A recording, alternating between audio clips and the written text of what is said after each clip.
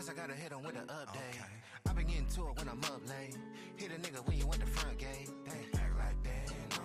Hold up. Guess I gotta hit him with the update. Really with it, I ain't got a pump fake. Killer flow and hit him with the one take. Act like that, no.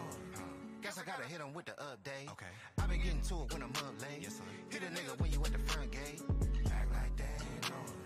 Guess I gotta hit him with the update. Really with it, I ain't got a pump fake. Killer flow and hit him with the one take.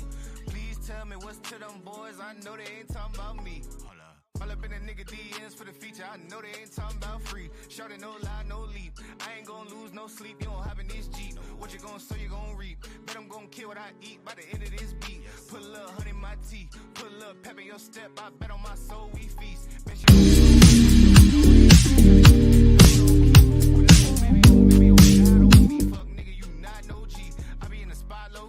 I've been at the crib, probably wonder how I got your key. They act like they ain't know it. Guess I gotta hit them with an update. I've been getting to it when I'm up late. Hit a nigga when you went the front gate. They act like they ain't know it. Guess I gotta hit them with the update. Really with it, I ain't got a pump fake. Killer flow and hit them with the one take. Act like they ain't know it. Guess I gotta hit them with the update. I've been getting to it when I'm up late. What's going on? It's that dude named Dave. I'm back. It's Sunday. What's poppin'? We in the building, y'all.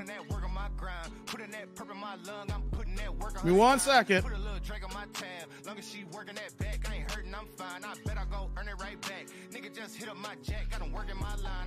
Let's get started here, guys. No struggle streaming. I need y'all to do me a favor. Press a 1 in the chat to make sure y'all can hear me. Press the 2 that says Dave.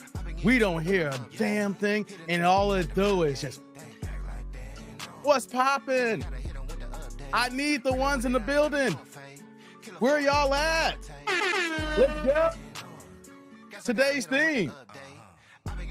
Well, I got this music playing here.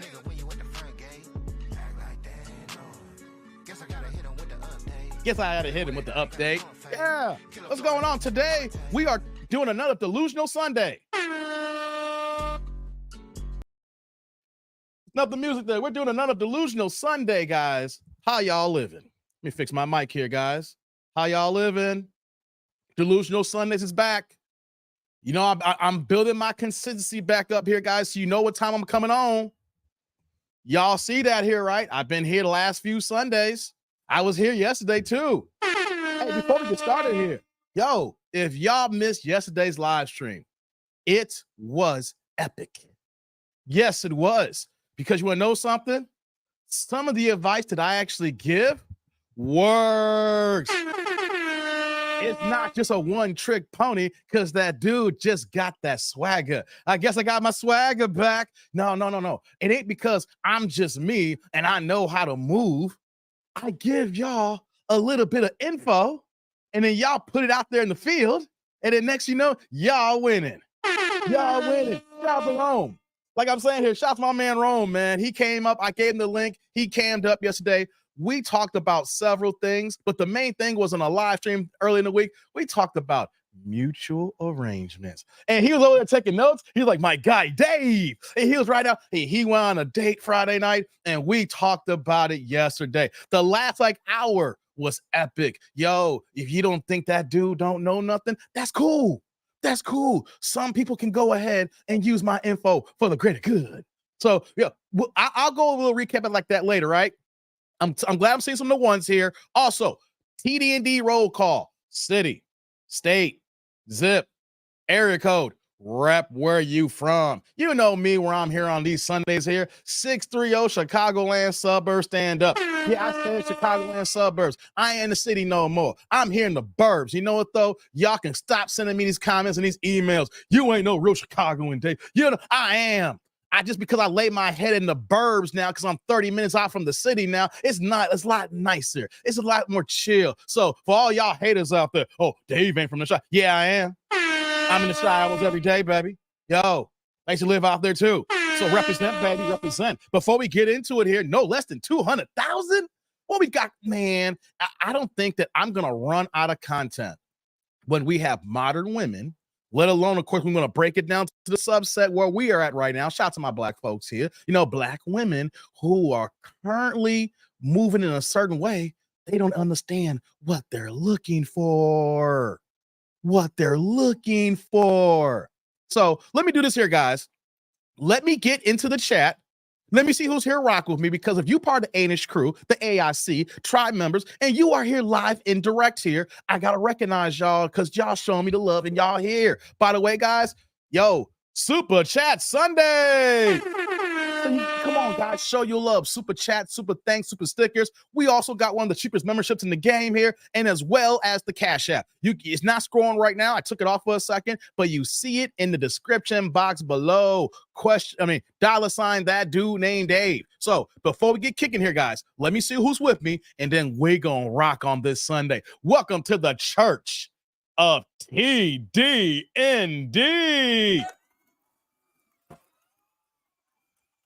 My Hulk Hogan.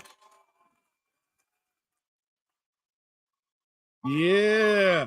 Let's see who's here, guys. I'm going to see who I'm rocking with me today.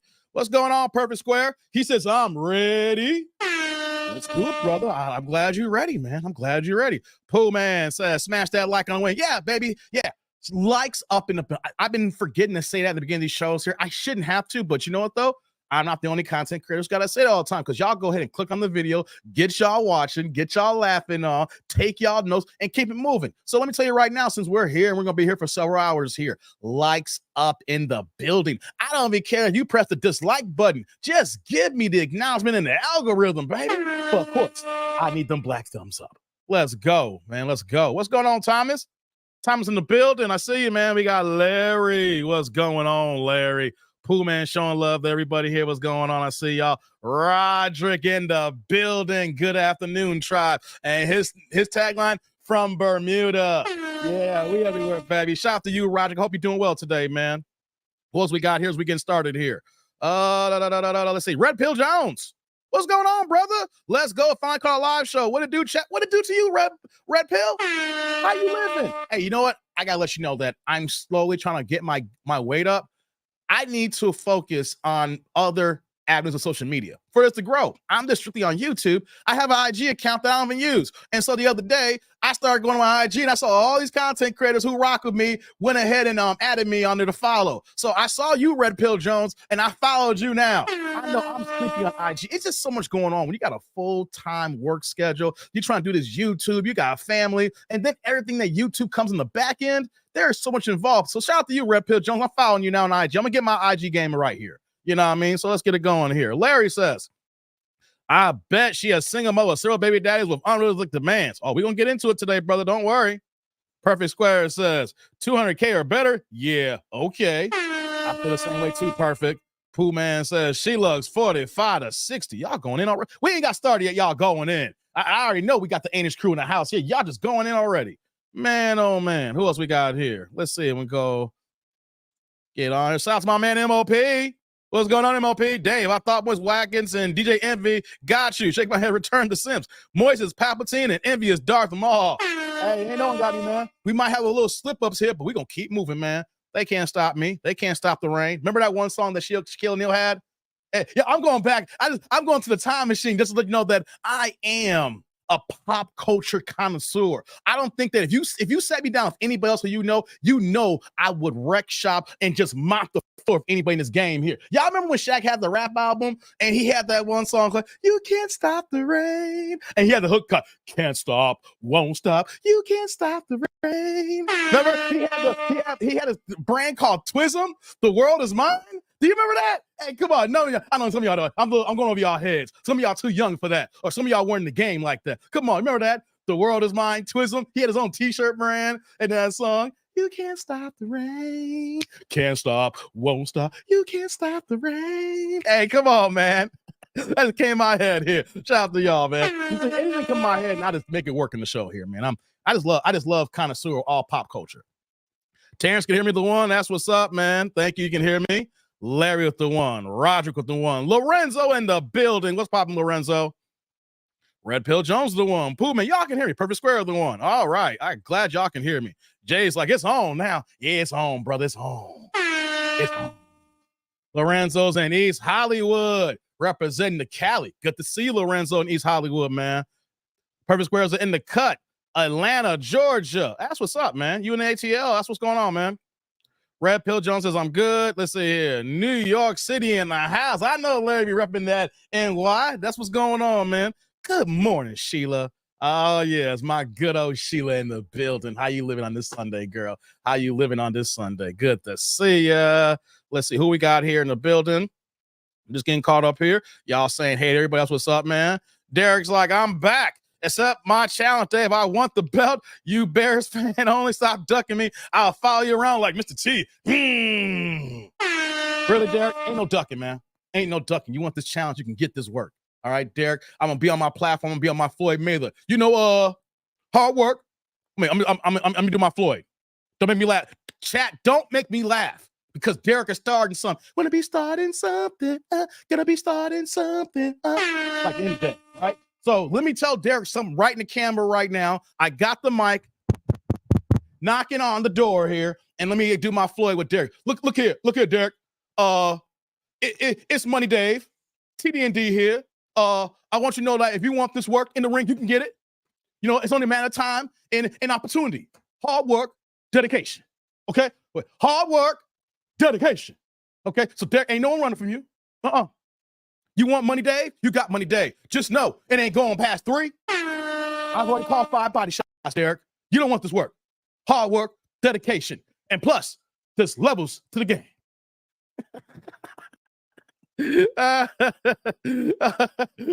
Okay, Derek. Let's see here.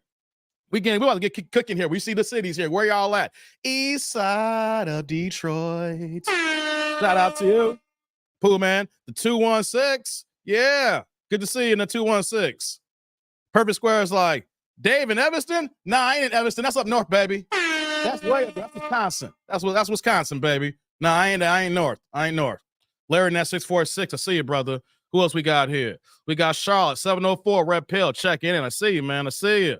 That's it. Thomas says, TD&D presents Selfish Women Sundays. That's got that right, man. Selfish Women Sundays. Perfect Square is like, Naperville? No, next door to Naperville, though. My family's in Naperville. Yo, nice area. I ain't gonna front. It's nice out this way. You know, besides the crappy weather we got right now. You know what I mean? 617 with Boston. Good to see you, Thomas. Yeah. Highland, Indiana. You just named an inner city here. Perfect. No, I'm not in Indiana. I said Chicagoland suburbs. Indiana is not the Chicagoland suburbs. Come on, perfect. Yo, Naperville, Evanston. Yeah, next you know, you're going to say Gary next. I guarantee. Are you in Gary? What? Champaign-Urbana. Come on, perfect. Come on, man. Get it together. Sheila, 630 Elmhurst, representing Sheila. I see where you at. I know where you at. Talon Dave, 42nd and King. Legend say Dave got the dog in him. Outstanding. Yeah. Shout out to 42nd and King. Shout out to my old stomping grounds, man. Shout out to the old South Side, man. Shout out to the old South Side. Let's see who else we got in the building here. We're about to get cooking here, guys. Derek's in that 513, man. The Ohio State. Y'all keep adding that the. Let's see here. Drippy Pastor. What's going on with Drippy Pastor? I'm not no pastor right now. I mean, you could call me the pastor of this live stream here. You know, I got my nice cardigan on, you know. We're going to do some things here, Perfect Square. Don't worry. I'm going to have you laughing today, brother. Pause. You know what I mean? Let's see here. Larry says, the Church of T&D associated with the AIC pulpit and his crew. You got that right there, brother. You my man. Sheila says, the pettiness is real today. It's always real, Sheila. Hey, remember when I first started, Sheila? You called me I used to call myself Petty Shabazz, you know, Petty. You know what I'm saying? Petty Luther King, you know what I'm saying? Petty, you know what I'm saying? King Petty. Hey, you named it. I was that Petty. You know what I'm saying? We always been there, Sheila. Person, I'm on trash today. Come on, man. Perfect Square started already, man. Cool out. Anthony's like, hey, Dave, what's up, Travis? What's up to you, brother? Good to see you, man. Let's see here. What we got here? Yeah, you cracking up now, brother. Rain Man. I have been called Rain Man. Like if you guys, most of y'all have not seen, of course, majority of y'all. I don't know who's if any of my brothers, but people who rock with me be ninja watching is actually here, my cats. But people who know me knows I am like Rain Man when it comes to numbers and just like just trying to.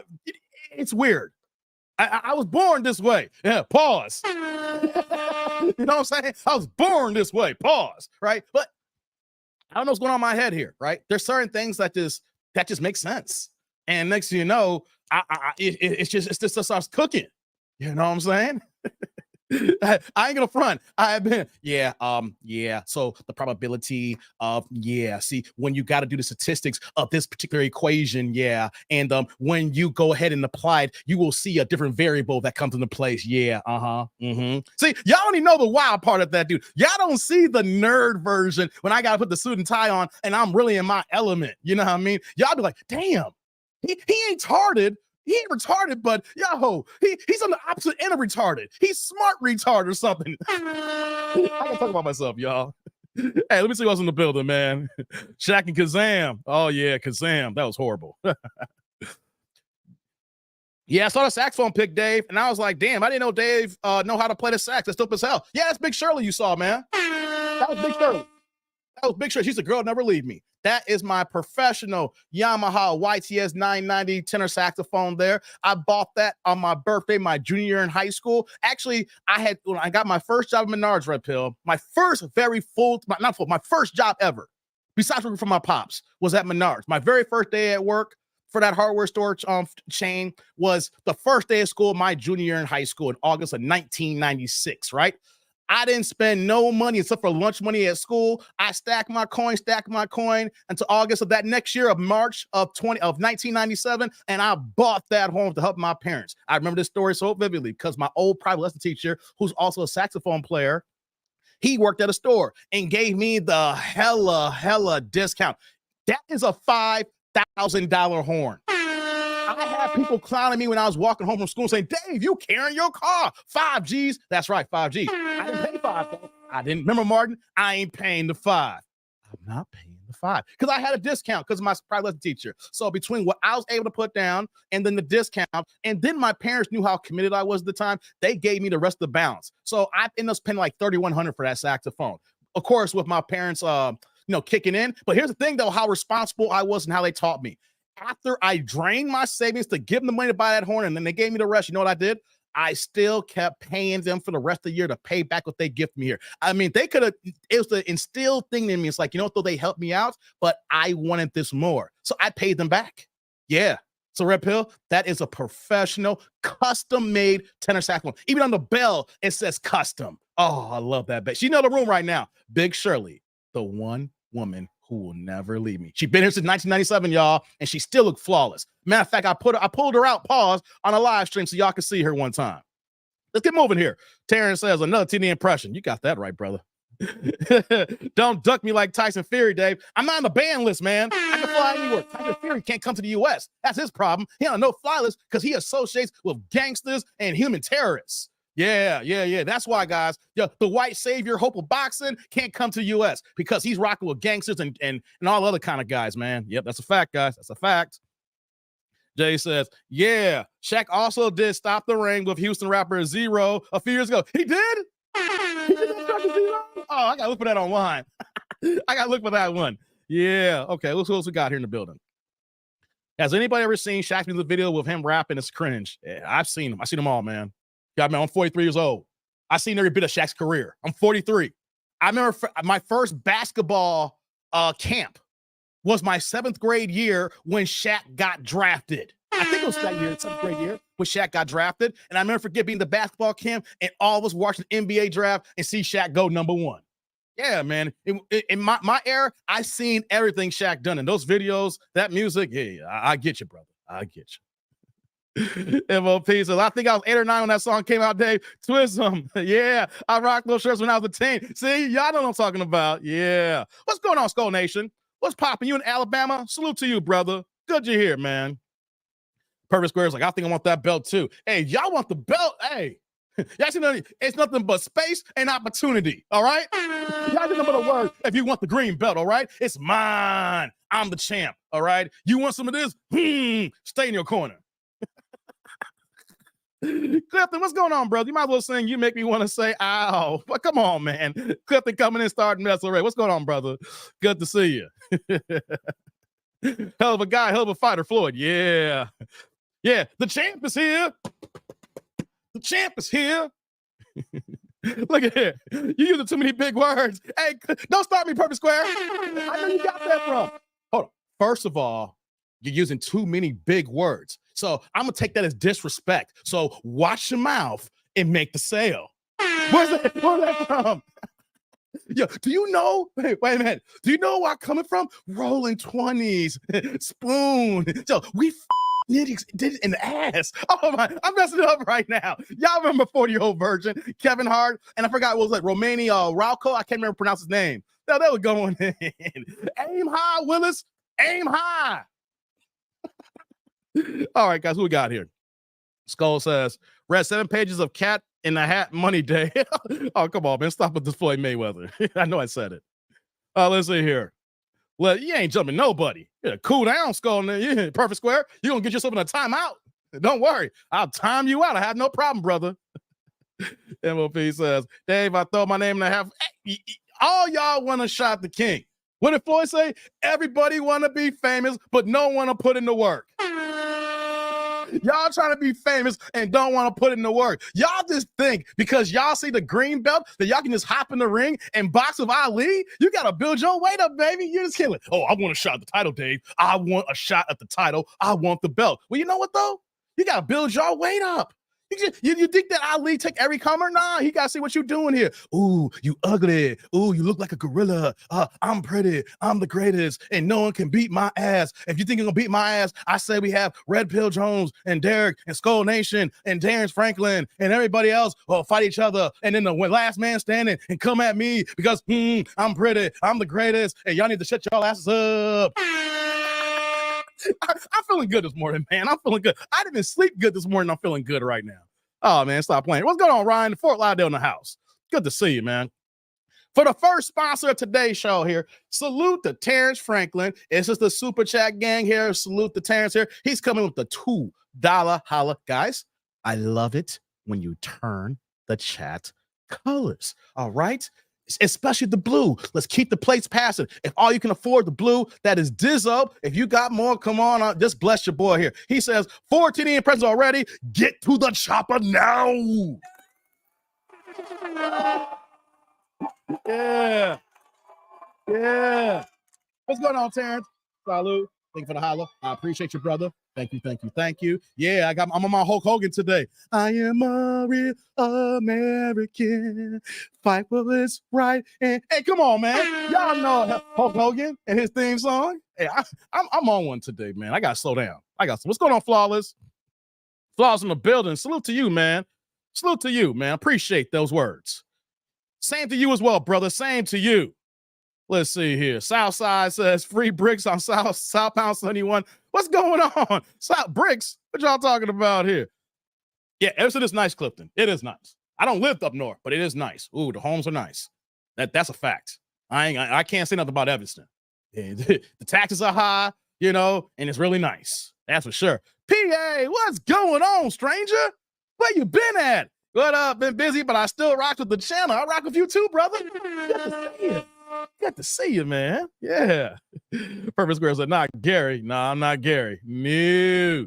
What's going on, Pinball? You in Georgia today? Jackson, salute, Pinball. How you living today? Good to see you, man. Stay safe on the road, brother. Good to see you. Okay, we got women's in the building. Gus, what's up, MOP? Red Pill says, that belt in the back looking dope, Dave. Now you want a belt too? Everybody want the belt. Man. Port Arthur, Texas. I see you, PA. I'm dead 77640. Okay, represent to you dead. Gotcha. Yeah, I'm Petty Shabazz, man. Don't you know? Petty Luther King. You ever heard that one before? I am Petty Luther King. I have a dream that I can see an ass whooping in your future. I said I have a dream that you will sit there and shut the fuck up. Where'd that come from? I need to stop. Where'd that come from, man? I need to stop, man. Where'd that come from, man? I'm wilding right now, guys. I'm on one today. I gotta cool out. Let's see here. Chi-Town the building. Representing Flawless. Yeah. Petty McPayton. Yeah, you can add that to the list too. Yeah, we got, BX in the building. I see y'all. Yeah. Since he's in the house, I see y'all. Yeah. I know where Derek's from. Yeah. Will the Bears win today? Derek, let me tell you something. Do I give a I told you I'm off the narcotics, baby. I don't care about the Bears. That's why I watch them on a Sunday. I don't give a about the Bears. Hey, man, let's see who else is in the building before we get started here. Who are the Bears playing today? I have no idea. All I know is I heard Justin Fields not playing. That's the only news I know. Tell you how out of the loop I am now. Let's see here. Dave probably has a drawer full of finger spin. Nah, man. Nah, come on, Clifton. Stop it, man. Nah. Tenor saxophone, what kind? Yamaha. So YTS 990. You can Google it. Ain't gotta lie about it. It's a professional Yamaha tenor saxophone. The number is YTS-990. I know it all, baby. Yeah, I never was. Dave plays with Charlie Parker. I love Charlie. I love Bird. You want to know something, though, since I was a tenor saxophone player? My quote-unquote, I know I shouldn't say this, but just to let you know how I rock, my quote-unquote idol, like I said, who I looked up to, who I wanted to mimic growing up, was John Coltrane. Love me some Train, man. Train on the tenor. And here's the thing, too, if you don't know about your music, too, he didn't play much of it, but he was heavy on that soprano. Yeah, he was. But what I played alto, I played tenor, I played alto, tenor, soprano, a little bit of clarinet. I dabble with the flute, but I was doing so many things as well. But the number one instrument is my tenor saxophone. Yeah, I'm a woodwind guy, guys. I'm a woodwind guy. Let's see here. What's your favorite scary movie? Kazam. Hey, come on, man. Stop playing. What's going on, Omar? Omar's in the building. Good to see you, man. Yeah, we about to get cooking here. I'm seeing everybody saluting right now. Buy a used one, you can afford a new musical instrument. Wait, buy a used one if you can't. Yeah, I started off with a used one. It was my brother's horn. My brother played the horn for 3 years, but he stopped playing. So we had this. See, there's different levels of saxophone models, right? You have your beginner model, you have your intermediate models, and you have your professional model. What I currently own, that Yamaha, is a professional. That's when you buy that, you done for horns for the rest of your life, unless someone steals it from you. When you buy a professional model horn, that is it. You don't got to buy one for the rest of your damn life. So I start off with an instrumental, that my brother had, and I used that one for 1, 2, 3, 4, 5, 6 years. I used it for 6 years, and then by the time from 11 to 17, and then when I turned 17, I bought the new model, and I said, I am not going to go ahead and buy another beginning model or intermediate model. If you're going to spend G's, you might as well go all out. That's my word of advice today. If whatever your field is, if you're a musician or whatever that your work that you're involved in, don't try to be cheap and just get what you can afford. If that, take your time, stack your cheese, and then get the one thing and never have to buy it again. Because that's a waste of money then. Because you go through this, you buy it, and then you work on your armature. We're talking about instruments here, and then you're playing. It gives a different kind of sound too. On top of that too, the intermediate models, the beginner models, don't have the high F sharp. You see, I'm pointing my thumb here. No, I'm a saxophone player. You have 3 buttons on your side when you're holding your horn. This is my left hand. This is my right hand. But on the palm here, you have 3 buttons on the three keys that you hit on the side. And when you get the professional models, you hit that high F sharp where you really got to get on your armature, and then you're hitting that, and you got to put a lot of strength to pull that, push that out there, pause, and to make sure you're not sharp when you're hitting that high note.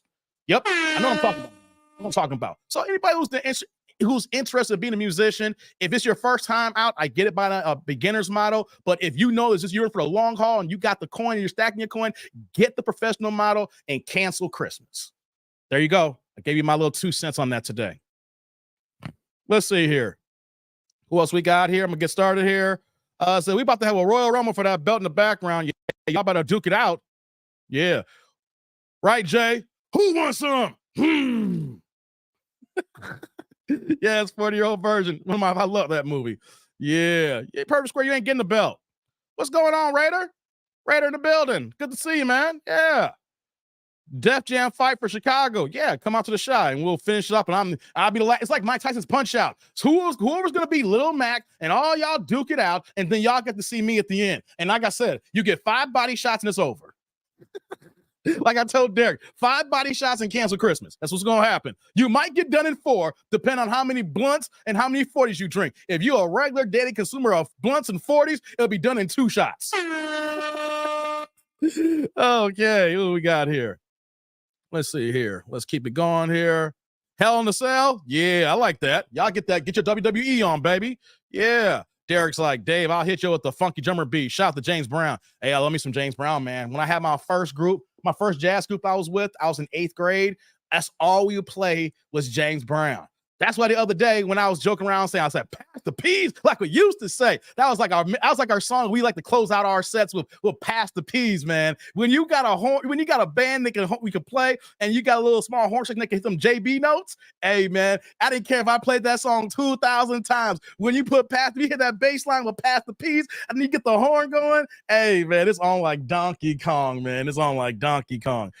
Hey, shout out to Sheila coming in the chat here. How you doing, girl? I appreciate you. She is here with the $9.99. We give you the upgrade for the $10 holla, because once again, I love it when you turn the chat colors. And check it out. She ain't got no comments or questions. My girl Sheila down the street is here for the love of the damn game.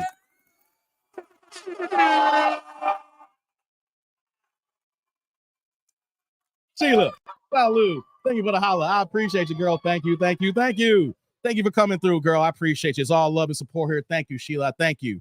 Appreciate y'all coming in. Super chat, guys. Super chat, super thanks, super stickers, and the Cash App.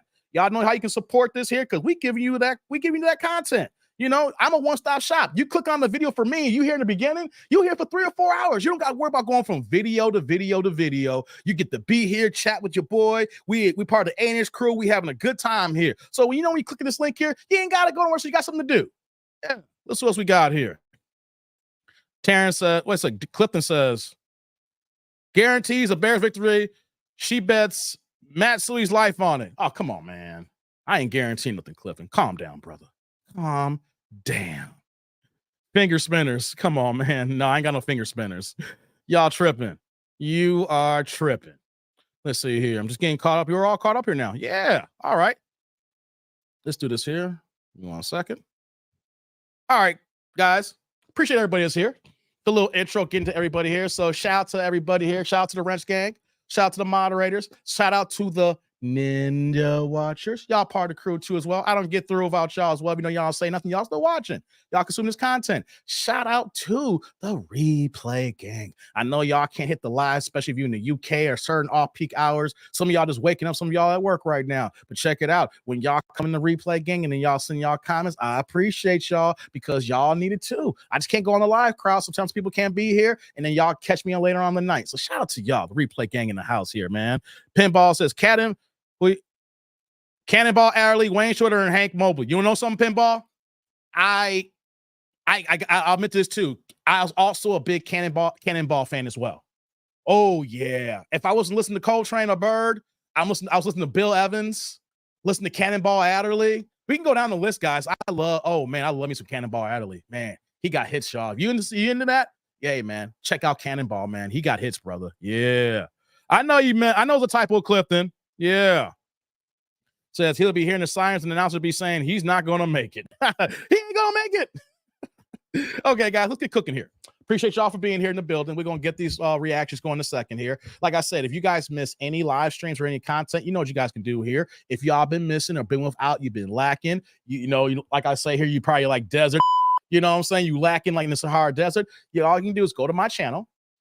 Go to this, the live stream section there, and then go ahead and click on what you want to listen to for that day, right? Yesterday, like I said, was dope. We had Rome hop on the stream here. He, is a young brother in Atlanta, in Georgia, and I mentioned some things about mutual arrangements and mutual benefit when it comes to dating. A lot of y'all didn't know what I was talking about. I mentioned because of a reaction video from a girl in Kendra, and then I gave some more information. I've been kind of dabbling in it the last few weeks, but then Rome took it to task here and it worked. Like I tell you guys, I do not cock block. I only guide the cocks. Okay. You can say pause, but I don't cock block. I'm not a hater. Y'all know that. People who know me knows I'm not a hater. I only guide the cock without touching it. Pause here. You know what I'm saying? My thing is, y'all remember that movie Final Destination? That's where I'm at with y'all. I want to see all my guys win. I want to see all my guys get it, okay? And not being no liars, not being no scammers, not being no cheaters, just putting your business on the table, tell them what you're looking for, whether it's marriage or a situation where that you just want to kick it but have a good time, but not being disrespectful. I'm all about guiding y'all to the final destination. All right, so check out yesterday's live stream. I really appreciate that, guys, and everything. So, let me see here. Oh, yeah. Before I get to the first video, I want to state something on a more deeper level, on a more complex level, right? And here's what I want to say here. It's really in troubling times right now. I'm bringing it down just a little bit here, but it's only going to take me a few seconds here, a few minutes. You know, we got the conflict with Israel and Palestine, right? Serious situation. It's horrible. Innocent lives are being lost on both ends here. But here's what I want to talk about for a few moments. Shout out to O'Shea Du Jackson, because I have been feeling this way, and he made 2 videos on this. I have been in my head feeling the way what I'm gonna say here right now, and I did not say nothing for the reason why he made those videos. Family, between Palestine and Israel, it's a sad moment in history right now. You know, I have friends that are Jews, you know, and they're dealing with it in a hard way as well. But do not fumble the bag by trying to take sides in this fight here. He made a video where there's one girl who worked for a law firm. I can't think of the name of the law firm. And she was siding with Palestine, but didn't realize that her employer rocked with Israel. So you know what happened? She lost her $200,000+ gig because the company's values did not align with her viewpoint, her values. Guys, unfortunately, this is not our war. This is not our fight. What we need to do is focus on the issues in our community, our problems. Until we fix our issues and discover our problems and figure out how we can be better people in society, we cannot be taking sides or throwing something out there how you feel about this Israel-Palestine conflict. If you do, keep it to your goddamn self. Because that's not our people. And since that's not our people, we are falling in a line of ignorance. We may have read about all the conflict that's been going on over the decades, over the hundreds of years, right? And some people will say, well, it's only this here and this. I don't care. I only am going to sit there and listen. If you are part of that here, I'm not going to give my 2 cents. I am not going to tell y'all what to do. I am not taking sides because I don't know the people who I work for or who I'm partners with, what side they're taking. All I'm saying here is it is a grave situation, and we do hope for a ceasefire so no more innocent lives get taken. But as Black people, we need to keep our asses out of their business. That is not our fight. It's not our business, and we don't know all the details regarding that because we are not in that community. You may know some things, but if you want to talk about it, keep in the confines of your own home with a person who ain't gonna say nothing. Don't come on social media, TikTok, Instagram, Facebook, whatever like that. He's like, I rock with this side. I rock with this side here. No, you a Black man. Don't rock with nobody. Let them handle their affairs, because you rock with the wrong side and you don't realize who your employer is, and they're going to say, oh, you rock with such and such? That's not our values. You got to go. Just like that Black girl. She got to go. So if you really want to take sides on this matter, go ahead and fumble your bag. Go ahead and fumble your bag. All right? It's not our business. It's sad. But you know what, though? We got bigger problems. We got huge issues. We are in the lowest in statistics in almost every single major category. We got young boys reading only at a 4th grade level. We got teenage pregnancy an all-time high. Black women are only getting married at a total of 26% clip here. The next closest category of women who are getting married is white women at 53%. Women ain't getting married. Women are being baby mamas. Our boys are being feminized, acting like little bitches, right? We got women who have masculine features and traits where they're acting more harder and more manly than the men. We don't have structure in our homes. The women is running the show, and the guys are just simps and suck butts out here who can't even see their kids. So, guys, I'm gonna move on now. I don't make this too serious, but keep this business out of our mouths. That is their war. They got their problems. Let's respect them and then kind of play the black ground. But don't be taking sides. Don't go saying, I rock up this side. No. Our mantra should be, we hope for peace and a ceasefire. All that extra stuff, keep it to your goddamn self, people. Unless you want to lose your job. How about you use your megaphone? Let's do this here. Just like I got my megaphone, how about you use your megaphone and talk about your issues, your items, your ideologies in your community? If it ain't our community, it ain't our business. And when you make it your business, you're going to get your black asses fired. There's my megaphone, guys. So want to get that off my chest there. Shout out to all y'all. I just want to make sure y'all don't lose y'all jobs because you didn't see me make no prediction. You ain't see me taking no sides. You never heard me to pass anything like that. You know why? It's a tragic situation. But being a black man here in this country and knowing the issues of our black communities had, we have been dealing with some things that we need to focus on home first. Focus on home first. Focus on our issues. And then once, it may not be in our time period, it may be not be in our kids' time period or our grandkids' time period. Until we got our shit rocking right, we can't be taking sides and rocking with anybody else. Plain and simple. Unless you're in the military and you got to get shipped out where you get your orders. If that's not the case here, the only thing you need to do is keep y'all black mouths shut. And let's work on ours. Otherwise, prepare to lose your damn job. Prepare to lose your job, all your money, guys. All right, I had to get that off my chest, guys. I had to get that off my chest. Shout out to my man Red Pill Jones with the $4.99 $5 holla. Turn the chat greener. I give you the upgrade. I was $4.99. We're going to do the $5 holla, baby. What you got for me? I'm ready for a good show, Dave. Hopefully she ain't a project manager with 3 to 4 crumb snatchers, overweight with bad credit and student loans. Who talking about? Who talking about? I hope so too. I hope so too.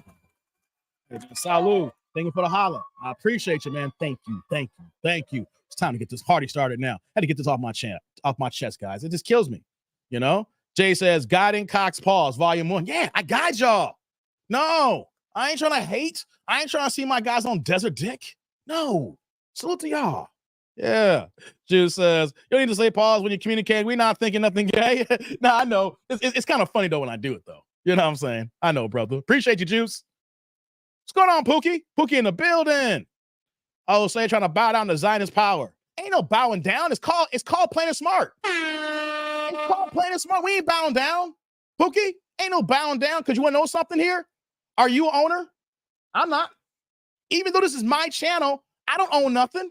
You know why? Because it's part of a YouTube partner program, the YPP. And you know what? If I'm not a partner of YouTube, I ain't making no money from AdSense or Super Chat, Super Thanks, Super Stickers, or all the monetization processes that they have me to make here.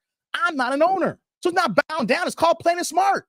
If you are not an owner, if you're just an employee, and unless you are financially stable, where if something happens today, you can live the rest of your days without even working a damn job, and your kids are straight, and your grandkids are straight, financial freedom. If you ain't got no financial freedom, then it's not bound down. It's called understanding our role. We got to understand if you have no power, then you can't move the way you want to move. And then you want to speak up and say some things, you're going to get your ass dealt with. Until we get power, until we get ownership, we got to shut the up. If we ain't got no power or ownership, all of us need to shut the until we get some power. Because what does it matter if you got no power? We're just talking lip service here. So let them handle their business. And we say, hey, we just hope for a serious fire because I'm sick and tired of the deaths and killing. After that, ain't no point else getting involved. All right? We got our own bigger problems here. You know what I mean? We got to know our place. And I'm saying that on a real thing here. Because unless you're an owner, you have to say in your head, I need to know my place. You know? Like when you have let's take the example of having kids. That is your kid. You can discipline how your kid can. You ain't gonna let no one else come discipline your kid unless you give them the keys to say you can discipline my child. Like my mother-in-law, she can discipline my daughter. So I gave her the keys to do it. But none of y'all outside niggas better try to come and discipline my daughter. No, I ain't trying to hear that. So it's the same way in outlook, guys. If it's not ours, we're not owners, we're not in power. We need to calm down and sit to the background. Yeah. Clifton says, call me Switzerland. Facts, brother. What's going on, Shantae? Good to see you. Good to see you. Red Pill says, facts. We can't be trying to help everyone else when we have black on black crime here in America. That's so backwards to me. Roger says, mind your business level 100. Yes. Because they not worried about our problems. That's right. They're not worried about our problems, Juice. We got to worry about our problems. Yeah. That's right, says Anthony. Facts. Why I'm glad I don't have a job. Okay, Juice. You know, what's going on, Shante? Saying hey to everybody here. Preach. Yeah, thank you, man. Thank you. What are you saying here? Tell him, King Dave. Thank you, Flawless. I appreciate you. Let's see here. Preach. Thank you. Thank you. Dave, you believe World War III is coming? I don't know. I don't know, man. I don't know. Be honest, we'll know when it's here. I mean, every war, everybody's involved in some form of fashion, right? All these wars lately, every country, not almost, I mean, a lot of countries are in some form of fashion. Well, they got boots in the ground. They're giving aid to one side or the other. You know, I don't know when. If it happens, it happens. You know, what can we do about it? We can't do ish. So we're not owners. You know, we don't own nothing. We don't got no power. If it happens, it happens. We just gotta watch the news and say, oh, damn, another war. Know what I mean? Another war. Lorenzo says, in my rock voice, know your role and shut your mouth. Love the rock, Lorenzo. Okay. Let's get started here, guys. Appreciate y'all hearing me and hearing me out on that. I just have to say that because I felt like that before O'Shea dropped those 2 videos. I felt that way, you know? We got to know our place. We got to work on our community. We got to build ours. And then we can talk about others. Because then when we do ours, then the outside can see, yo, blacks are getting better. And then we get to see the table and talk about some things. Until then, let's get our house in order. Our house is dirty. Our house is filthy. Our house is horrible. We're deplorable. It is. So let's get out of the deplorable so we can actually talk about these things. All right, guys. Y'all ready for the first video? Press 1. Y'all ready? Press 1. Got my coffee.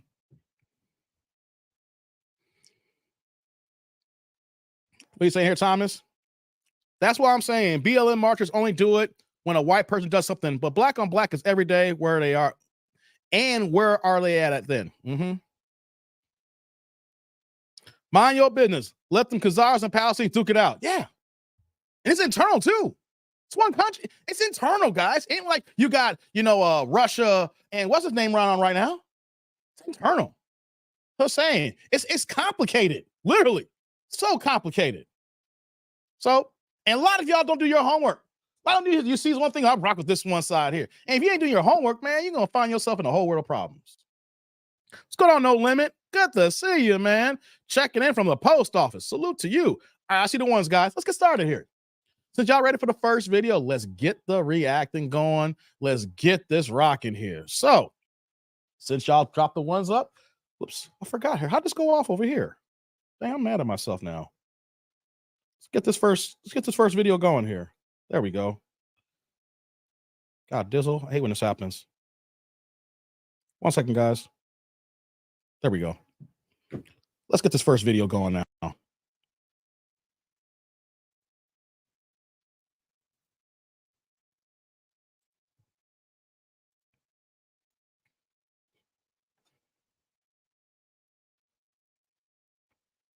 Okay. Here we go. First video. It ain't the theme right now. Ain't the thumbnail. That'll be next. The thumbnail is the next video. Let's go, guys. Let's kick it. Kendra.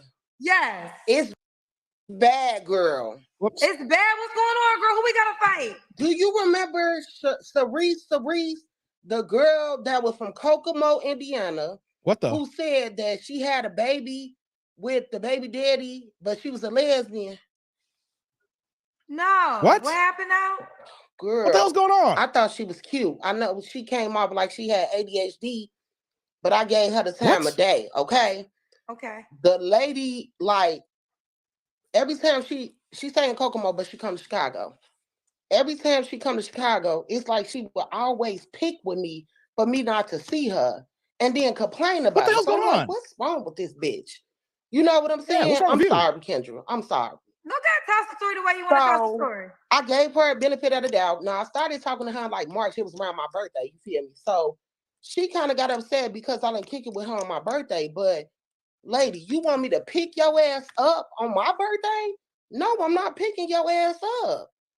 So continue to talk to her, seeing where her mind was at. Then she got to begging for money. I'm like, bro, you said you work for the hospital. You got 2 jobs. Why you begging for money, right? So now the shit's starting to add up. Somebody, a woman inboxed me and was like, stop fucking talking to my wife about 2 weeks ago. I'm like, yo, why? Whoa. So whoa. she like, yeah, send me your number. I'm like, okay. She asked me how long we been talking. I'm like, well, we never kicked it because she would send me off every time she came to Chicago. But how fucking long y'all been married? She said she been married for her for like 5 years. She got pregnant and had a baby on her little baby. So Shorty left her alone for a little while, but she came back, right?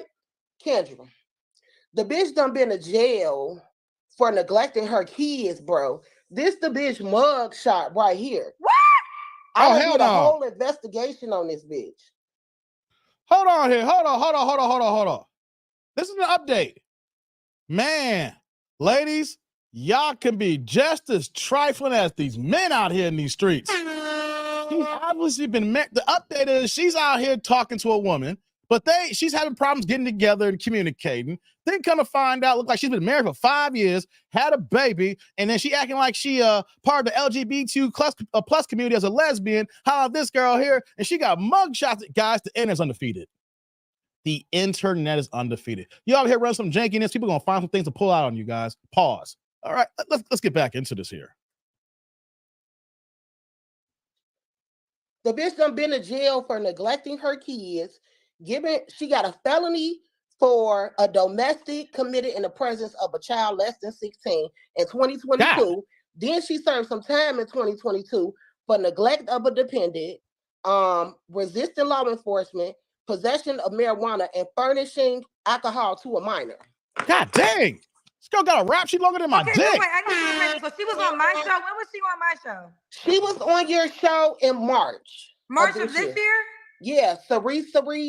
And what platform was she on? Was she on Facebook? I think she was on Facebook. So March of this year, because I got to go back. You know, I can't remember every guest. Did I make her a highlight? Yes, you did, honey. And she was pregnant? No, she had 2 kids, and you asked her why she wasn't with the baby father. And she said she messed with men just to have babies. But she real life had a relationship with her youngest son. Then Kendra, she lied. So this woman is married, but is telling folks she only do because she want to get knocked up. Hey, y'all lesbians got a different kind of game y'all put on other women. Oh my God. You see, I'm constantly learning every single day. Every single day. So y'all telling me when I was giving my man Rome some game about the mutual arrangement thing and trying to teach him how it actually works and how women react to it. Y'all lesbians are out here telling other women, yeah, I got a kid because you need a man to have a baby. You need some sperm. So yeah, I'll let him knock me up, but I like women. But at the end of the day, yo, black ass is married? You're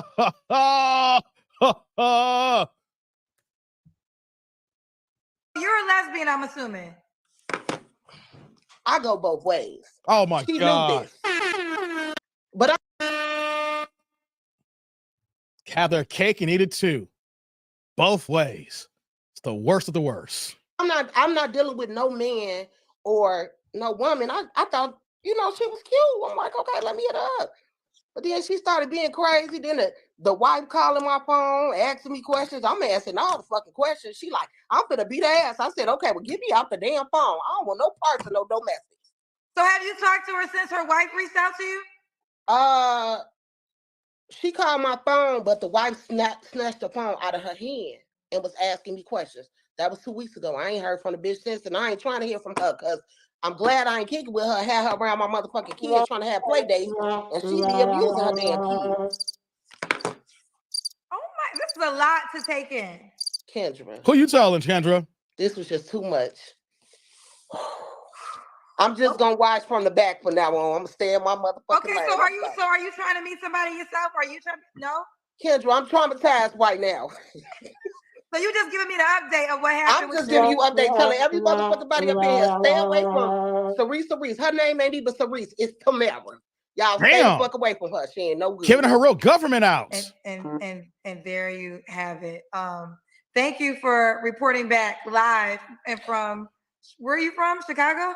Girl, you can't tell I'm from Chicago. I should be traumatized with where I'm from, goddammit, but I am. She made me not even like bitches no more after that. I'm doing background check on bitches from now on. Okay, well, Nay, thank you for the update. Thank you, Kendra. All right, bye, baby.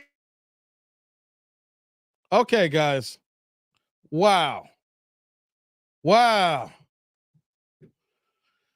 I guess I got to take the L for this one, huh? It wasn't. It was just an update. It was just an update. But she out here in the neck of the woods where I'm at. Oh. Tribe, I got a headache just watching that. I got a big ass headache just watching that. But y'all ain't right, man. Look at this. Juice says, damn, Dave. I didn't even do nothing, Juice. Look at it. Roger's laughing. LOL, Dave. Roger, I didn't do nothing, man. Look at y'all. Red Pill's like, Dave, take that L, fam. What's wrong with y'all? What's wrong with y'all? Lorenzo says, take that big L. Man, only big L is the rapper who I rock with. Rest in peace. Big L, rest in peace. Oh, my God. Yeah, it's two women, actually. Yeah, it was so hard to understand. Call her up. Come on, Roger. Stop playing with me, man. Shante, you in on this now? Oh, my God. Come on, Larry. Lord have mercy. Maybe she goes to the same barbershop. No, I don't go to that barbershop. Nah. I go to two shops. I go to two different barbers, depending on the day, right? I go see my guy B in Bolingbrook, or I go to Fades, Waves, and Locks in Aurora. I go to two different spots, and I ain't never seen this woman in Aurora or Bolingbrook. Damn, Anthony, you too? Dave, you gets the L. Calm down. Y'all ain't right. Lax up in the building. Super chat, super things, super stickers. Come on, guys. Renee in the building. What's going on, Renee? Chicago take the L equals lesbians. Come on, man. Come on, man. Look at Larry trying to tag teaming up here. Sheila and Dave, you both taking L. Come on, Larry. Come on, brother. Jay's like, I came back to a Chirac L. Now Jay gonna talk stuff here. I want, man, Jay, stay in your place and know your role. You've been quiet and everything, and you're gonna come out on retirement now. Hey, come on, man. No, y'all gotta cool out. Y'all need to cool out here, man. I'm tired of y'all. I'm tired of y'all. She came for an update. I'm tired of y'all. Y'all ain't right. Y'all ain't ish. Going here trying to make me take an extra L. I just said the L, and all y'all gonna come down and say you take the L. I already told y'all. Let y'all know the L is already here. I said it in the middle of the while she was talking, and y'all gonna come, Dave. You chatted, yeah. Shut up, y'all. Shut up. Shut y'all asses up. I said I gotta take the L. Y'all ready for the next video? Press 1. We moving along here. Enough of this shit. Enough of this dick nanigans. All right? I gotta say it again. Enough of these dick nanigans. Okay? We're going to the next video. I told you I'm taking the L. What else you want from me? What more could you want from me? Shout out to Tyrese. Shout out to my man Roderick in the building. Roderick, salute. Turn the chat orange here with the $20 holla. You move to the top supporter of today's stream here. No questions. No comments. Man, Roderick from Bermuda is here for the straight love of the game, baby. Hey, Lorenzo. Roderick. I see Lorenzo in the chat too. Hey, brother, Roderick, salute. Thank you for the holla. I appreciate you, man. Thank you, brother. Man, you always showing your love and you're blessing me, man. Thank you, Roderick. I hope your day is going well out there, man. We about ready to get this next video going here. Thank you. Larry says, you mad, bro? Calm down, Larry. Larry, calm your ass down. Come on, I'm mad. I'm sometimes tired of Anish crew at times. Y'all try to ride me, pause and everything like that. And I already told you I'm taking the L. Calm down, Larry. Calm down. Oh my God. That's so you can That's so you can buy her a drink. What, Roderick? Roderick, I have never threatened you with a timeout before, but this is the first, Roderick. Keep talking this mess here. You're going to get your ass timed out, brother. Come on. A drink now? Brother, I thought you were better than this. I thought you was my man 50 grand, Roderick, from Bermuda. What's going on, man? You going to turn cold against me now? Nah, you give me money so I can buy her a drink. Come on, brother, calm down. Calm down, Roderick. Man, oh, man. Women of this generation will die single and miserable because no man is putting up with their BS anymore. What's going on, man, So? Yeah. Clifton's like, call me petty. Keep your petty ass watching that NFL game there, Clifton. Okay. All right, guys. Y'all got me. Pinball says, break out the strings, violins, and Big Shirley. Calm down. Calm down, man. Calm down. Thanks again, Roderick. I appreciate you, man. I appreciate you. Y'all just ain't right this morning. As soon as y'all here in Chicago, y'all just jump on your boy. Y'all just jump on. I thought Roderick's normally be neutral. Roderick's like Switzerland. And then Roderick got it and said, here's the money for a drink, Dave. Yeah, I'm mad at all y'all right now. I'm mad at all y'all, including you, Omar. I don't care if Omar's coming, including you. Hey, man. Hey, man. Y'all look y'all like y'all. Y'all look out like y'all, man. Y'all so lucky. I like y'all. Larry said that was a huge Shirley. Said, what's good? What's good, my bro? Just got in on the show on the beautiful Sunday. Let's get it. I feel you, man. Let's get it. Next video, guys. Dave out here copping pleas. What? I ain't copping no plea. What you talking about? Hey, Clifton out here starting some mess right now. Let's get to the next video, guys. Let me see here. Let's get to this next video. Yeah, let's do this one here. We're at the thing now. We're here for the title of today's show. This ain't the end, guys. When I get done with this video, this ain't the end. If we do this once, the show's over. No, it's not over. We've been here for an hour. Likes up in the building. Super chat, super thanks, super stickers, and cash up in the description box below. All right, let's get this next video going.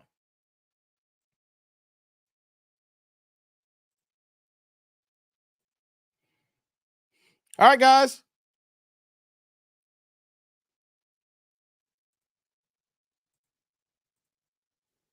Let me get this going here. Give me 1 second. Hold up.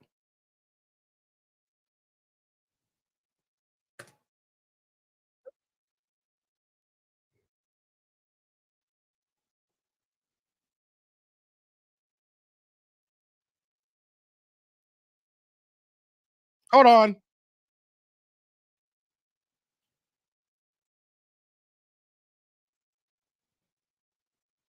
Hold on, guys. The button is not working here. Here we go. There we go. God, Dizzle. I'm struggle streaming today.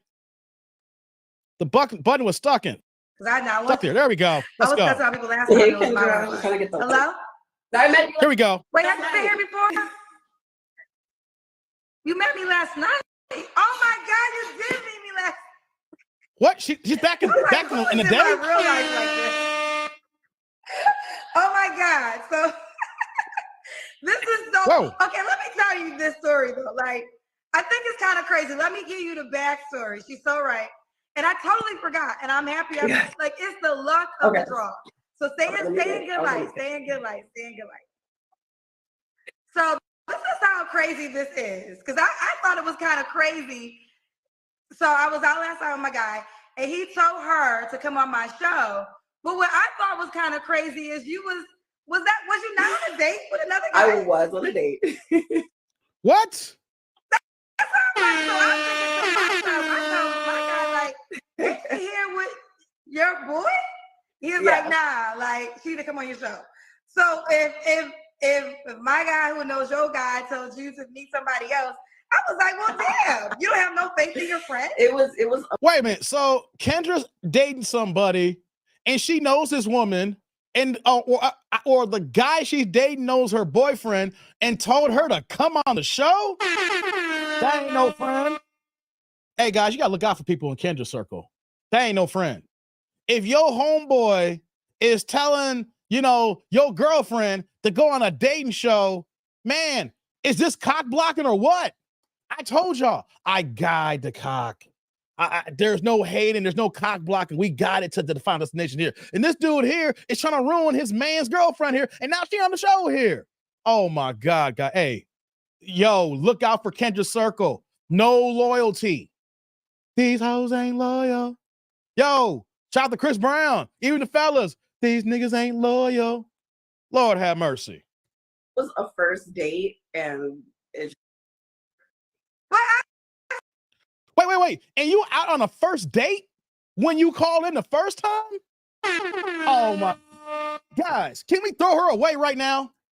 I'm gonna let it play. Can we throw her away right now? Wait, you was out on the first date too? Oh my God. You just over here, man, this is a whole sabotaging situation here. Ladies, you wondering why y'all can't get what y'all want here. You're sabotaging first dates. You're letting dudes trying to go ahead and sabotage the relationship you're already in right now, who people ain't cool like that. If they're doing that, they ain't your peoples. This is a good case study on how the people around you can mess up your situation. Man, let's continue. I still thought it was crazy. I was like, you're on a date and you like right beside another date. Sometimes you know when it's right, you know when it's wrong. If you know when it's right, it's wrong here, then why are you out here disrespecting people? It's a date.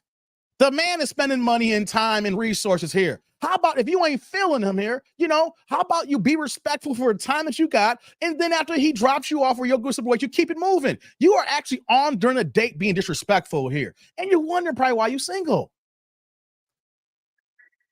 Girl, okay, this is so funny. And I totally forgot that we had plans. And this is how God works, because I literally picked you by the luck of the draw. I'm Tiffany. So let's do it. Okay, tell everybody your name. 38. Tiffany, how old are you? 38. 38? LA, Lord. correct? LA, y'all talk about me here? Y'all California Negroes, get the L.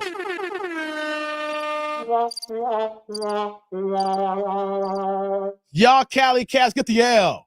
There you go. Y'all got on me. Y'all gonna take this one now. The girl in Chicago gave an update. Y'all getting the raw diggity here. Okay. I'm a Cancer. What's your zodiac? Damn Zodiacs. We are the best sign. You're off kind of a little bit, Kendra. Tiffany, LA, 38, Cancer. What do you do again for a living? I'm a CFO for a media company. Just CFO for a media company. You have children, correct? It's 9. 2 kids. How old are your kids? 2 kids too? Okay, so so sometimes on Instagram there's a lag. So I just wait 7 seconds before you answer. Okay, so this is Tiffany, 38, Cancer, LA, a CFO, media, she for a media company. 2 kids. How old are your kids again? Wait 7 seconds. 15 and 9. 38 years old, 2 kids at 15 and 9. Let's say that gives how many baby daddies it is. Yeah. Are they both by the same man? Oh, yes. And when did you get divorced? Wait 7 seconds. 4 years ago. So like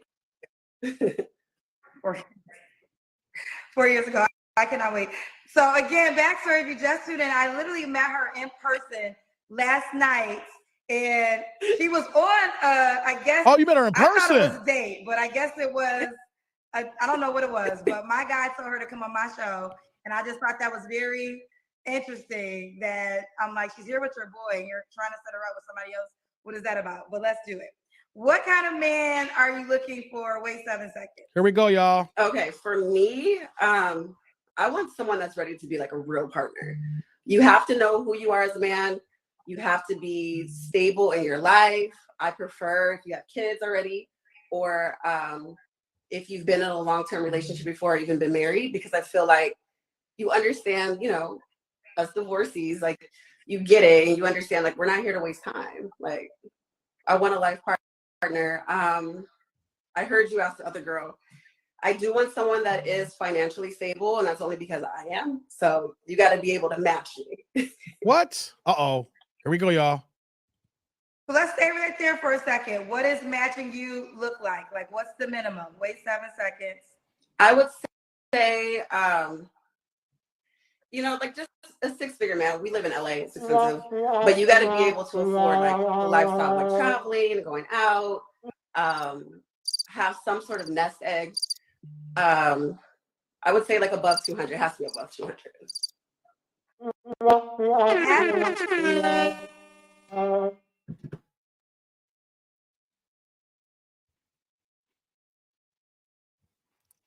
You got to match her financially.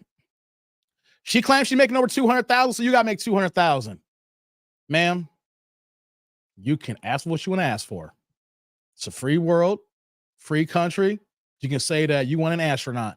You can say you want a man making 200,000. Time for you ladies to be realistic here. Time for y'all to smell the coffee. Time for y'all to come and talk to Mr. T. You looking for a real man?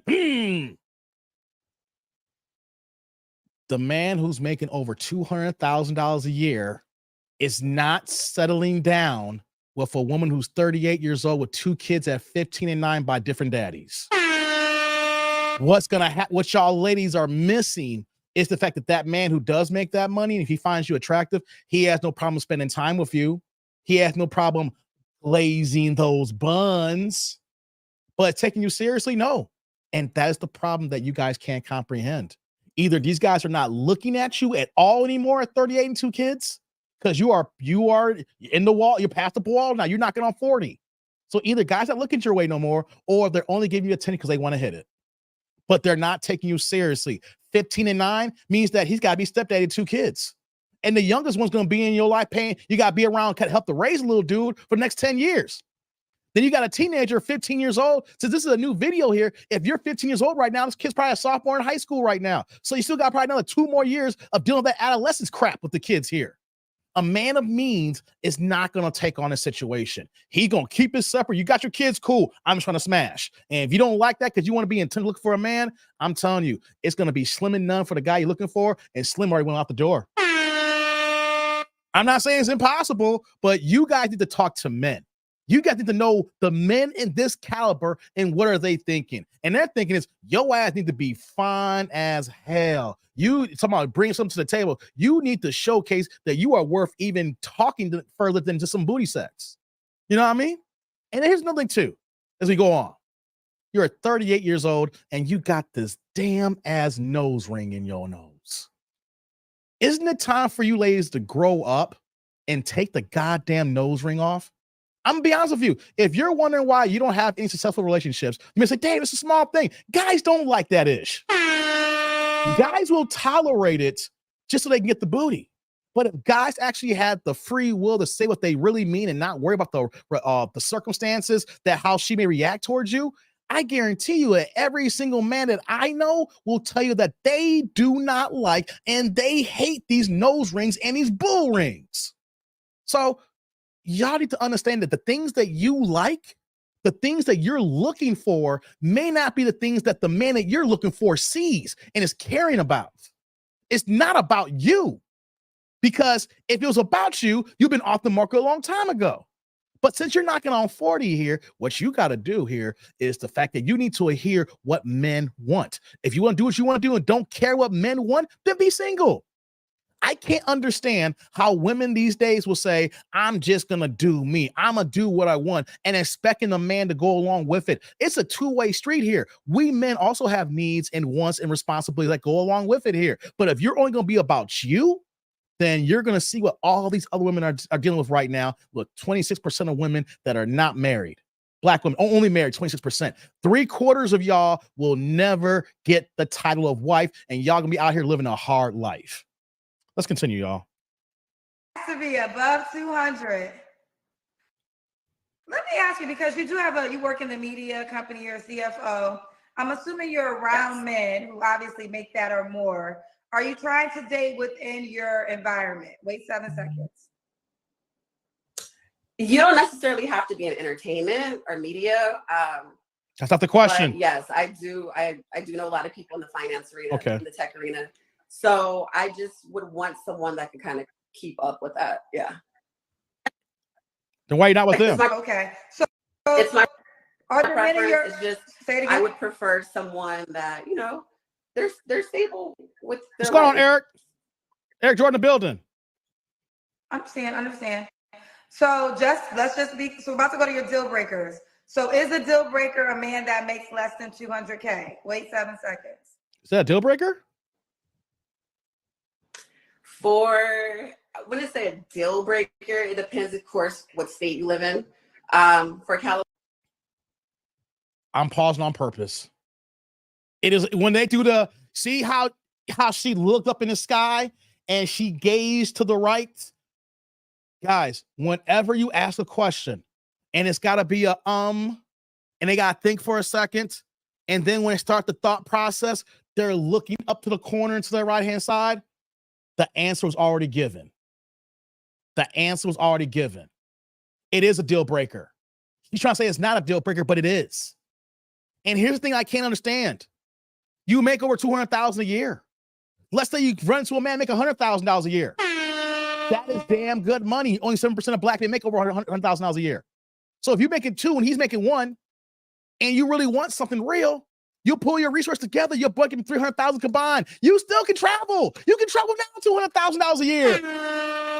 If you want to get with Pookie right now who didn't work, your lifestyle ain't changed. You can still travel $200,000 a year. But if he's bringing something to the table too as well, why say like he got to match me to match my lifestyle? How about matching a nuclear family and what matters to sustaining a family for the long term? All y'all ladies only care about is trips, and trips. And the average man, even though let's say not the average man, the man that you're looking for ain't thinking about trips, and trips. He like go out of town, but that's not his number one forecast. Know why? Because he's thinking about how he can keep making this money, keep building these ships, keep letting it grow. Because the man that you looking for making over 200,000, that's an accomplished man. That is a man that's had his mind on the prize. He is going 100 miles an hour to fulfill his goals. That man ain't thinking about. Of course, he's thinking about play, not all the goddamn time. This man is wired to work and get this money while he can until he can't get it no more. All y'all focus on is trips. And that's cool. You want to have fun, but you got to know that man ain't thinking about that all the time. California, yeah, you got to be above 200. Got to be above 200, child. All right, so what are your deal breakers? Wait, 7. Let's hear your deal breakers, guys. Consistency, number 1. Someone that doesn't really put forth much effort. What's going on, like, Ski? Okay, like you're not gonna like, what are you doing? How's your day? Good morning, me to death. Like, no, like make a plan. Tell me to be ready at 7 o'clock, at 8 o'clock. Like, we're going here. We're gonna do this. Someone that is ready to be serious. Like, I don't want someone that has a huge roster of women in rotation. Like, I'm ready to get. You want a $200,000 man who's single as a bachelor? He got a roster. He could be busy. He is so busy, he has a roster because he knows that if he can't kick it all the time, he's going to find the one that can kick it. And then when she's not available because your time's always limited, he got a backup plan. So that man making $200,000 has a roster. Don't get mad at the game. You know why? You know how many men make $200,000 a year? You know how many women want to be in that circle? Yeah, he got a roster. He can afford that roster. All right. So if you want a dedicated man who's going to be all about you and your kids, you need to bring that money game down. Ain't no man who's about his money making over 200, so you're making over $250,000 a year, and he going to be your one and only faithful of your 2 kids, and you're knocking on 40. You have no idea what the man thinks when he's making that kind of money here. I'm not saying all men are dogs, but he going to work to his advantages. He's going to live his life how he's tailored to how he's worked and what he can afford here. It's about you get on his program, and if he wants to wipe the slate clean and be like, hey, I'm only going to deal with one, then he's going to take you seriously then. But until then, you can't get mad at the fact that these men make this kind of money here. You want to be one and only. No. You got to play your position. It's not hypocritical how I move, but you just got to understand that a man with options, and he has the money with options, he's going to exercise his options, right? So if all these women want this kind of man here, what do you expect him to do? Oh, I'm just going to sit here and be a one girl. No, he won't exercise his options. I'm not ready, but I do want to get remarried one day. So I want someone that has that same likeness. Also someone what's going on, very MJ? Goal-oriented, family-oriented. What's going on, Justin? And if you're a liar, if you're like a compulsive cheater, like, don't waste my time. You see how if you're a chick, don't waste my time, man, that man gonna go holler regardless if he wants you. It's funny how y'all say that. Oh, I don't want this, don't waste time. No man's gonna say, I'm not looking for a hoe. I'm looking for someone who's loyal, fit, feminine, and friendly. Don't care about her occupation, long as she works hard and able to take care of herself. You know, he ain't gonna say, stay away. You know why? He's gonna be able to see the kind of woman that he doesn't like. And once he see her, he ain't gotta say all the first thing, stay away, ladies. He's gonna be like, all right, he gonna be quiet. He'll be maybe be on that first date like she was here. He gonna nod his head, make sure he has a good time. But then when it's over, he ain't seeing y'all no more. See, like, y'all was different. Y'all would say, well, you're this, stay away. The guy's gonna be like, y'all ain't gonna stay away regardless. Y'all want what y'all want here, and y'all gonna be on the prowl. So you know what though? I'm gonna find out who you are. When you do, it's over. It's ghost status. So you know what? How come he don't call no more? I was like, because he knew who you were, and he didn't want to deal with you no more. All right, so y'all come out here saying, hey, stay away. Man, that nigga, Pookie coming to your corner right now. Pookie your DM right now. Stop playing. Okay. Does he have to look a certain way? Wait 7 seconds. Look, y'all. Yeah, so I'm tall, as you see, as you know. So you have to be over 6 feet.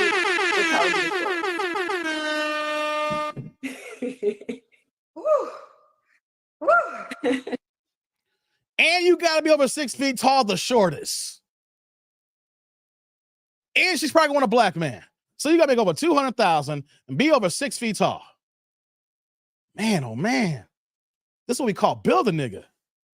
Like Build a Bear? This one, they should create their own store and call Build a Nigga. So 6 feet is the shortest. 200K is the minimum amount of money.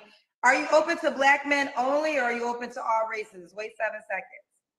Let's hear this here. I prefer black men, but I'm open to. We'll see. I'm pausing a lot here so you guys get the idea. I'm gonna let it cook here in a second. Gotta be black. You know, about 11% of the United States statistics showcase that doesn't matter the race, over 6 feet tall.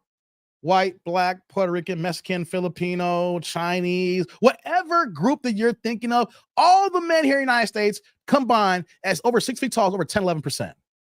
But then she says black men. So you need to extrapolate that number, erase everybody else, and then you got to find the black men. But also within that category, we talk about six figures, we're not even talking about if they're straight, or if they're LGBTQ+, if they're gay or queer or transgender, right? And then we're not including the stat if they are already married. So for the married men, you got to pull that out too as well. Pause. Pull the married men out, pull the gay men out, or the queer men, or whatever they want to be identified as, non-binary, pull them out of that statistic here, and how many black men that are single, make over 200,000, that is 6 feet when you have that there, and you got to like him.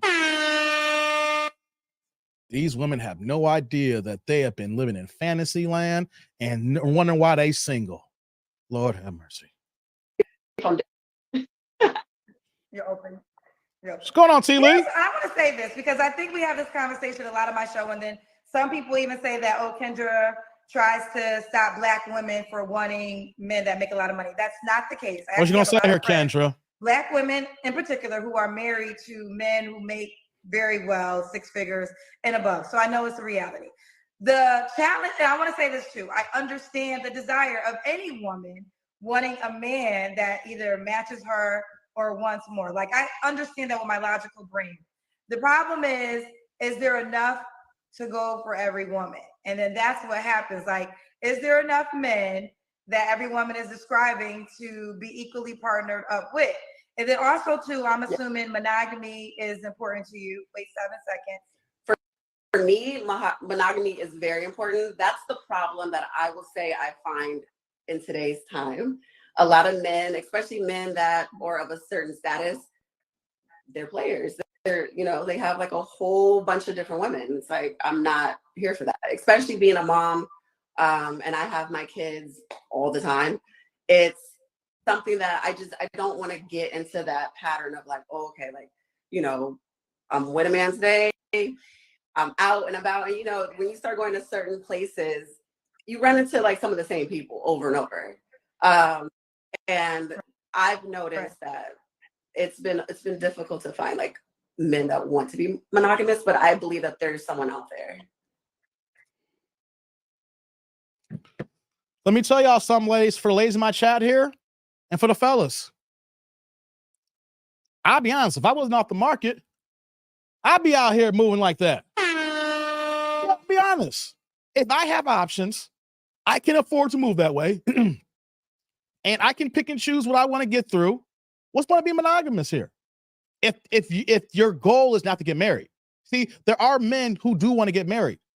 There are men who want to build nuclear families. There are men who want kids, especially in this category, who make money. The problem, though, is that you're 38 with 2 kids. So the man who has means can go ahead and deal with a woman who has no kids, 10 years younger than him, and is going to rock with you. But the problem is that you got kids, you got young kids, and the way you sit and how you're moving and things of that nature. If a man has options and he knows how women are moving today, and then you already got your own kids, then on top of that too, you're 38. So the odds of you get with this man here and he wants kids, there's a good chance you may not even give this man kids. You'll be lucky if you give him one at 38. You'll be lucky. And let me ask you a question too, guys, how women don't understand how y'all ruin yourselves. See, she already got 2 kids at 15 and 9, and she's 38 years old. So she had her 2 kids in her 20s.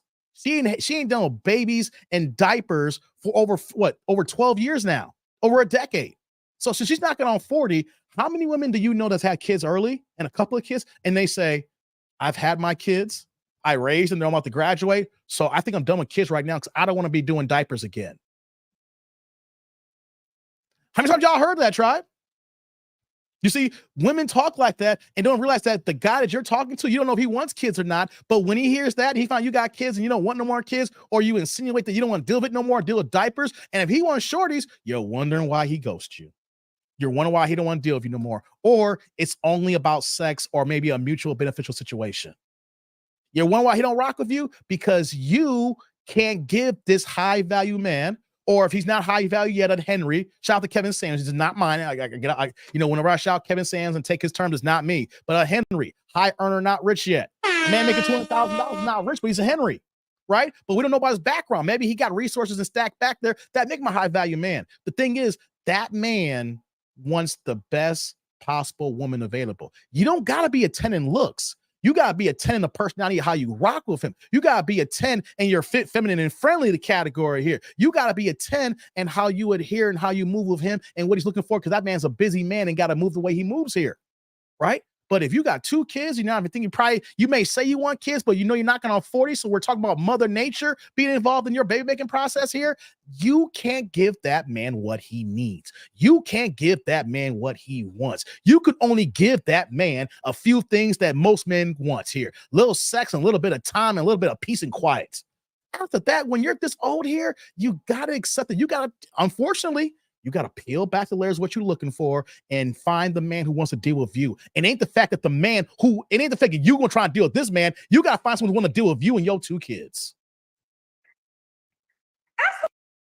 Absolutely. I mean, but let's say he wants to be monogamous but doesn't reach your financial requirements. I mean, as long as he's, here's my thing. As long as you're successful and I'll get y'all supers in a second. Financially sound overall, and you know how to budget, and you have some sort of savings where it's like, let something happen and you can't work anymore. Not saying that I wouldn't support my man, because I 1000% would, but I don't want anyone that's like in severe debt.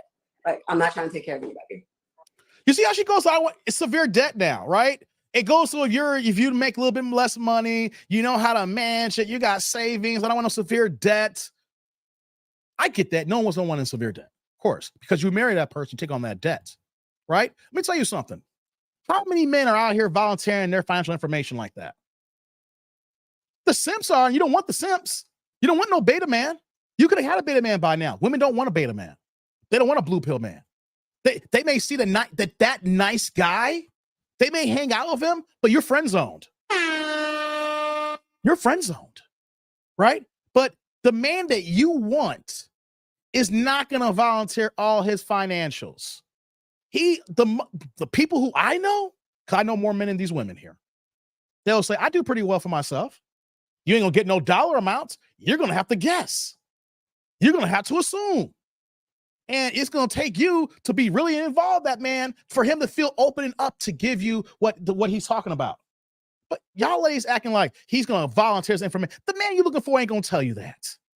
No, know why? Because we're worried about gold diggers. I'm not saying you are one, But you sounded like it when you only looking for this kind of man here. And then you put all these caveats if he doesn't make this kind of money here. Hence, when we saying stop pocket watching, ladies, because the fact that you are watching a man's wallet and you're not looking at the man's character and his valor here. Got you. We're going to keep going, but I mean, I didn't comment on a lot of things. Like Tyler Perry had a video and he was saying to black women, he knows black women that are happy relationships and they make more than their counterpart. And he got a lot of backlash. And here's how I always say this: life is not one size fit all. You know, I don't believe in one way. I believe that whatever works for you. So there's some women who aren't housewives and are being well taken care of, but you also don't know what they potentially are dealing with, right? There might be a case where you might have to go. You hear how Kendra goes to negative? You don't know what they're dealing with. You think she's gonna try to spit, but immediately throws an underhanded jab to men. You don't know what she's doing with being a housewife. You see, women go into the mantra of worst case scenario, all men are dogs unless he makes a certain amount of money, and even then it's always the worst case scenario. When you go in with a defeated attitude, it's already over. If you are dating, ladies, and you want a black man, and in the back of your mind, you're already thinking about how black men are and how black man this and black men that here. If you can't come in with an open mind and wipe the slate clean, like this man has a clean slate, I don't know him, and you keep coming, you don't know what he's got to deal with, things of that nature, you already lost the game. There's no point in dating right now because the man's going to smell this out and knows that you're looking for the negative or knows that you're looking for something for the ball drop, and no man wants to deal with no goddamn insecurity like that. You're going to do something wrong, black man. I'm waiting for it. Wait, you know what, though? Stop waiting. Get the hell out of my side here. Get out of my sight. Get out of my sight. I don't need you waiting for the ball to drop. I need you to be in the moment. I need you to give me a clean shake here. While I'm giving you a clean shake here, we're talking, I'm giving you an opportunity. But if you're coming in thinking that this black man's going to cheat one day, I'm just waiting for it, then why are you dealing with us? Why do you want to deal with this kind of man? You already know the kind of man that makes this kind of money is going to be out there. Exercise his options. So if you know that, then you need to adhere to the kind of man you're looking for. Go 50-50. There might be a case where you might go 75-25.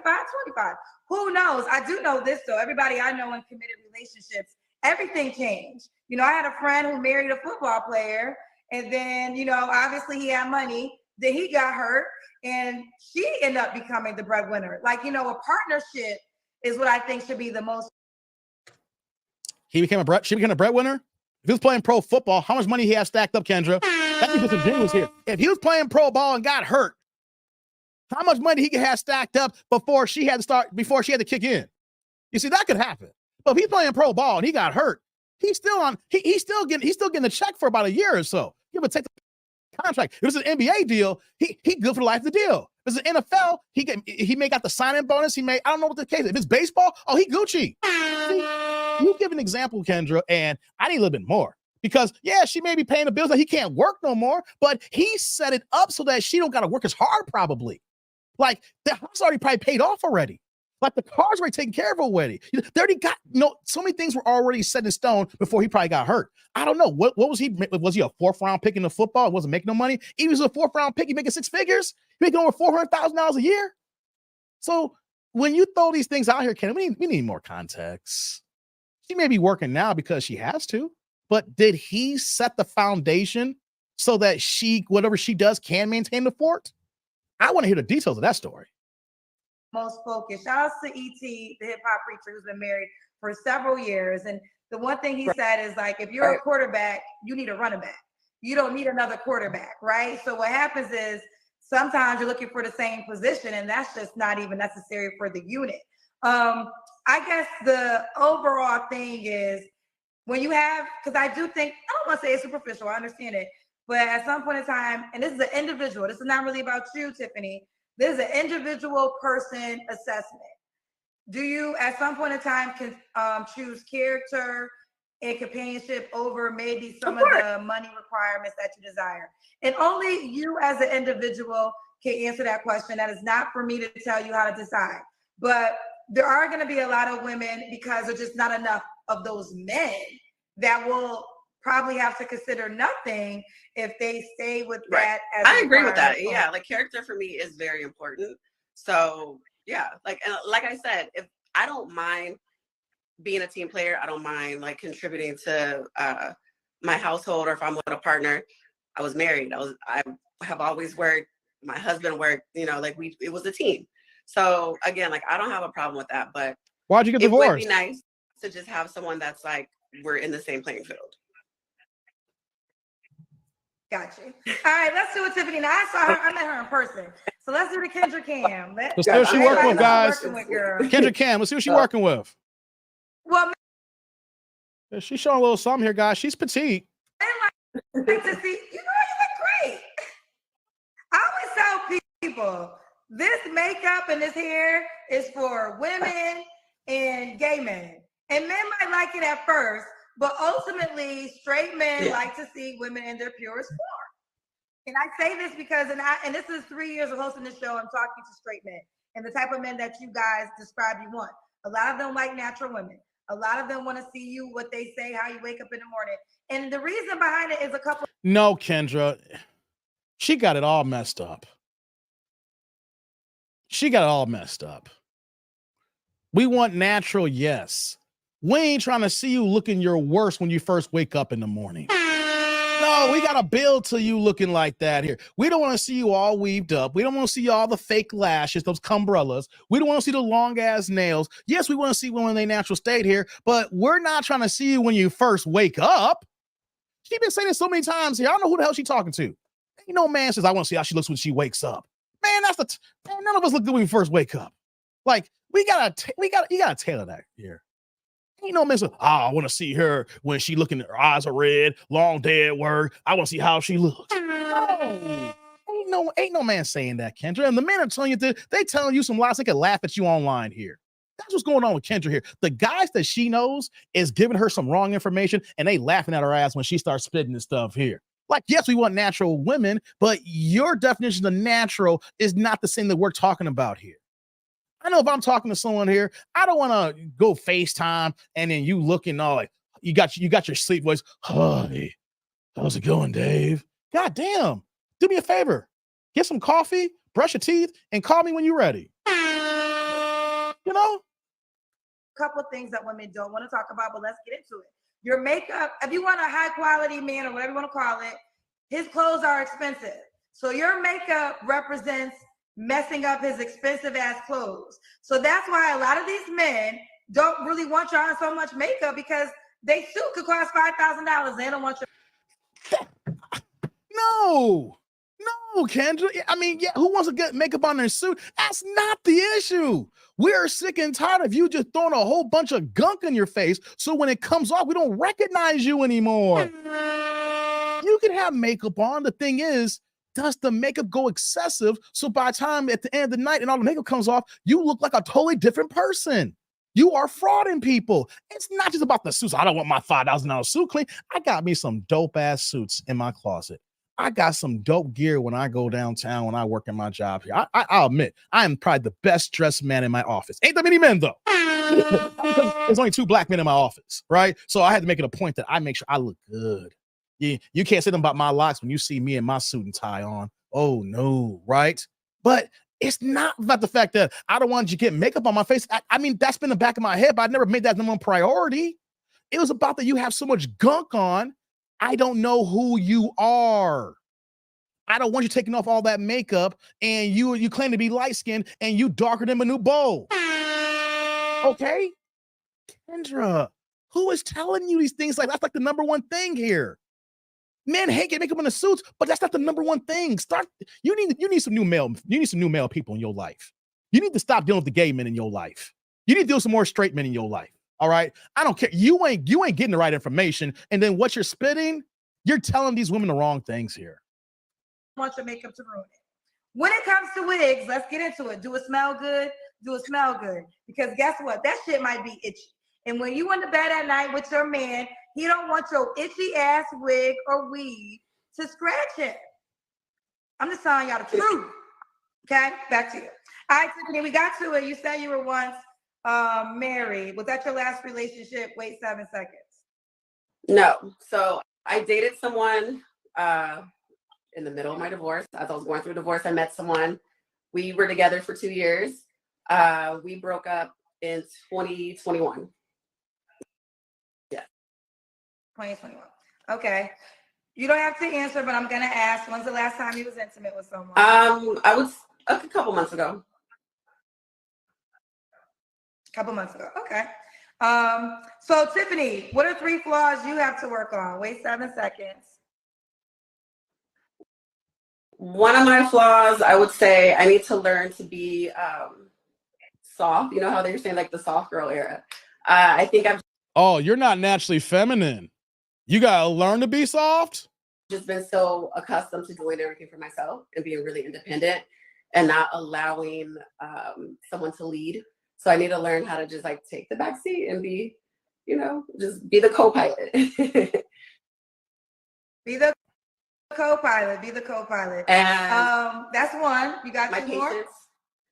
patience. I would say like I could tend to be impatient with people.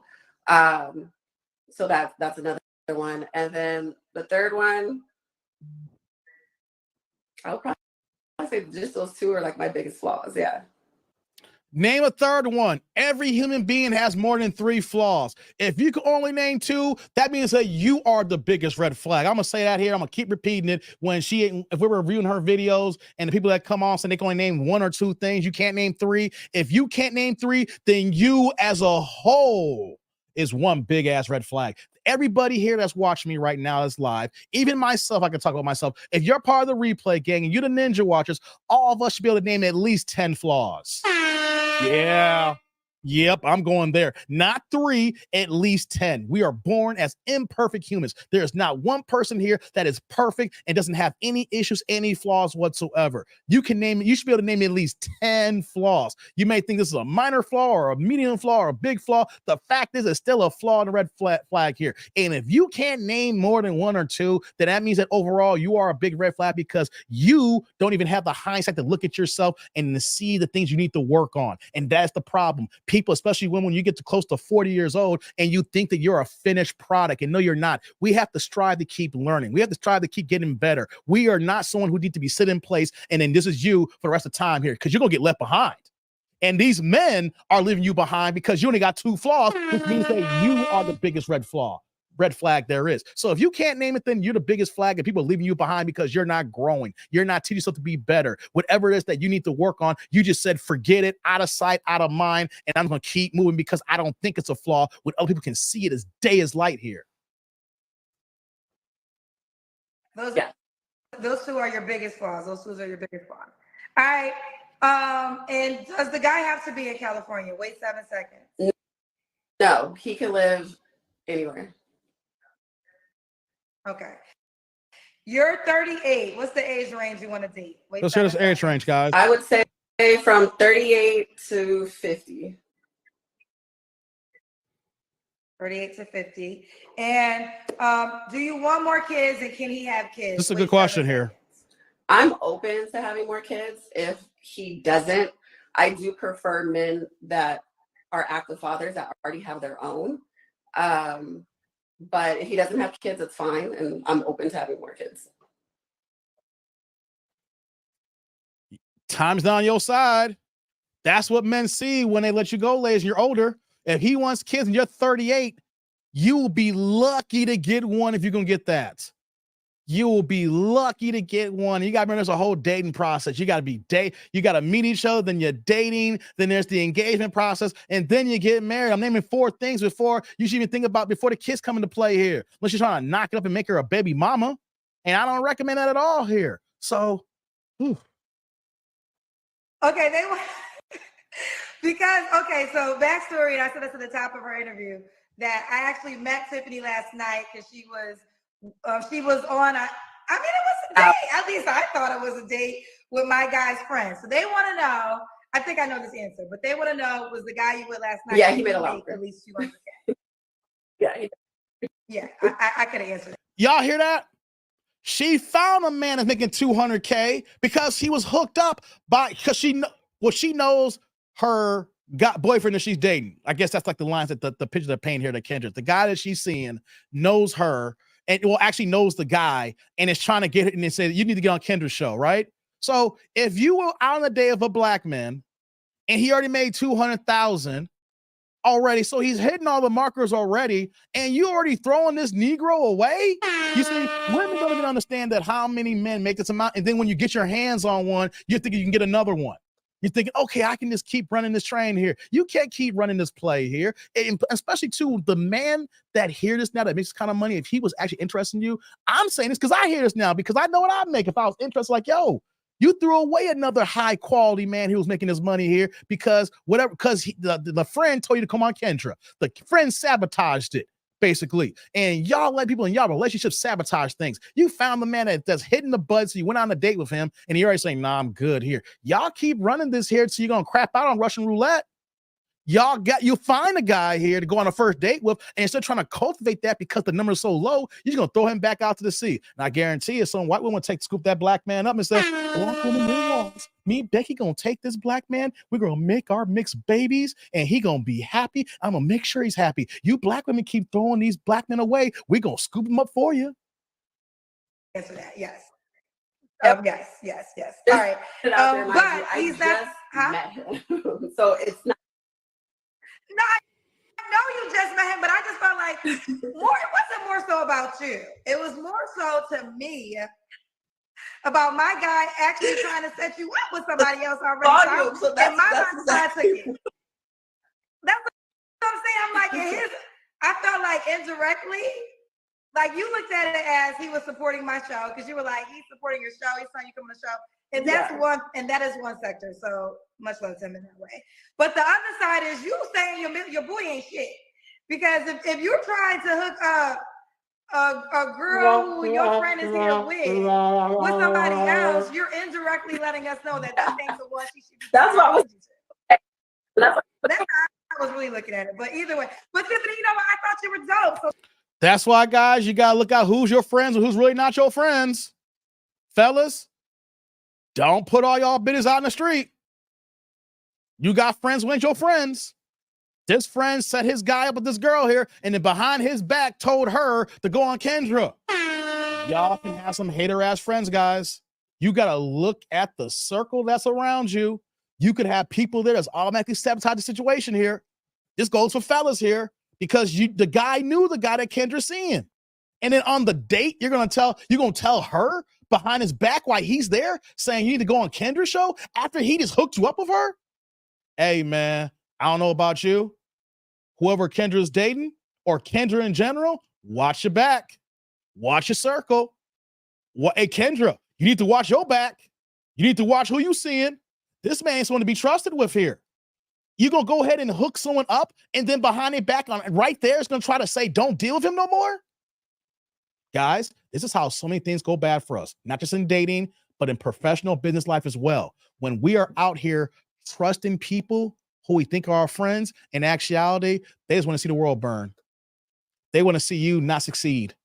They'll be cool with you on certain times, like, yeah, that's my guy. But then in the corner of their eye, smile in your face. All the time they want to take your place. They're backstabbers. Guys, look, your circle should not be huge.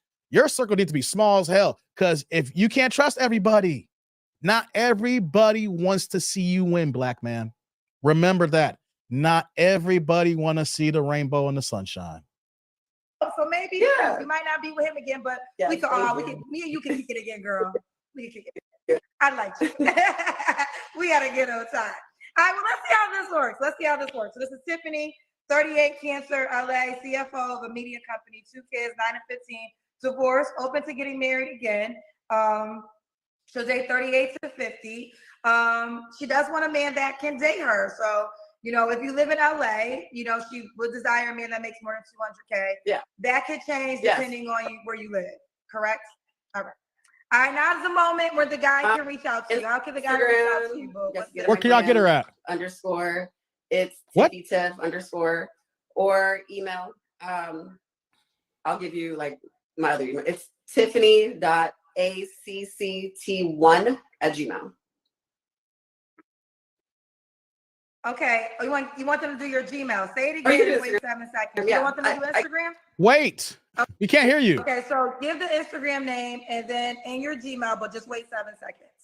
So Instagram _ it's Tiffy, Tiff, Tiffy, Tiff_, or you can email me. And that's tiffany.acct1@gmail. Okay. All right. We did the Kendra Cam. You looked really good. Some people missed it. You want to do it again because she looked good. She got a great shape. I mean, I'm telling you guys, she looks really good. This is what we call straight for the stroke, guys. At this age, with this kind of body, she's only good for one thing. No, you look great. You look great. All right, Tiffany Boo. I'm happy you came on, girl. I totally forgot, so it worked out. All right. Bye, baby.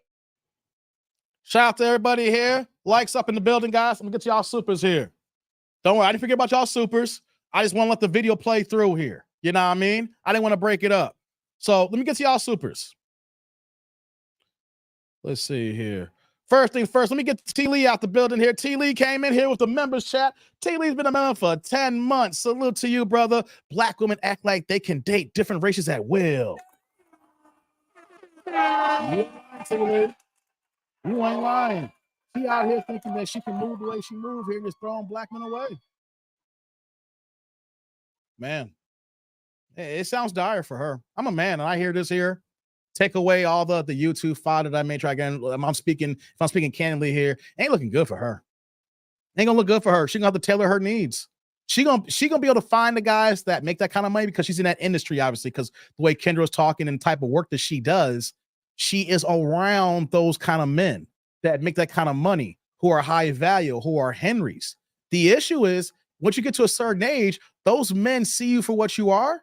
And if you have kids, if you've been running guys off left and right, here it is. You got these good brothers here, and you just keep thinking, playing Russian roulette and thinking you're going to be able to get the gold in what you're looking for. Men see this here. And no guys are going to say, you're not going to Taylor Swift me. You know, we're going to be here. Then you're going to think you find something better. You're going to move on. No, I am the prize. When it comes down to it, you want to be with me because you don't want to work no more eventually one day. You might want to have kids one day and you need to sit back. You want to be in your soft girl era. You want to be able to let your man hold the fort down. But if you're moving like this here, I know that you might throw me away or treat me a certain way before I even get to that point. So why should we even entertain this moment? See, y'all women don't even see what's amongst y'all faces here, what's right in front of you. Shout out to you, T. Lee. Appreciate that, man. Let me get to these other supers here. Let's see here. We got my man Eric Jordan in the building. What's going on, EJ? EJ is here. Salute to you, Eric, man. That's your L, brother. She in Cali. You got L, Eric. She in Cali. Says, you want a man that makes $200,000? Access denied, chick. My man, EJ. Salud. Thank you for the holla. I appreciate you, man. Thank you, thank you, thank you. These women, Eric, always putting a $sign on a guy here. I keep saying all they're doing is counting wallets here. And when we get to a certain age, like how I am right now, and when I hear that, I don't want to do it with you anyway. If I was saying, and the guys who I know who make this kind of money, the guys, if you know what she describes will be perfect for her, they're saying no. Because the first thing we hear is, yo, you only talking about money right now. We ain't talking about the bigger things. Money's important. The game has changed. Everybody's broke these days. But if you're talking about money, I hear gold digger. Where is the valor in a man? Where is the respect that you're looking for the man? Where are all the things that can't be quantized? That when you want to see it, it's like, oh, this guy, he a good brother. He's nice. He's sweet. He's caring. He's a hard worker. You can tell he's going to take care of his family. He's going to do these things here. Not as he makes this kind of money, because you don't know that guy had one good year. You don't know if that guy had one good year or not. Or he may be good for 2 years. If this man be consistently working as hard to build up to this point here, say, y'all will cut y'all nose off to spite y'all face. Appreciate you, EJ. Thank you for that blue holla. Keep the plates passing, guys. We in Sunday afternoon here. We in the Church of TD&D Live here. Keep the plates passing. And right behind that, we got my man Ski in the building with the $5 holla. I know it's $4.99. We give you that penny, brother, for the upgrade here. What you got me, man? A smart $200,000 K guy should live below his means. Some women want a fiscally irresponsible $200,000 man. She wants to be afforded. A lifestyle is desperation. You right, Ski? You right, Ski? Brother Salud, thank you for the holla. I appreciate you, man. Thank you, thank you, thank you. When they say that dollar amount, Ski, you're right. They're looking for the lifestyle. Because she even said, you got to match me because of how much I travel. It's always about a lifestyle. That man's lifestyle, even if he makes the same amount as her or makes more, ain't the same lifestyle that she's looking for. That man's working. That man's grinding. When he goes out of town, he gonna spend his money. He gonna splurge or do it big here. But he's not saying, I'm looking for a woman to travel. That's part of the process, but that's not gonna be the first thing on a man's menu. It's like, I need a woman who knows how to travel. No, he make it good. He'll find if it's not in you, he'll go to woman number 2 who's gonna travel. And if it ain't woman number 2, it's gonna be the woman number 3. Remember that, ladies. Traveling is not the number one thing on a man, especially if he's making that kind of money. Does he want to go out of town? Yes. Does he want to enjoy himself? Yes. Do you want to eat at the best restaurants? Yes. Do you want to stay at the best hotels? Yes. But that's not priority. You know why? Because all those things cost money. And the man knows that if he's out here irresponsibly flying everywhere and just spending money, where is the money intake coming in to lay more groundwork so you can still live in that way? Guys will go ahead and spend their money and kick it, but then right back and say, I got to get this money. I got to get working. I can't be out here just sleeping all day. I can't be drinking all day. I can't be smoking blunts and 40s. You know what I'm saying? I got to get this money, baby. I got to keep grinding. Appreciate you, Ski. Thank you, brother. And right behind him, we got Clifton here with a $5 holla as well, keeping the chat green, guys. Once again, I love it when you turn the chat colors. Y'all keep these plates passing. Shout out to Clifton. He says, what men are saying is we don't want to want to only be able to look at you in 2 hours makeup, 2 feet hair extension, 2-inch long eyelashes, and 3-inch nails. That's brother. Hey, brother, salud. Thank you for the holla. I appreciate you, man. Thank you. Yeah. See, Kendrick out here trying to tell in this story that he'll wear that nice suit, and the reason why he don't like makeup because he wants the makeup on his suit. Out of all the things that you're gonna say, Kendra, that is the item. That's an issue. That's not the major item. We are tired of seeing your representative. That is what we got here. We are tired of seeing your representative. If it takes you that long to put your makeup on, like 2 hours, things of that nature, that means that you are covering so many blemishes, so many things. You might be turning yourself dark skin to light skin. Remember Kanye say, I knew a girl looked like light skin Michael Jackson, knew a girl looked like dark skin Michael Jackson. Well, that could be the same woman in the same goddamn day. And we ain't trying to see light-skinned Michael Jackson during the day and dark-skinned Michael Jackson at night. That's what we're talking about makeup here. We want to see you. When we're saying natural, we want to see how you look. There's nothing wrong if you're just doing a little touch-up here, little mascara, things of that nature, lip gloss. Maybe you got a tone of lipstick that is not that heavy-bearing, that actually matches your skin tone. That's what we're talking about. See, Kendra, know what it sounds like? Kendra is getting these answers from her gay friends, from her male gay compartments in the LGBTQ plus community. Those guys ain't looking for women. Those are the guys looking for other men. They want man booty, right? We're talking about the men who want women. I wear suits all the time, but when it comes to women in makeup, that is not my number one concern. I thought you were gonna get your makeup on my suit. I tell you, if I put up my camera, if you see my closet, I've got suits. I got like over 60 ties. Yeah, that's all about my suit game, guys. I have over like 50 to 60 ties. Just to let you know that. I got new ties that I still haven't rocked yet. I said, these are so cold. I just got to get this just for the game, right? And I'm telling you, a man who wears suits and has always been wearing suits. Yes, makeup is a problem, but that's not the number one issue of why. Hey, before I go to the next video here, but shout out to my man, Drew Tight in the building, coming in strong. What's going on, Drew? He's coming in with the orange with the $20 holla, saying out here grinding November 2024. Oh, we gonna talk about that now. We're gonna talk about that now, dude. Good thing you here. Hey, brother, salute. Thank you for the holla. I appreciate you. Thank you. Hey, check this out, guys. So Drew has a boxing channel. Y'all probably know that by now. If you don't, here it is. So this channel here, Drew Titan LLC, do me a favor. Open another tab in your computer, laptop if you're at home right now, and go ahead and pull up the channel, click subscribe. He got another channel too called Pet Talk, Painfully Excellence Podcast. After you do that, do a search for Painfully Excellence Podcast, Pep Talk. then go to that channel, click subscribe. Do me a favor. Represent. That's family. Drew's my guy. 50 grand. All right. That's family, baby. So you got to go ahead and support him, brother. Yeah.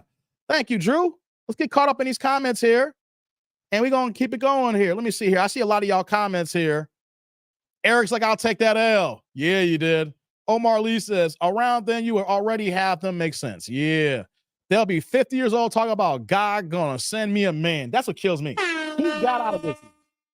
You really think, let's ask a question. Do you really think God is really talking, listening to y'all about y'all dating problems here? Y'all really think that God out here checking for y'all dating like that? God got bigger. If you really believe in God, he got bigger fish to fry than for you to find a man. If you really think that God's going to send your black ass a man, then you need to get off the Disney fairy tale. God ain't looking down saying, oh, look at Luis here. Look at Nicole here. Or look at Michelle here. Look at Lisa here. She needs a man. She's knocking on 40. The God provides.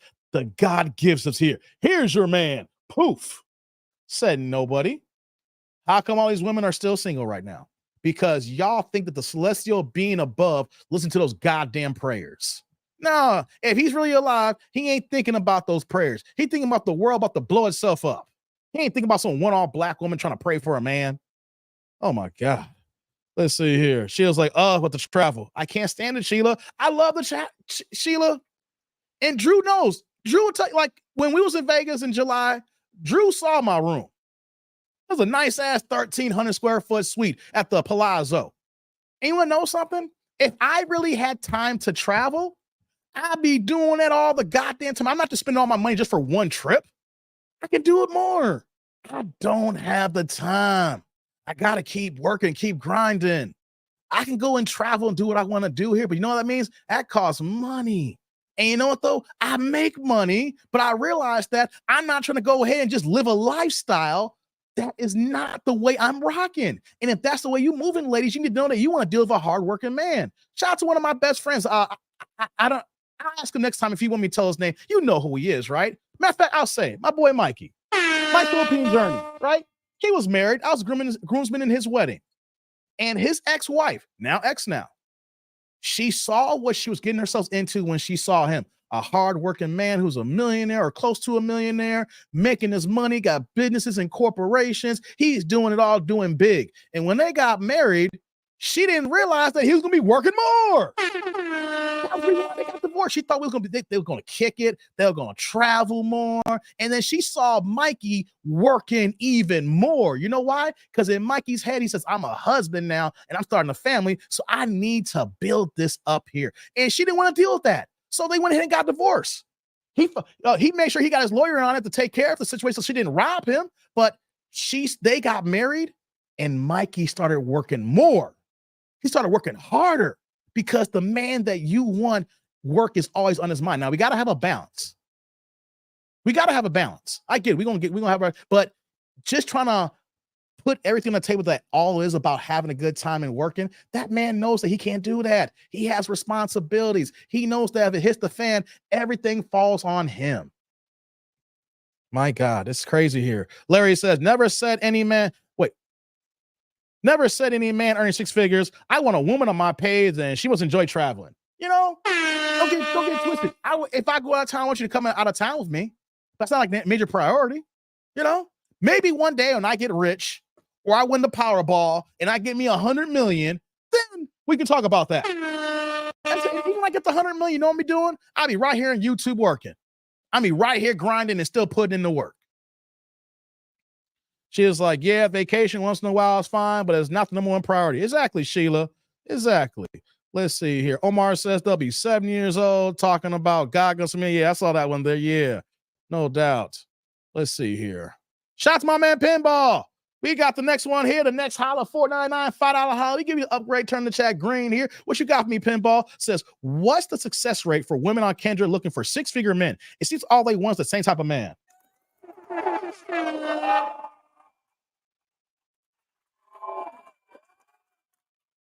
Man, Pinball, salute. Thank you for the holla. I appreciate you, man. Thank you. And that is the problem when women say that. They think all men are dogs and they think all men cheat.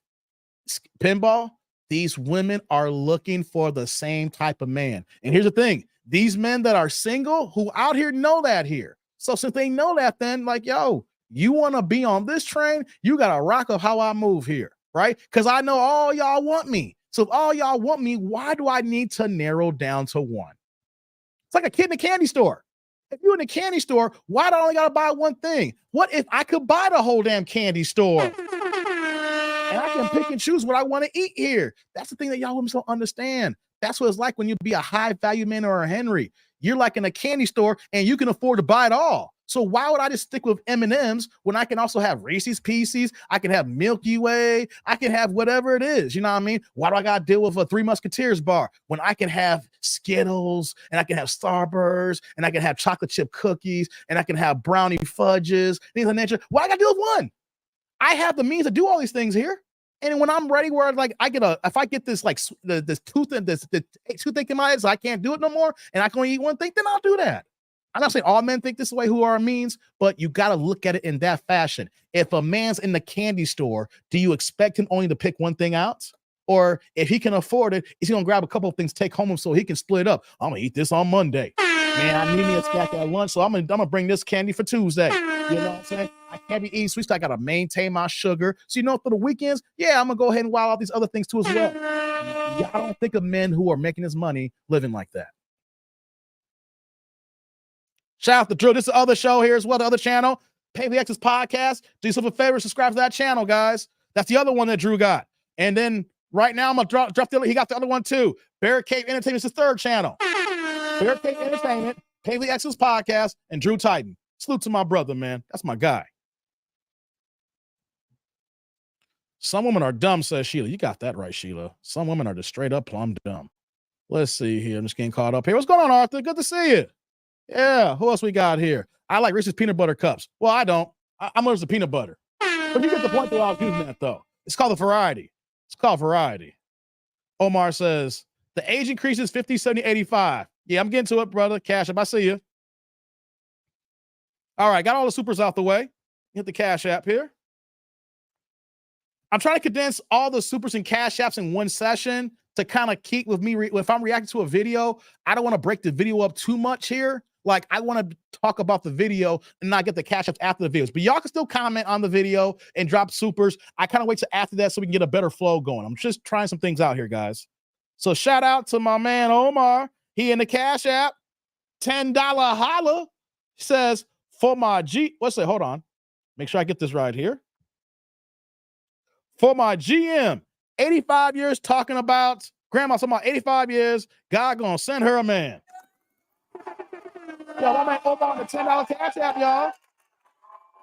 Hey, brother Omar. Salud. Thank you for the holla. I appreciate you, man. Thank you, Omar. Man, you blessing your boy. Putting it in the Cash App. Man, it's all love, man. Remember Sammy Sosa? Before he became the Pink Panther? Yeah. Sammy Sosa's the Pink Panther. Before he turned pink, you know? Hey, guys. I do got another video. Wait 1 second. I'll get to that in a second. Since Drew's in the audience here, I just want to talk about one more again. We're trying to pull off the meetup for next year. We're a year away now because we're at the end of October. So we're talking about the official meetup that we're still working on between Drew Titan, between me, that dude named Dave. I just not between, among. See, I gotta get my English. I know how to talk. I gotta get my English right. Between is between two people. Among is three or more. I have to go back to English class, guys. Sorry, some people don't know how to talk right. I know I catch myself at times. So it's among three of your favorite YouTubers: Drew Titan, myself, that dude named Dave, and Theo Coop, the Do Better podcast. Next year in November, we're planning to meet up in Vegas. I don't have the location solidified yet. I've talked to several people. The Palazzo, the Venetian crowd told, hey, Drew, since you're here, when I reached out to Venetian Palazzo people, they told me that we cannot make arrangements until a year is out. So I need to wait at least another 3 more weeks or maybe a month or so max to reach back to them to see that, because we're planning things in a year in advance. They don't do things 13 or 14 months. So if you guys wondering where the location is at, I've already reached out to some people already. They haven't gave me a response back yet, but the Venetian Palazzo people said that we needed a year. So we'll probably have these details solidified in the next 3 weeks or so. You know what I mean? So yeah, we're planning a big meetup. It's also going to be Drew Titan's birthday. We wanted to do it this year. But if you guys see what's going on in Vegas right now, if you don't got a trip booked for Vegas right now, avoid Vegas at all costs until after December. The F1 Grand Prix is actually in Vegas. They're having the event, November 15th weekend this year? So it's like less than a month away. It's the first time they're having their F1 Grand Prix in Vegas. Just let you guys know right now, you should be aware that this is going to be a long-term thing in Vegas. They initially signed a 3-year deal to do this, thing roughly around the 3rd week of November or week before Thanksgiving. I just found this out myself, Drew. So with that going on here, they're doing all this brand new construction on the strip here where that people can't get to their destinations, or you got to leave like an hour before you can move anywhere. They redone the pavement, the blacktop. They're putting concession stands up. They got bleachers, and the way it's looking around the whole strip, these things are not coming down. It's going to be like a permanent thing. They signed a 3-year deal, but they're saying that it could be extended as long as 10 years up to like 2033. So knowing this, guys, if you have any trips for Vegas coming up here and you can't get out of it, just need to move smart, leave early, or do everything on campus, the resort you're dealing with here. Because taxi cab drivers are complaining, Uber drivers are complaining, the people who work at the hotels are complaining because they can't get to work on time. They got to leave like an hour early, and they only live like 20 minutes away. It is jam-packed. And a matter of fact, when me and Drew was out there in July, it was bad then. It took me almost 35, 40 minutes to get from the Palazzo to the T-Mobile. It's only a 3-mile drive. It's 3 miles from the Palazzo to the T-Mobile, and it took me 35, 40 minutes to get there. And that was in July. Imagine where it is now, guys. So avoid Vegas at all costs until December. But here we are. Once we get the dates locked up, when we get to the year in advance here, and then we'll let you know where we're going to host it at. The thing that I'm looking at too as well, I already look into the future 2024, that F1 Grand Prix will be the next weekend after what we're doing this weekend here. So it won't coincide the same weekend is what I'm trying to tell y'all. They'll be doing that F1 the next weekend, I believe. So that's the update right now. They won't let me book anything until a year in advance. And then we got to look ahead of time with the F1 Grand Prix the next few years. And then from there, we'll let you know the location of where we're going to have the thing at. We'll tell you the hotel, and then we'll start building the resume of events that we're going to be doing here. Hopefully, like I said, historically, that is known to be a boxing weekend before Thanksgiving, and known historically it's been a cheaper weekend. But with the F1 Grand Prix, I don't know if they're going to raise their prices up, guys. That's one thing I'm taking a look at, because historically this weekend's always been cheap that we want to go to Vegas, but F1 is bringing prices up. But I did see for that weekend for F1 this year that people have dropped their prices down, but only outside the strip. That's the update, guys. Shout out to everybody listening to that meetup here. We're gonna try to pull this off so y'all can rock with y'all favorite YouTubers. Get y'all money right, guys. Get your money right. Since you don't know the hotel yet, at least start stacking your coin for the plane ticket. You already know you can look ahead to next year, November 16th weekend of 2024, and you can already gauge what the airline prices are, so you can go ahead and get your airline ticket and get that out the way. And then in another month or so, you can find out where hotel we're staying at, and you can make a decision if you want to stay at the hotel that we're booking with the rates that we'll be able to provide for you guys, or if you have a favorite spot, you just want to book your favorite thing in Vegas, where we're gonna be on this trip. And y'all can do that too. If you don't want to wait another month to say where we're gonna have it at, but you got your favorite resort you like kicking it at, go ahead and book it now. The fact is, we want to make sure y'all gonna get in town. We want to make sure we see y'all that weekend. So there we go, guys. That's my update. Make sure I gave that to you. Appreciate y'all for listening to me on that. Okay, guys. Let me do this here. All right. Pooh Man says, no, Renee says Sammy Sosa, that white guy. Yeah, he's pink. He ain't white. He's pink. He's pink, brother. He ain't white. He's pink. He tried to make himself white. He turned himself pink. He didn't realize that his skin tone and how dark he was. Man, Sammy used to be darker than me with a Jerry curl. You can't be that dark and turn white. You're going to turn an off-shade color. You're going to look like Eggshell, Pink Panther, or whatever it comes in before that. Okay, guys. Hey, y'all ready for another video?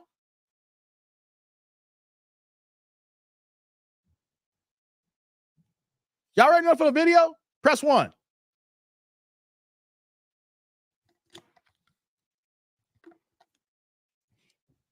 We're 2 hours going strong here, guys. I know the early games are on for football, but We're almost done here.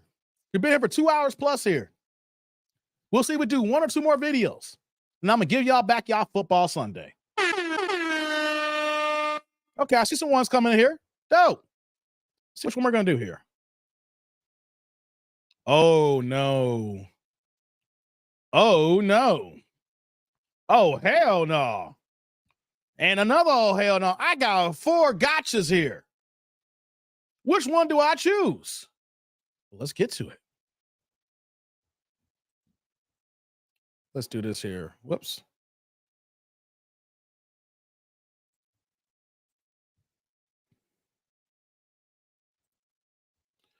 Okay. This true story. I was planning on watching this one and I didn't.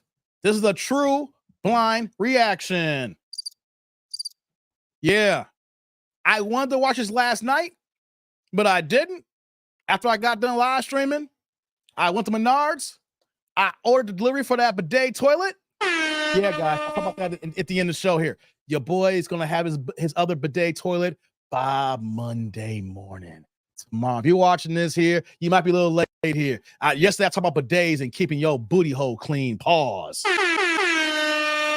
I'm gonna give you an update on that because I'm gonna show y'all how you can save some damn money. Okay, y'all burning all y'all money for toilet paper, and all you need to do is invest in a good ass bidet or a bidet attachment, and you can save yourselves hundreds of dollars a year, and your booty hole is clean. And you ain't got to deal with IBS, itchy booty syndrome.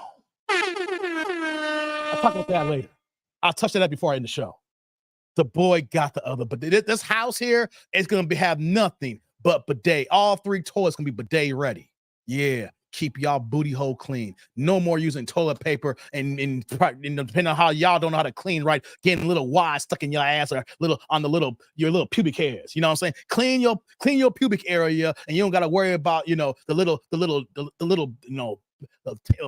toilet paper stuff that comes off. Yeah, I know, Larry, TMI, but you know what though? It's you need all this information. Sick and tired of people talking about these women talking about hygiene. Trying to help y'all fellas out, man. Trying to help y'all fellas out. Making sure y'all ain't got no toilet paper stuck in y'all asses. Oh, man. And now some of y'all don't even use wet wipes. That's why I'm saying toilet paper. I know the average man don't use wet wipes. Lord have mercy. All right, guys. Let's get to the Let's get to the video. Let's get to the next video. Likes up in the building. Super chat, super thanks, super stickers, memberships, and cash apps. Let's go. Let's kick it. Let me get my lights together because I know the light is important. Okay. Are you ready? I am ready. What's your name, baby? Simone, where are you calling me from? St. Louis. St. Louis. How old are you? How old are you? 27. 27. What you do for a living? I am an HR manager. HR manager. Simone, St. Louis, 27, HR manager. What's your zodiac sign? Gemini, June 4th. Gemini, okay. And what are you, HR manager, do you have any kids? I have 2, 6 and 4. 6 and 4, both by the same man? No. Why are you not with the 4-year-old dad? He has 5 kids and it's hard to financially. Like I've accomplished a lot, career-wise, life-wise, and it just didn't match at this point. Like I'm ready to settle down, I'm ready to get married, and it's just not happening. So, first of all, here, she got a deep ass voice. Guys, y'all hear me talking right now. Her voice got more bass in it than mine's. I'm gonna have to adjust my bass volume on my speaking voice so I have more bass than her. Hi, I'm 27 years old. I have 2 kids that are 6 and 4. Oh, damn. Right? Well, okay. The first kid, the baby daddy, you saying got 5 other kids? Guys, here's what we're dealing with here, guys. When women want to complain about where all the good men are at and all these men got all these babies, and here you are, we're going to hear the story here. You volunteered to give this man a baby when he already had a gang of kids.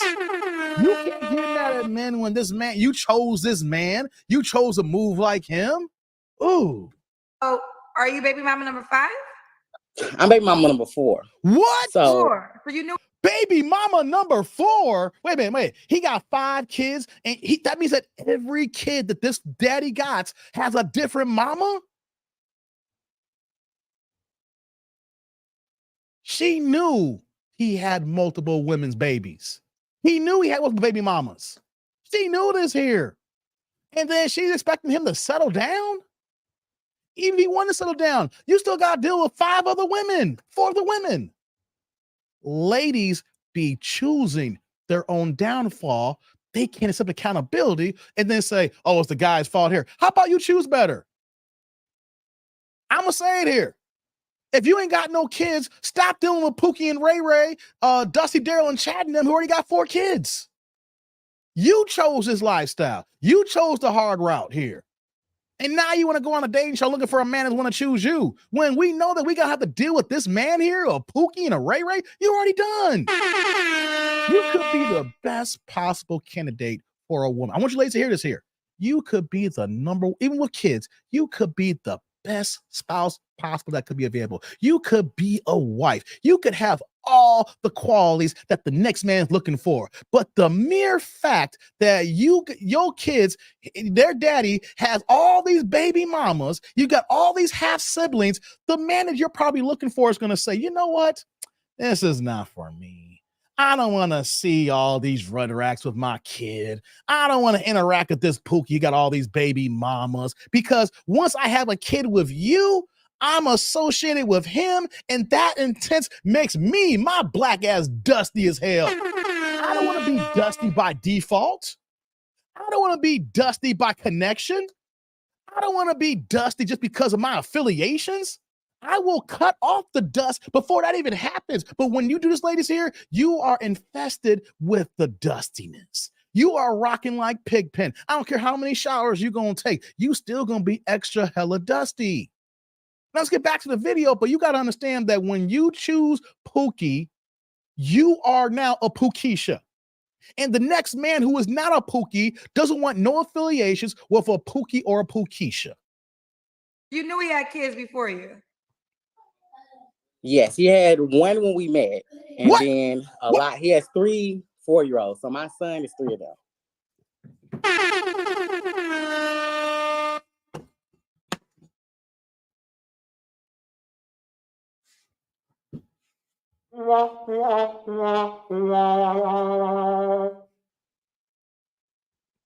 He had 1 kid when you met him. And he proceeded to have 3 kids in 1 year. Okay, the kids weren't there when you met him, but he was ripping and running. Ladies, this is Pookie already in front of you. Here's the thing. You let the man raw dog you.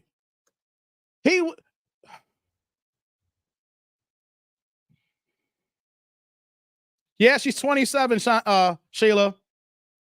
Let's get back to the video. Y'all ladies don't know how to choose. You chose a man that had 3 kids in the same year. He's one of the 4-year-olds. Not even no triplets. He's just one of the 4-year-olds. Y'all can't get mad at us when we call y'all out. But you don't want to be called out when you make the wrong mistakes. So he had 3 women pregnant at the same time? Yeah. Did y'all know about each other? No, we didn't. And then he had a baby. I can spot a Pookie a mile away. Women see Pookie and want to bust the guts. So how are you number 4? Because I was supposed to be number 5, but what? Number 5? Hey, that was him living his best life. So out of the 3 women, you were the last one to be pregnant. No, it's 5 women, 5 kids. So 5 women have kids by your child's father. Yeah. So you're number 4. So that means there's a woman after you. Yeah.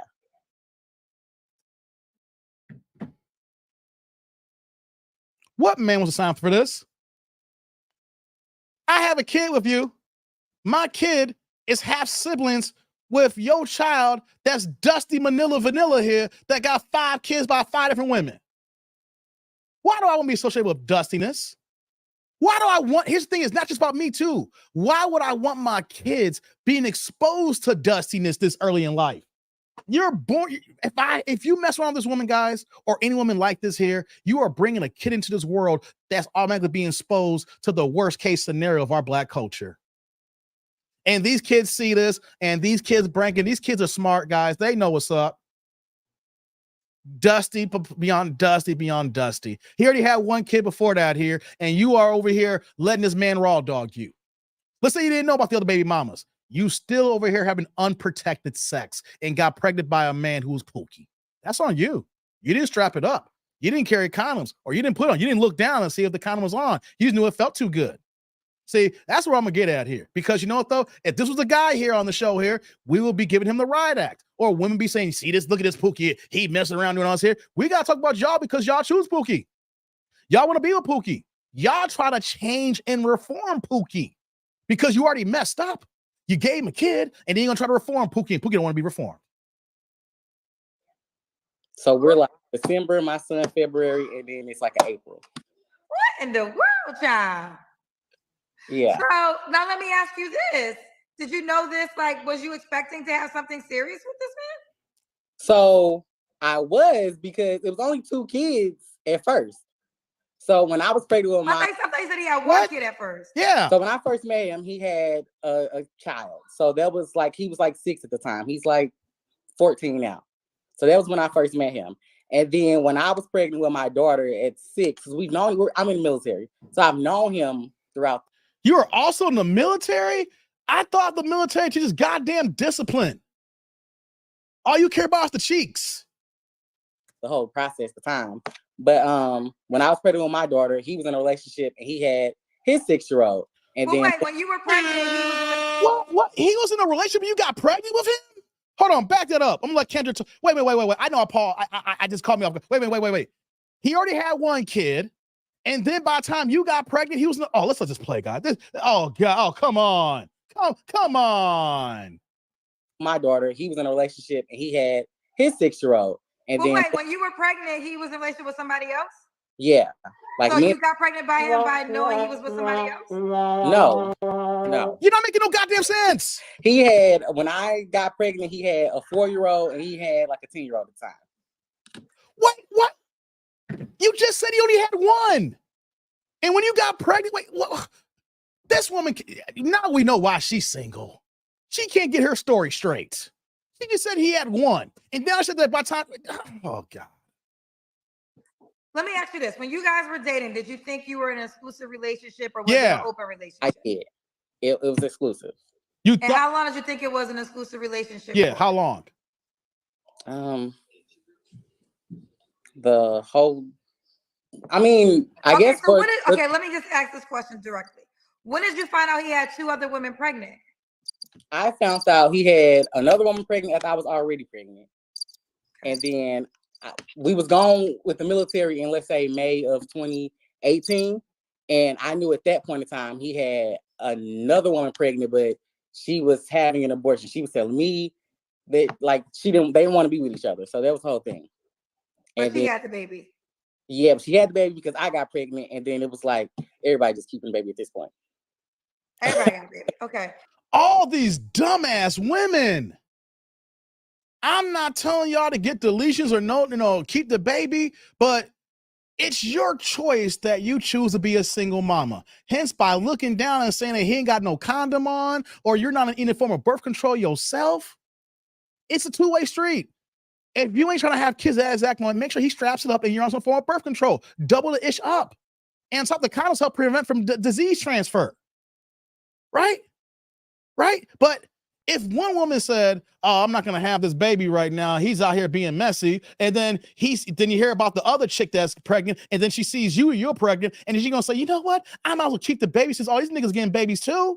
Like, what kind of stupidity is that? You ain't gonna have a father that's gonna raise these kids to the other woman here. Just because the other women are having kids, you want to go down the same goddamn route and be a baby mama while he got to look after all these same age kids. So you decide to yourself, I'm not gonna have a deletion now. I'm gonna carry this baby since everybody's having babies. And look at you now. You probably on food stamps. You on Link. He ain't seen the kids often because he got all these other kids. You mad because he don't come around as often, or you may got feelings for him and you mad that he ain't showing you type of love and connection. And then when he comes by, he's want to smash. You don't want to smash him like that because you know you might get pregnant again. Oh my God.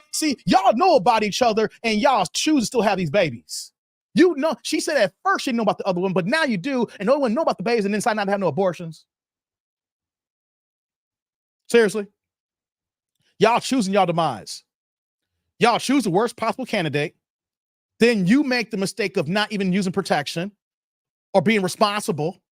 And then when the ish happens and you get pregnant, you find all the other women, you say, you know what? I might as well be a baby mama too. Continue. Okay. So do y'all co-parent well? Yes, like my kids, they both have fathers. Everybody in their life, we're good. Okay. Thank you for the transparency. So this is Simone, right? Yes. Simone St. Louis, 27, Gemini, HR manager. And you said you're also in the military? Yes. And she has 2 kids, 6 and 4. What kind of man you looking for now, babe? Here we go, I guess. Financially stable. If he does, I'm open to children. I'm not opposed to anything like that. Honest, loyal, and honestly just ready to get married like I'm dating. As you can see, go in your room. You talking to the babies now and the kids? This video's getting worse and worse by the moment, guys. This video's getting worse and worse by the moment. As you can see, I've done it. I played the games. I lived the military life for the people in the military. We got this reputation. I've done it all. So now I'm like, I'm pausing a lot here. I know. She knows she got a reputation. What did Kevin Samuel say, rest in peace to the Godfather, about professions to avoid what women have? Remember, he said police officers, they work all around men. Another thing, too, when I say police officers, women in the military. And then she even said, I know what goes on in the military. I did that already. So she's already on the fact that she's been a hoe and a slut and a skeezer and a 304 in these streets here in the military. I know I'm being brash and I'm being hard, but that's the game. That's how men in the military view women. That y'all out here getting busted down and busted down. Y'all getting y'all brakes beaten off of y'all. And that's what she's saying here. I went through that. I played the games. She's letting you know that, and she's still in the military. Guys, it ain't over. She's still there. You got to remember, guys, before I hit play again, you got to remember when they're in the military, they're around men who are in shape, supposedly dealing with discipline, know how to take orders, and especially when they're working out or going through what they're going right now, and she's around them, all she is seeing is men who are physically fit to get it in. It is one big orgy session.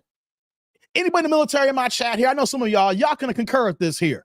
It's when you got a few women and all these dudes here, and it's like all these dudes are busting the women down.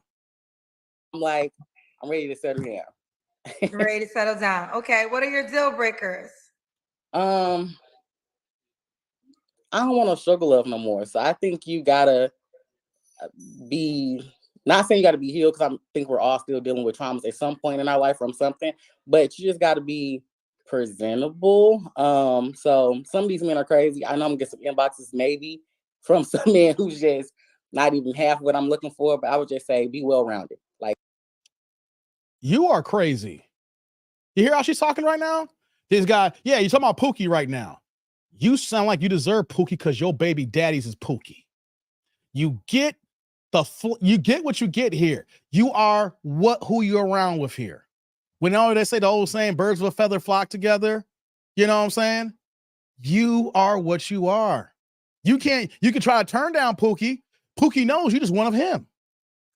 If you're not well-rounded and if you need me to explain that, I can. Okay.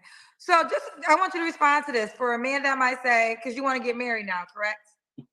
What would you say to the man that said, why didn't you require marriage before you had your 2 children? I was engaged to both of them. So it was never a fact that marriage was not a thing that was on the table. I was engaged to both my children. So the one that Kendra didn't ask that question right this time. That was dumbest. I mean, I'm sorry, Kendra.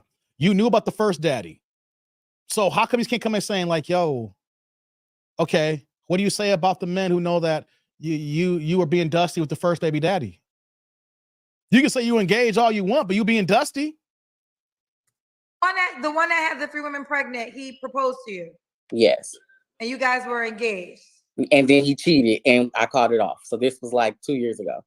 Okay. Wait, 2 years ago?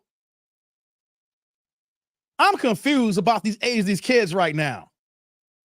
I'm confused as hell.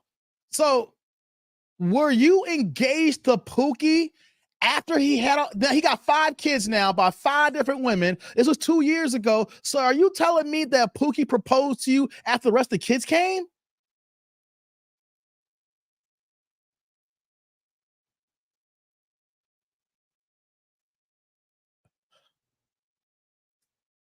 So she was engaged to both of her children's dads. You give me your deal breakers? Just not someone that's not well-rounded, someone that's not ready to settle down, someone that's not financially stable. Okay. And does he got to look a certain way? Looks. Just attractive.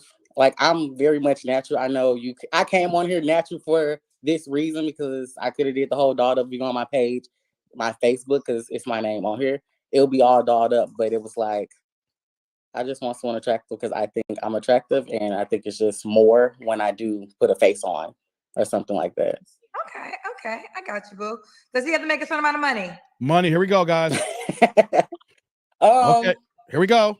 If you have no kids, I say $50K. If you do have kids, because I knew, and I'm in St. Louis, so we're not even the most pricey city or like highest cost of living. If you start having kids, you gotta at least be like 60, 70 or above. At least she's not asking for 100,000. 60, 70 or above if you have kids. Yeah. Okay. She's not playing that if you don't have any kids. Does he have to be in St. Louis? No. Okay. Let's do the Kendra Cam. Let's see what she worked with. Here come the cam, guys. Okay, we see. Ooh. Oh, guys, look at those pants. Look at the spandex. Tribe. Look at that spandex. I'll pause it right there. That's a whole lot of Dunlap right there. That's a lot of fupa up there, guys. Kenny's gonna try to big her up right now. This woman is wearing those Spanx because she got a belly. She got a belly, y'all. Larry, that ain't no small fupa. That spandex is keeping that looking small. That's a big fupa. I'm up there uneven. Not to put your arms out. Okay, baby. Them spandex is keeping all that in, guys. That spandex is keeping it all in. I'm not the popo. All right, boo. When was your last relationship, Simone? Seriously, was him, so I would say a year ago. A year ago. Like, you don't have to answer, but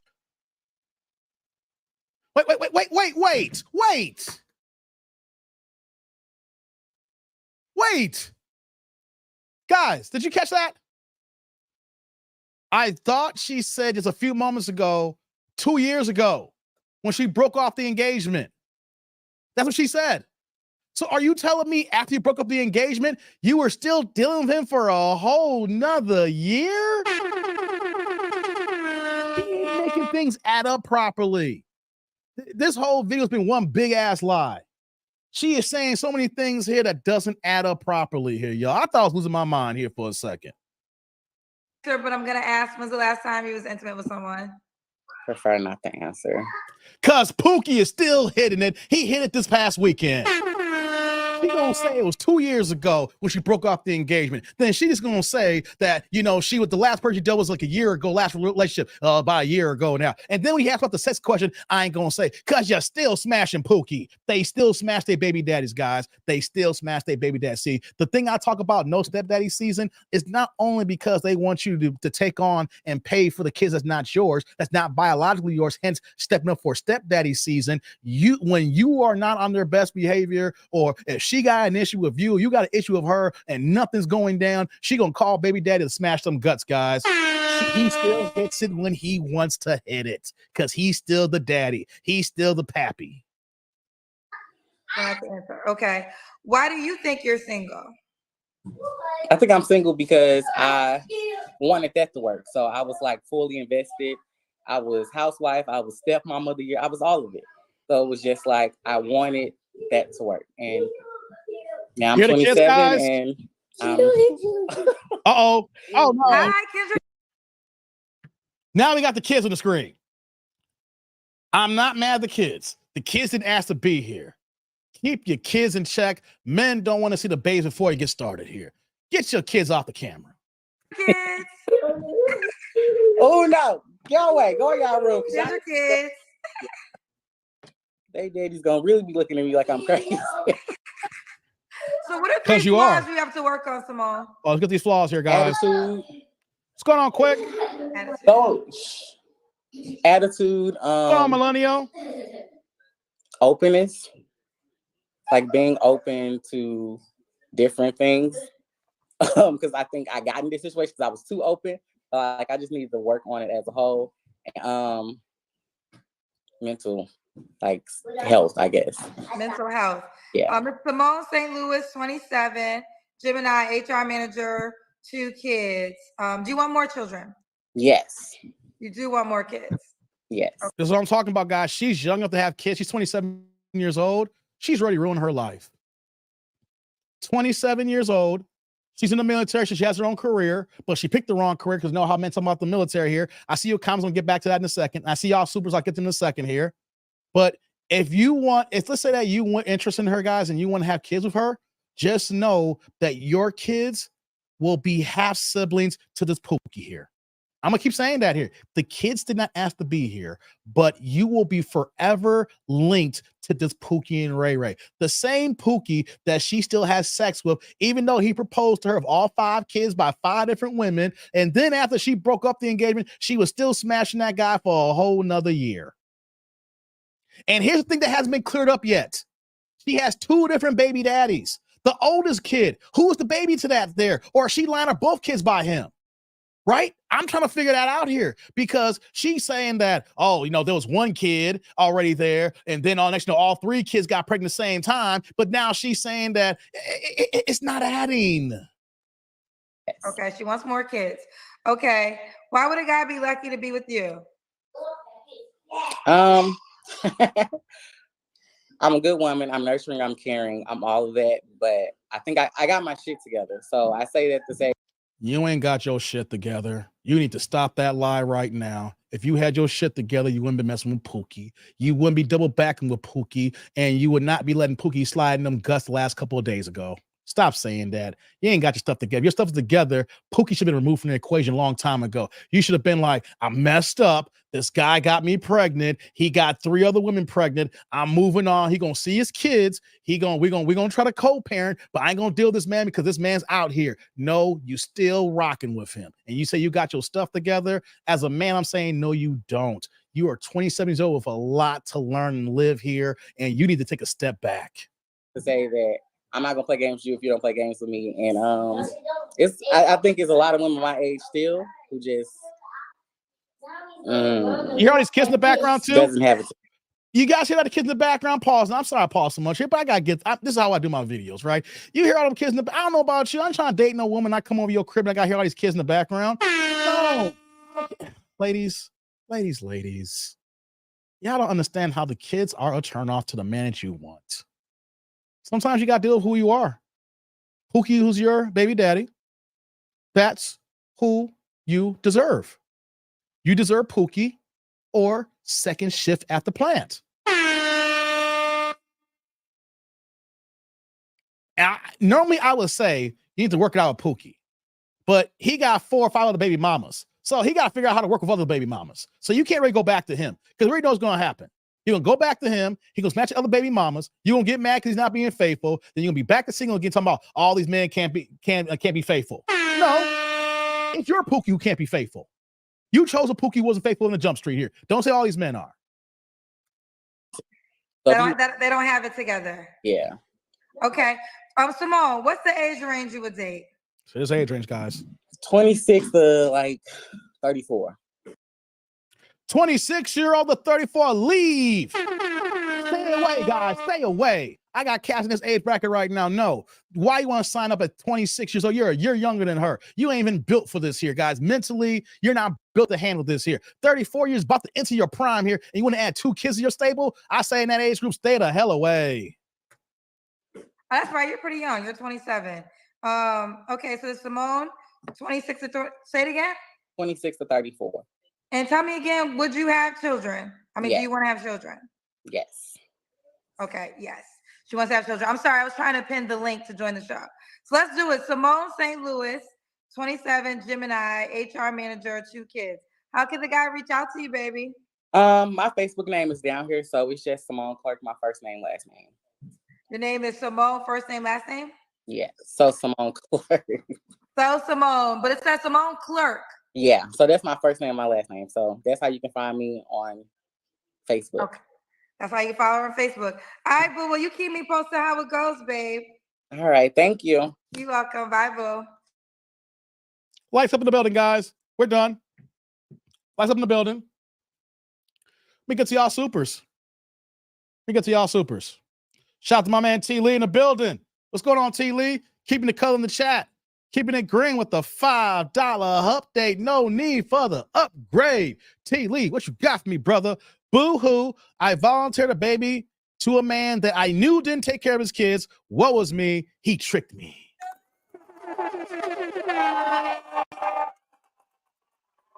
My man T. Lee in the building.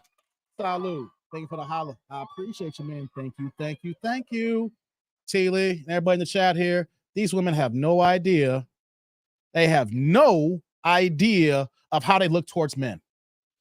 They just talk carefree about the biggest items in their life and how they were messing up. And they really think that men are not hearing all this, processing this, and saying to yourself, what do I gain from this particular type of woman? What do I gain to being a stepdaddy? What do I got to gain knowing that this woman has multiple kids and saying the multiple men, and then the baby daddies are also pookies? I don't gain anything. This scenario is a loss because I don't want to deal with people who move in this frame of fashion. Let's say that you do get your act together, guys. Let's say that she does get her act together. She does have it together. She had this moment in the sun where Pookie messed up. She messed up with Pookie. Now she got 2 kids at 27. But now, just humor me, guys. Just humor me. But now, just right now, she had that epiphany. The girl of her is out now. She's a woman. And now she is on her best behavior and she's looking for the best candidate and she is a wife now. Just hear me out here, right? Ladies, even if that is your story, you made this mistake of this man here. And now that this mistake, it resulted in you having a kid, but you now change and you're moving yourself forward. You're making yourself a better person. Just hear me. If even that was the case, men see your past and say, I'm good. Ladies, your past matters. You just can't brush that under the rug and tell guys that you're a good woman and you deserve a chance at love with this good quality man. Wrong. No. That man has feelings too. That man has a brain. That man has wants, needs, and desires and requirements. that man deserves to be happy too as well. He is not going to be happy if he's still in stepdaddyism. He is not going to be happy that he is raising other kids that is not his, even though he may like kids. If you ask the man his true feelings, he is going to be like, I do it because I love her, but damn these kids, man. Ladies, do you not even have the wherewithal to look at yourself and say, the man that I want, does he want this? When I say this, I'm not talking about your cute smile. I'm not talking about you have 36 Ds. I don't care if you have the right skin tone. I don't care if you got thighs and booties and all that stuff like that. I'm not talking about your physical beauty that you could be an attractive woman. I'm talking about everything. Do you guys sit down and look at men, and then you look at your dynamic and say, you look at the totality of what you are moving with, and then you say to yourself, yeah, guys want this. I guarantee y'all don't do this because women, I said the other day, women have just as much or more ego, just as much or more hubris than us men. Because if that was the case here, we see how they're moving. So even if you got your ish together, ladies, do you ever ask yourself the question, would a man want to deal with this past here? Because y'all not asking that question, and then y'all get upset when the man says no. You got to understand that your past is a part of you. Your past is what made you who you are today. Even if your past made you a stronger woman and in who you are today, your past still that man sees, and that can still rear its ugly head down the line. Because it is a part of you. You can say, I grew up and that's no longer me. I don't move those kid games. Fine. But you know what, though? It is still you. And a man can say, I don't want this in my life. Omar says, quality greater than quantity. Larry said, you don't get a man higher than your child's father. Kevin saying it's facts. Renee says, men run. Facts. My God. Appreciate you, T. Lee. And right behind you, we got my man Quick in the building. Big Quick is in the building. 504 New Orleans. Stand up here. My man is here with the $1.99 $2 holla. Turning the chat colors. I love it when you put color in the chat, guys. Saying, here, I'm here I am, motherfuckers. I'm in this bitch. Quick is in the building. Hey, Quick.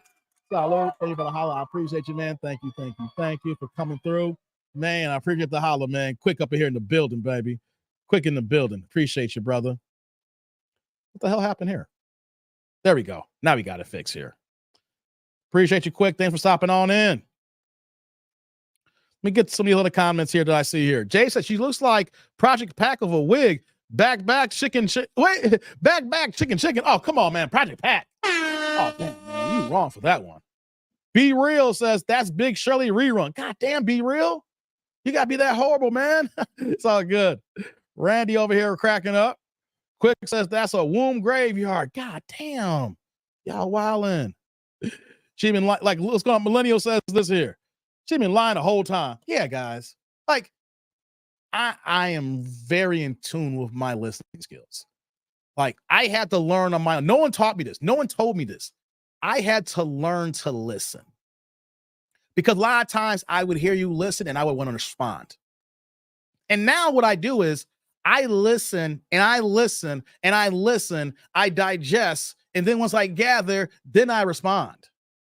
You know what I'm saying? But that's what I'm saying. She's been lying the whole time. First, it was like, the two kids, and then she came through. Then he already had one kid, and he came in the picture, and she was messing with him. And then all three kids, all people were just 3-4-year-olds at the same time. And then she gonna say, well, there was, he was already pregnant. He already had two kids, and then it ain't adding up. See, and that's the problem that we have here with baby mamas. I'm not gonna front on you guys. These women will lie to try to justify their situation. They will lie to make it seem like, it was a mistake, but this guy here, but I'm a healed woman now. And it's like, you can't get your story straight. And if your story is not straight, how am I supposed to believe you if any other matters in life? Right? If your story is not straight, where we're all saying, wait, you said this and then this timeline, and all of a sudden then you're going to say you was engaged, and then you broke off the engagement 2 years ago, but then you're going to say the last time you were dealing with was a year ago. It's like, that means you're an engagement queen too. And engagements don't count, ladies. What counts is the championship ring on your finger. Y'all ladies be getting engaged 4, 5, 6, 7, 8, 9, 10 times and never be married. Engagement don't matter unless you say I do. And you put your John Hancock on the line there. And for the guys there, they made you sign a prenup before you got started. Been lying the whole time. So the fact that you were lying, or how you want to say, or trying to extrapolate certain truths to make it fit the narrative here, and you don't understand what you're saying, but we hear that and say, man, all you looking for is stepdaddy season. And even when I'm not around, you're going to be banging Pookie here because you love Pookie. This video showcased one thing here, guys. She loves Pookie.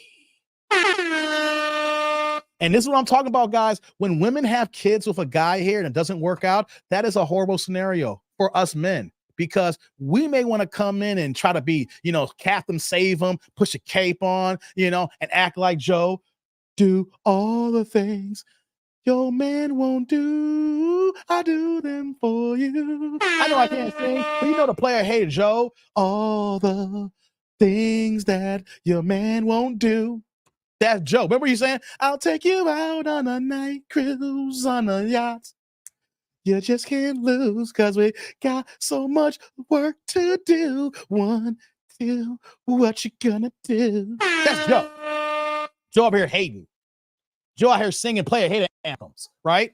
See, that's what happens. You give a woman like this, you over here trying to be all the things your man won't do, and she's still going to smash Pookie, guys. And being beta, being blue pill, and being simping ain't going to help you with these ladies, guys, because she's still going to run back to Pookie. Because Pookie ain't simping. Pookie ain't doing these things here. Pookie being Pookie.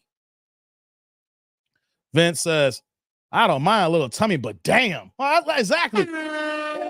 It's one thing if you ain't got a 6-pack or 8-pack. Life happens. If you have a big meal and you got a little belly from that meal, but you back to normal, all right, cool. But what she had there was the spandex trying to hold all that in. You pull the spandex down, come like whoosh. That shit is coming out like muffins. He got the draws an hour ago, right, Larry? He just got them draws. Jay says, lying, that's Dusty Darquisha. I got to use that one, Dusty Darquisha. She is fire in the ass. God damn. Omar says, no, ma'am. She's wide open. So man, so says, no man gonna be dealing with this. Just get your passports and go out for fellas. These women are done, I say. Yeah, man. Hey, man. Hey. Here's what I want to say to you guys, too. If you're gonna get your passports, just remember, if you are a punk or a beta or a simp here in the States and you don't know how to talk to women, it's gonna be same elsewhere too as well, guys. Just because the women may not be modernized and they're not the modern woman and they're traditional women, a woman don't want to deal with a punk beta ass simp. I don't care what part of the world it is, right?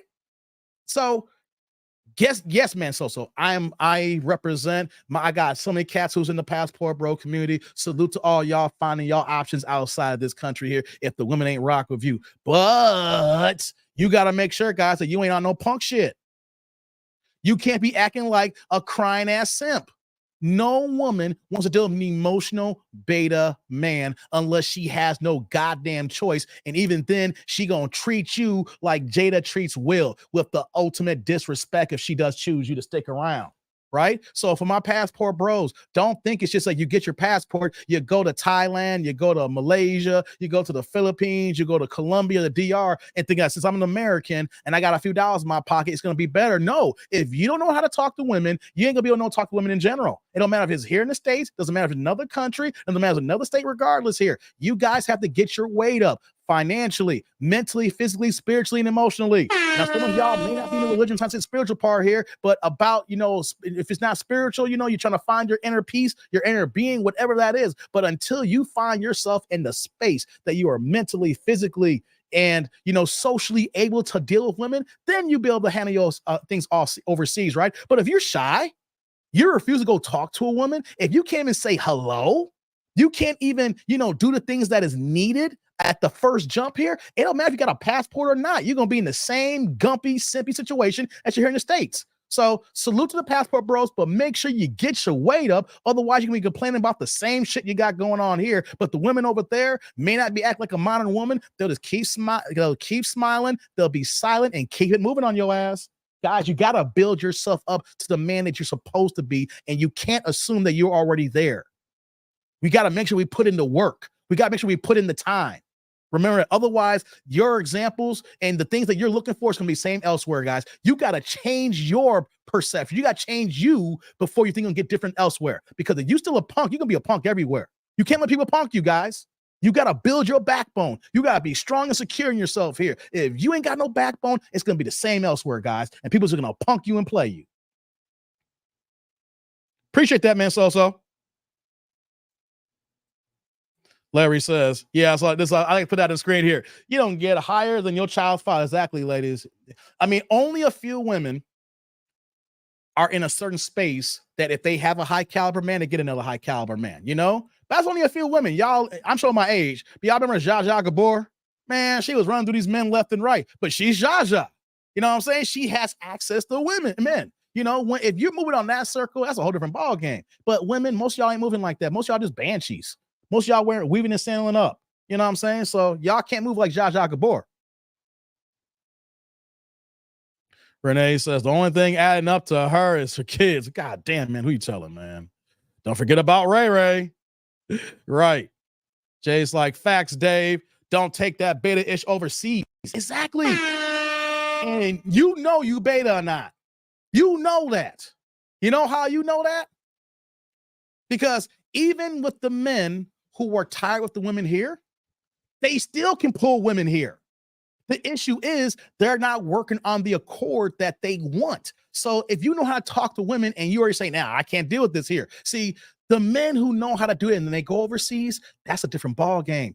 They just know that they're tired of the attitude and the results that is coming to them with modern women. But if you can't even maintain any kind of semblance of a relationship here, even if she's a banshee, she may not show her banshee ways right away, but if you can't even talk to women, if you can't even move a certain type of way, it's going to be worse overseas because it's a whole different culture.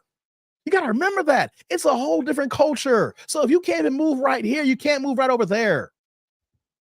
And that is a fact here. Just because you got your passport doesn't mean the women are going to flock to you when they see a Black American. Oh, Black man, me run to him. No. But if you come out and you're secure, you know how to talk no matter the only difference about talking should be the language barrier. If there is a barrier, if you only speak English, that should be the only barrier. If you go talk to women and you like, excuse me, how you doing? I'm sorry, I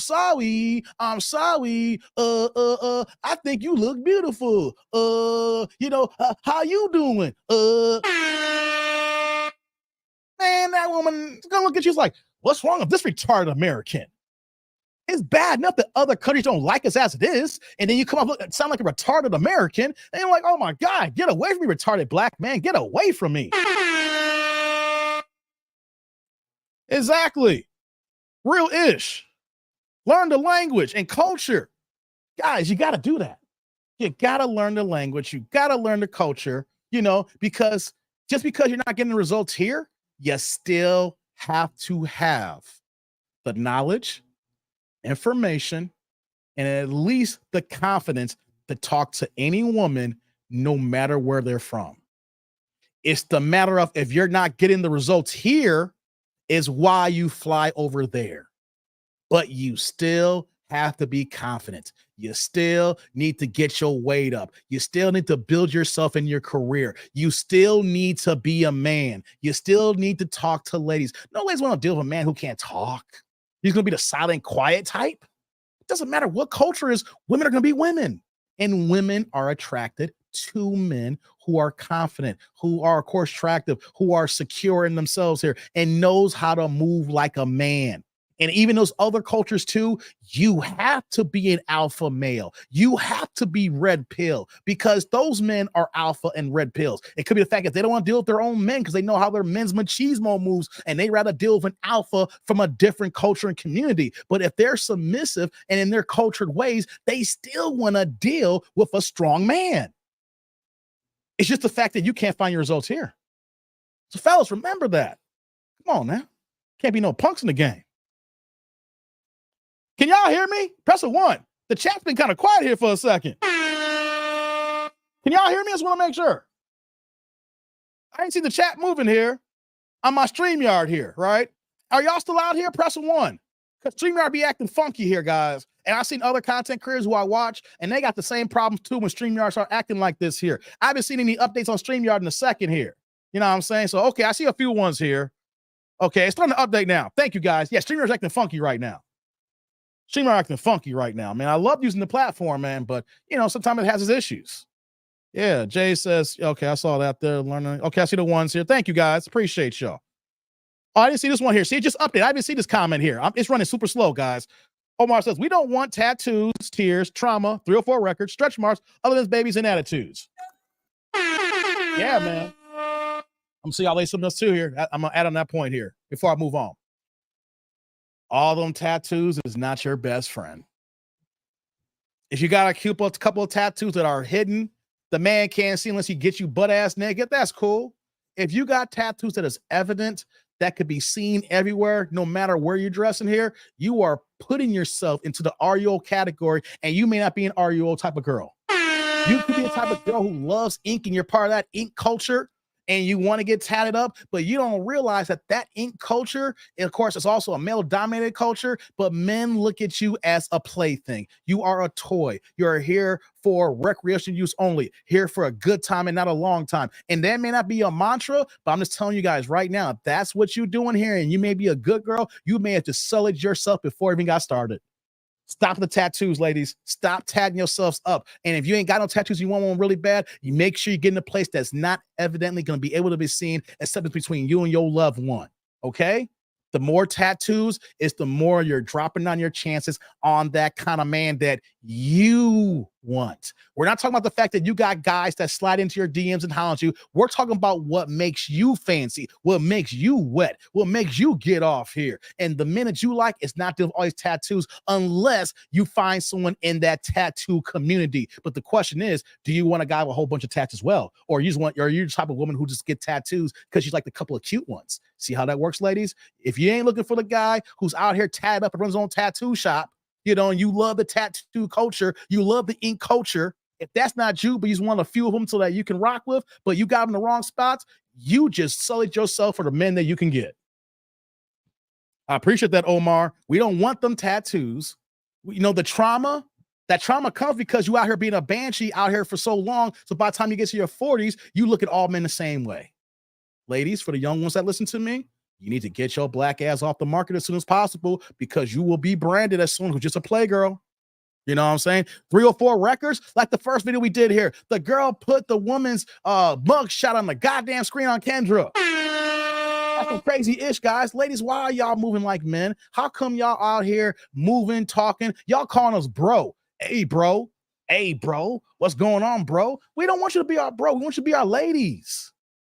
Man, oh man. And other mother men's made 2 stepdaddy season, Omar, you are right. And the attitudes. Talking about, I need to work on my attitude, things of that nature. You should work on your attitude before you come on a dating show. No man wants to deal with an attitude. If you're going to say, I think guys like these girls with attitudes and feisty. No.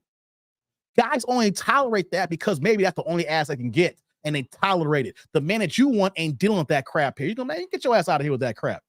I ain't trying to hear you talk all this mess here and make my day miserable. I don't need no attitude type of woman here. I need a woman who is friendly. I can have a conversation with. I don't want to walk around eggshells because you always on 10. Let me go down here. Zick says, a lot of men lost their confidence from dealing with this pool of women. Getting somewhere else might be the first step to changing them. That's a good point here, Zick. That's a good point. The problem is, though, that they can't expect immediate results. And the men who lost their confidence, they need to talk to men first before they start looking for a woman, Zick. I'm gonna say that here. I appreciate that comment, but if a man who lost his confidence and he feels a certain type of way, he needs to remove women out of the equation right now. He needs to get around men that's like-minded like him, but is confident and secure, and it's going to help him get to the next step here. Can see that he's lacking and doesn't mind imparting the keys to the game to help him get his confidence up, to make sure that he's what? Sitting up straight, shoulders like this, right? Secure, posture, right? This means so much than doing like this or sitting like this. You see how my shoulders are slumped right now? Looking like Who Shot John? Yeah. Men need to take themselves out of the market, Zick, if they have no confidence. And they need to get around men who is willing to help them get their confidence back. Whether it's having a mentor. I've had a mentor at one time. I'm not afraid to say it. Either you get a mentor, maybe get a gym buddy, someone to get you to the gym and help you work out. Because when you start working out more and then you start seeing the results and gains, that builds confidence as well. Remove the banshee out of the equation so that you can get your weight up. And then when the confidence come back, Zick, then you can go and talk to women, whether it's here in the States or other countries. But if you ain't got no confidence, you should be talking to nobody. You need to get yourself together so you are together so the woman can see that and sees, look at this confident man who I want to look up to as my leader. At the end of the day, women do want their men to be leaders because when they get old enough, you know what they say? I'm tired of these bills. I wish my man was here. He handles so much. I know just the little things like I don't even like taking the garbage up, but my man does it just because I don't have to ask him. I don't want to take the garbage out or cutting the grass. He handles that. Women get to a certain age and realize they ain't built for it. So if they see their man ain't built for it, it's just going to be the same transition to other countries, Zick. You feel me? So we need men, if you're not confident, to remove women out of the equation and get yourself around men who's going to help you level up. Just for maybe a couple of parting words or help you get in the gym or just information like this on YouTube where it's saying, hey, black man, cool out for a second. Sit your ass down. You can do your job right, but your personal life in shambles. Let's get some things together here so you can get right in your personal life here. You feel me, brother? That's all I'm saying. Because if you ain't got no confidence at all, ain't no woman want to deal with that. She may tolerate you, but then she gonna treat you like how Jay treats Will. Will ain't got no confidence. Will ain't got no backbone, right? So since he ain't got no backbone, Jada is able to do whatever she wants to do, emasculating him, talking bad about him, maybe even lying about certain things here to make herself feel good because she's also a weak-minded individual. So you can't be weak-minded because she's going to use that to her advantage. Pinball says, Dave, stupid. I be stupid at times. I know that. I know I be stupid at times. Oh, man. Let me see here. I'm getting caught up here. What's going on, Rod? Oh, yeah. You extra late, brother. We've been here for 3+ hours. Salute to you. The replay game is in your future. Salute to you, Rod. Okay, guys. I'm about to get out of here in a second here, right? Before I go, Rome ain't here today, but I just want to say, I want to repeat it again before I get out of here. If you guys missed yesterday's live stream, just do me a favor. Even if you don't want to watch the whole thing, at least watch the last hour when I brought Rome up here. He clicked the link and we had a dope ass conversation. I'm going to keep talking about this here because the dating game has changed. So you guys need to know how these women are thinking before you go out on the date. So I need you guys to go ahead. If you ain't watched at least that last hour half of yesterday's live stream, after this is done, you need to go ahead and check that out because I gave Rome a whole bunch of keys to the game on a previous live stream. He took it all and it worked like a charm. I'm not saying believe all my advice, but the things I do give advice for and it works, you ain't got to apply it. Listen to the people who used it and applied it and see how they work here as well, guys. I'm not just some guy on YouTube that's just talking stuff that act like I know about women and maybe a few things that sounds right, but in actuality, I'm just a big ass gump ass simp. Like Rome out here took what I told him and he got the draws. Now, it's not to get the draws. The information I'm giving you is to understand how women are moving so that you have the equipment to work in this dating game, because dating ain't the same as when our parents were courting and got married, or our grandparents when they got married at 18 years old, or our great-great-grandparents maybe dealing with slavery and had to deal with hard times here. Women are moving a lot differently in dating here, and I want you guys, I can say as much as I say right now, you guys need to check out yesterday's live stream. And matter of fact, too, you might, let's see now, maybe it was on Wednesday's live stream where that I was giving a lot of keys to the game as well. When Rome was on there, I was just giving notes, and I didn't realize, I was just talking about it. And Rome took it all, and he just, hey, all I know is that Rome got the draws on Friday night. Rome GTD. You know, so maybe not all my advice is evident to you guys here, but just listen to it because it's good content. And if it worked, you know it's great content. Zick says, I more so meant guys who have done the work but are dealing with gaslighting. But yeah, if you have to work to do, then do the work. I agree with that. Oh, exactly, Zick. Yeah, brother, we're the same page. Just remember that. Me and you are on the same page. That's what I'm saying here. As long as you are a man who knows what he wants and has secured himself here, let's hit the gaslighting and the women who are just moving like banshees, right? Yeah, we're in the same court of that here, right? We are in the same accord. My thing is, you have to be able to talk to women here before you go over there or anywhere else there is. So we're on the same page, Zick. We rock with each other. Trust me, brother. You know, I don't know, my tone was coming off like I was dissing you. No. What I was just moving as we've always been on the same page, Zick. You've been dropping gems in the comments, and me and you agree. It's just something that I haven't put really on wax yet. I've always been supportive of the Passport Bros. I've always been supportive of doing your own thing because it's your life. You got one life to live, and you want to make sure you make the best of it. So if you feel you want to do this to find a woman, go right ahead. But you know me, I'm a personal belief of Black families and Black union. But at the same time, though, if the other half is not with you, I can see why you got to go elsewhere. But only if you know how to talk to women and you're tired of the way you've been treating your relationships here. If you can't talk to women, you a gump ass simp, you need to stay your Black ass here and figure your thing out. Or if you know for a fact you can work in other countries and you haven't attracted to certain women there, maybe you do go to another country, you work there, and you learn the culture and custom and traditions there, and then you slowly but surely build your weight up. So when you are ready to be in a relationship, you already know the things in the area and the people who move there, and then you're able to talk to these women then. But whatever it is, guys, you got to make sure your weight is up in all aspects in your life before you say to yourself, I'm going to go to another country and find a woman here. Because even though the women are horrible here, if you can't even talk to them or go on a date, if you ain't even smash, even how bad the women are here, if you ain't even able to get no sex here, you probably won't get sex anywhere else. That's a fact. Because if you can't talk to your own people, how are you going to talk to outside culture? You're going to have to learn the culture before you get that happen. Otherwise, you're going to get your heart broken. You're going to get the same results, or if anything, they will be just using you because they know that you are ignorant of the customs and they're just going to play you. Just remember, even some of the good people in this earth here, they will see a mark ass sitting over there and go ahead and take his cookies. I ain't gonna front. I think I'm a good brother, but there's times in the past I saw you slacking and I came up on it. You know what I'm saying? There's times like I don't want to deal with it, right? You know, I'm good. But if I catch you slacking and if I can win, all right, cool. Here we go. I'm taking this W.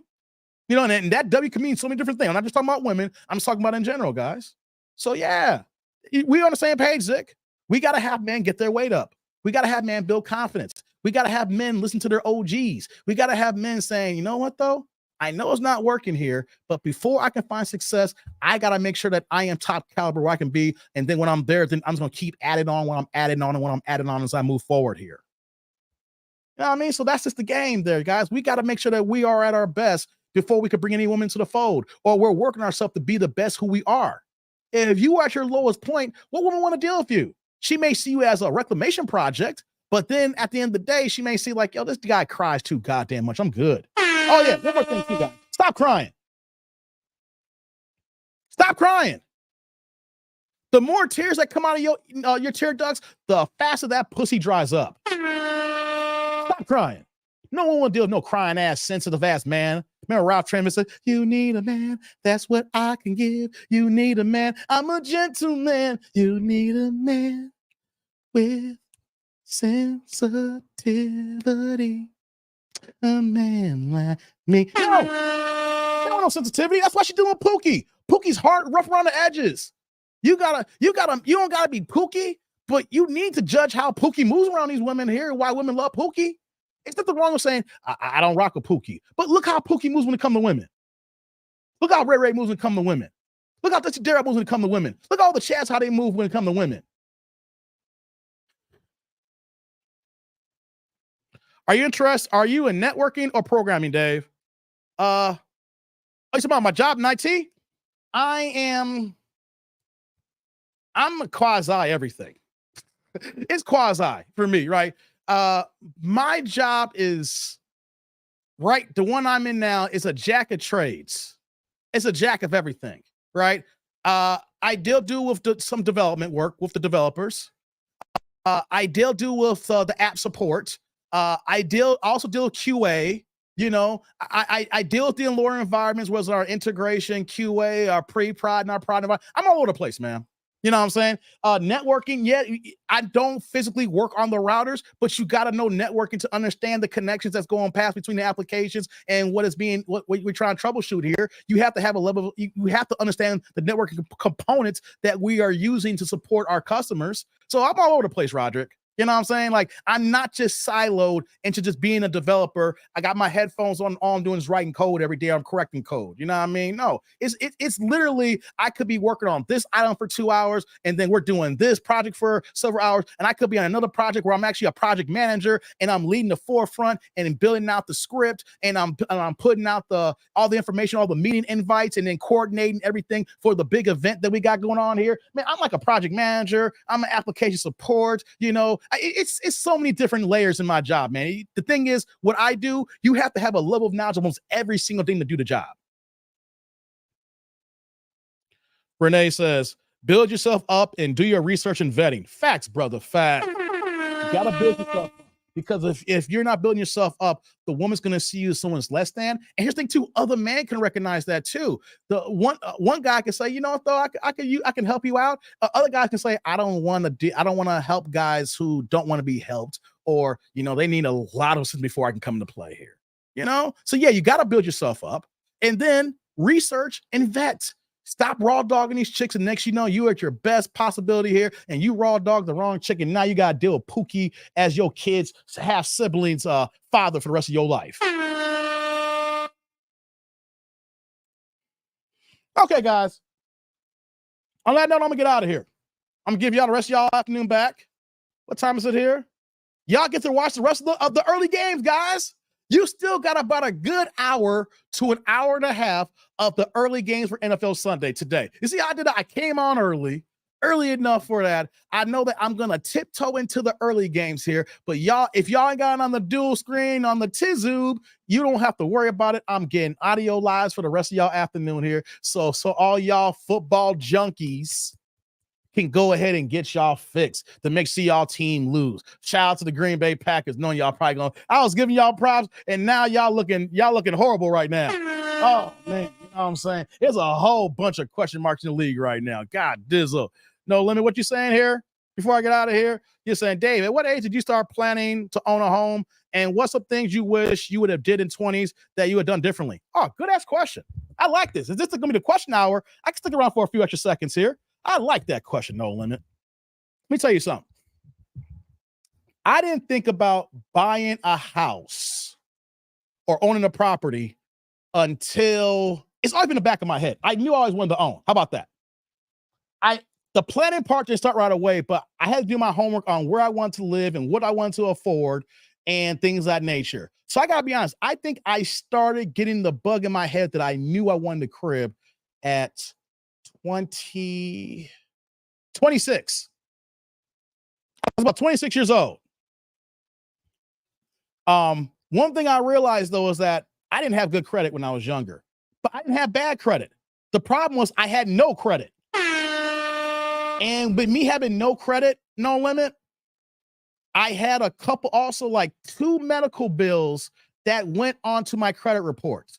So if you got no credit and you got 2 medical bills that's not paid for, that'll make your credit look like doo-doo, right? So what happened was, though, is that once I moved into the townhouse I was renting around 2012, I said to myself, I was tired of renting. I had no problem with renting, but because of certain circumstances, I had to pay a little bit more because my credit wasn't right. So by the time I got into this townhouse I was renting, I said to myself, this was 11 years ago. I went ahead and got my first secure credit card. It was only a $300 credit limit, right? You got paid money every year for it too as well. You got to pay for it all the damn time. So I said, I had to at least get me a credit card to get the game started. Once I did that, I went ahead and started working with a few people. Then I figured out my own to clean my credit up, right? So I was able to wipe out all the medical bills that was wiped out there. I didn't realize it was that easy. So I wiped out all that debt that was there. And then I had the one credit card. So once I got the one credit card, and I had that for a couple months, then I got the second credit card. And I built on that, use those credit cards. I don't say do it like this, but this is what I did there. I was being ridiculous. I maxed it out, but then paid it back the same month. So I use all the credit limit, but then pay it off. I would say if you're in my boat now, just use it one time. Just go to the gas station and use that credit card. And then like the next day or 2 days later, go ahead and pay the balance off, right? So you keep that zero balance going on under your revolving credit, right? And then that second credit card turns to a third credit card, right? And then after I got the fourth credit card, I said, I got a lot of credit cards now. I was just, at one point, we were ridiculous getting credit cards, but I had 4 credit cards and they all had zero balance. And so once that happened, that's when I got my next car, I made sure I got my next car with a damn good interest rate, right? So the next car that I bought, I got rid of it. And then once I built it up, I was able to get an interest rate like 5%. So I literally went from when I was applying for a car years earlier at an 18% interest rate. No lie. I was like 24, I was like 25 years old. They're trying to give me 18%. I was like, I ain't buying no car no 18%. And then by the time I got to that point here, no limit, I was at 5% interest rate. Now, so if I can get 5% with a used car, I'm golden now. So once I got that car, when I got my interest rate going, I was like, okay, I know I got my credit right. I started stacking my coin and putting things away so I can put the down payment for my house. And the only reason why I did get the house when I got it is because my daughter came. And I have an old school mentality that way I was raised, way my parents, they were married for 49 and a half years before my pops passed away. And I was raised in a house with a big ass backyard, and my dad used to mow the lawn every day, and we had a swing set. I could swing. We played all the time back there. And I remember having those memories of being a kid and be able to run around the backyard. So I said to myself, I need a house with a backyard. So when my daughter came, that's when I was like, okay, I need to get this house. I mean, literally how it turned about was when I found out that we were pregnant, I literally just went to overdrive. And by the time I found out she was pregnant, we had bought the house, closed, and moved in a month before she was born. So literally once I found out that she was pregnant, I got a house in 8 months. And I closed, I had to time it like that because we were renting and so we moved in April, but my rent and my lease was done in May. So I had at the end of May, actually June, the first week of June, I had to be out. So I played it properly where I wanted to get in this house and I wanted to have both properties so that I wasn't rushing to move out of one into the other. I wanted a grace period to move into that house. So so once she was pregnant, I got the loan. I had stacked my money up already. We went through all the process that went through of it here and we moved in and I still had the other place. So I was able to make sure I went through a walkthrough and got that taken care of there. I gave you a long ass answer there, but it's a long answer because it wasn't like this, like, hey, I just want to get a house and get a house, right? It literally the time that I knew that I wanted to do that. And by the time it got executed, and because of my issues with my janky no ass credit, it took me about a good 5 or 6 years. But here's the thing though, I probably still wouldn't have got the house right away if we weren't pregnant with my daughter. My daughter made me say, I want her to be in the backyard. I don't want her living in an apartment. I don't want her running from room to room and things like that. She's only just be in the house when it's cold outside. You go ahead and go outside and play in the front, go in the backyard, roll around the grass, do what you need to do here. So I say that I take that back. It's matter of fact, if I say that there, the ball really got started, no limit, at 32 years old. And then I got the house at 37, right? So I'll make sure. Yeah, 37. So really 5 years, no limit. 5 years. But here's the thing.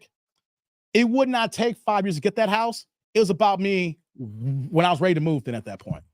I think it probably could happen within 3 years if I really wanted to. Because I was making enough money. But I know what I wanted here and I want a little bit more. I want it bigger. So I waited a little bit longer to get the house that I wanted. Hope that helps, no limit. He says, and what are some things you wish? Oh, I didn't answer. What are some things you wish you had did in your 20s that you would definitely do differently? Oh, I'm glad. Let me read that last part here. Now that I know better, I'm gonna do my daughter differently than how I came up. I'm gonna make sure she got good credit and make sure she don't F it up. Because that was the one thing that I didn't know about and everything. So which one I did better in my 20s? Get that one credit card and make sure that I keep that in revolving rotation. You know why? It's about your length of credit history too as well. I wish I had at least got a couple of credit cards when I was young and then be able to establish my credit. And then when it comes time when you are ready to do the big boy things, it's like you have all these years of credit. Even just that one card, you at least start your credit history early. The longer your credit history, the better it is, especially if you're maintaining your credit and you're not being irresponsible about it. So if tomorrow, what I would have done differently in my 20s, I wish I would have got a credit card. I don't care about the interest rate. Just use it once a month. Just use it once a month. Just go ahead while it's completely open and just go ahead and fill your car tank up, right? And then after that, then you go on the app and you pay the rest of that balance. Could be like $40 or $30. How about it depends to pay your fill your gas up and do that once a month. And then I get me another credit card, and then you have your at least two. And then at that point, then I wish when I was 26 years old, I was looking at those townhouses, I would have got that first townhouse because I could have done it. But you know what I told myself? I said, hey, I'm not ready for this yet, you know? And you may not be ready, but the thing is, sometimes you got to give yourself a shove because you could be ready and you might be scared of the outcome. So I wish I would have shoved myself further to remove those medical bills, got 1 or 2 credit cards, established my credit history early, and then made myself get into something instead of being a forever renter. I'm 22. I know I want to own a home. I have a nuclear family and I'm somewhat have locations in mind. In the entry level of my career, getting my promotion in under a year or so, I'm trying to get things in line. I hear you, brother. You know what? I'll tell you this too. My logic of thinking, I think that I've been a millionaire by now if I actually got my first property at 23. I got to take some things back here. I just thought about something here. I'm glad you asked me this question, No Limit, because I was working in downtown Chicago, my first major job downtown. I was only making like $37,000 a year. I started at 33. I was making like 37,000. Right. And I got laid off from that job of being there for 2 years. Before I found I was getting laid off, there was a gang of new condos being built in downtown Chicago. Just to let you know, the areas around Wells Street, around Kinsey, around the House of Blues. And back in 2003, I could have got a 1-bedroom condo for $180,000 to $220,000 when they were first building it in 2002, 2003. And I was looking at that and I was guessing that'd be the dopest place to live. I work in the merchandise mart right now. I could just come down the elevator and just walk right across the street, right? And you know what happened to me, No Limit?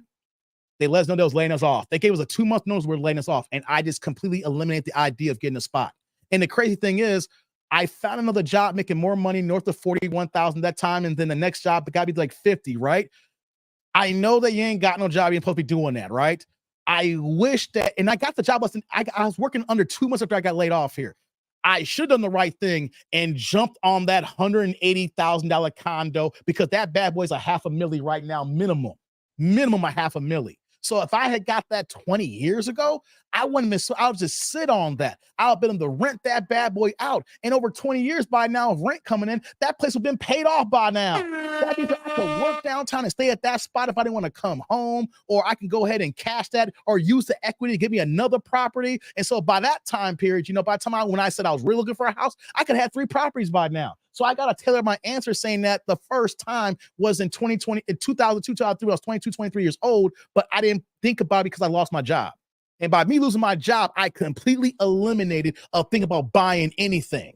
But I had got a job in 2 months. So I wished, and if I could tailor my question even better here, is that I would have just jumped on that $180,000 condo. And I could have got it.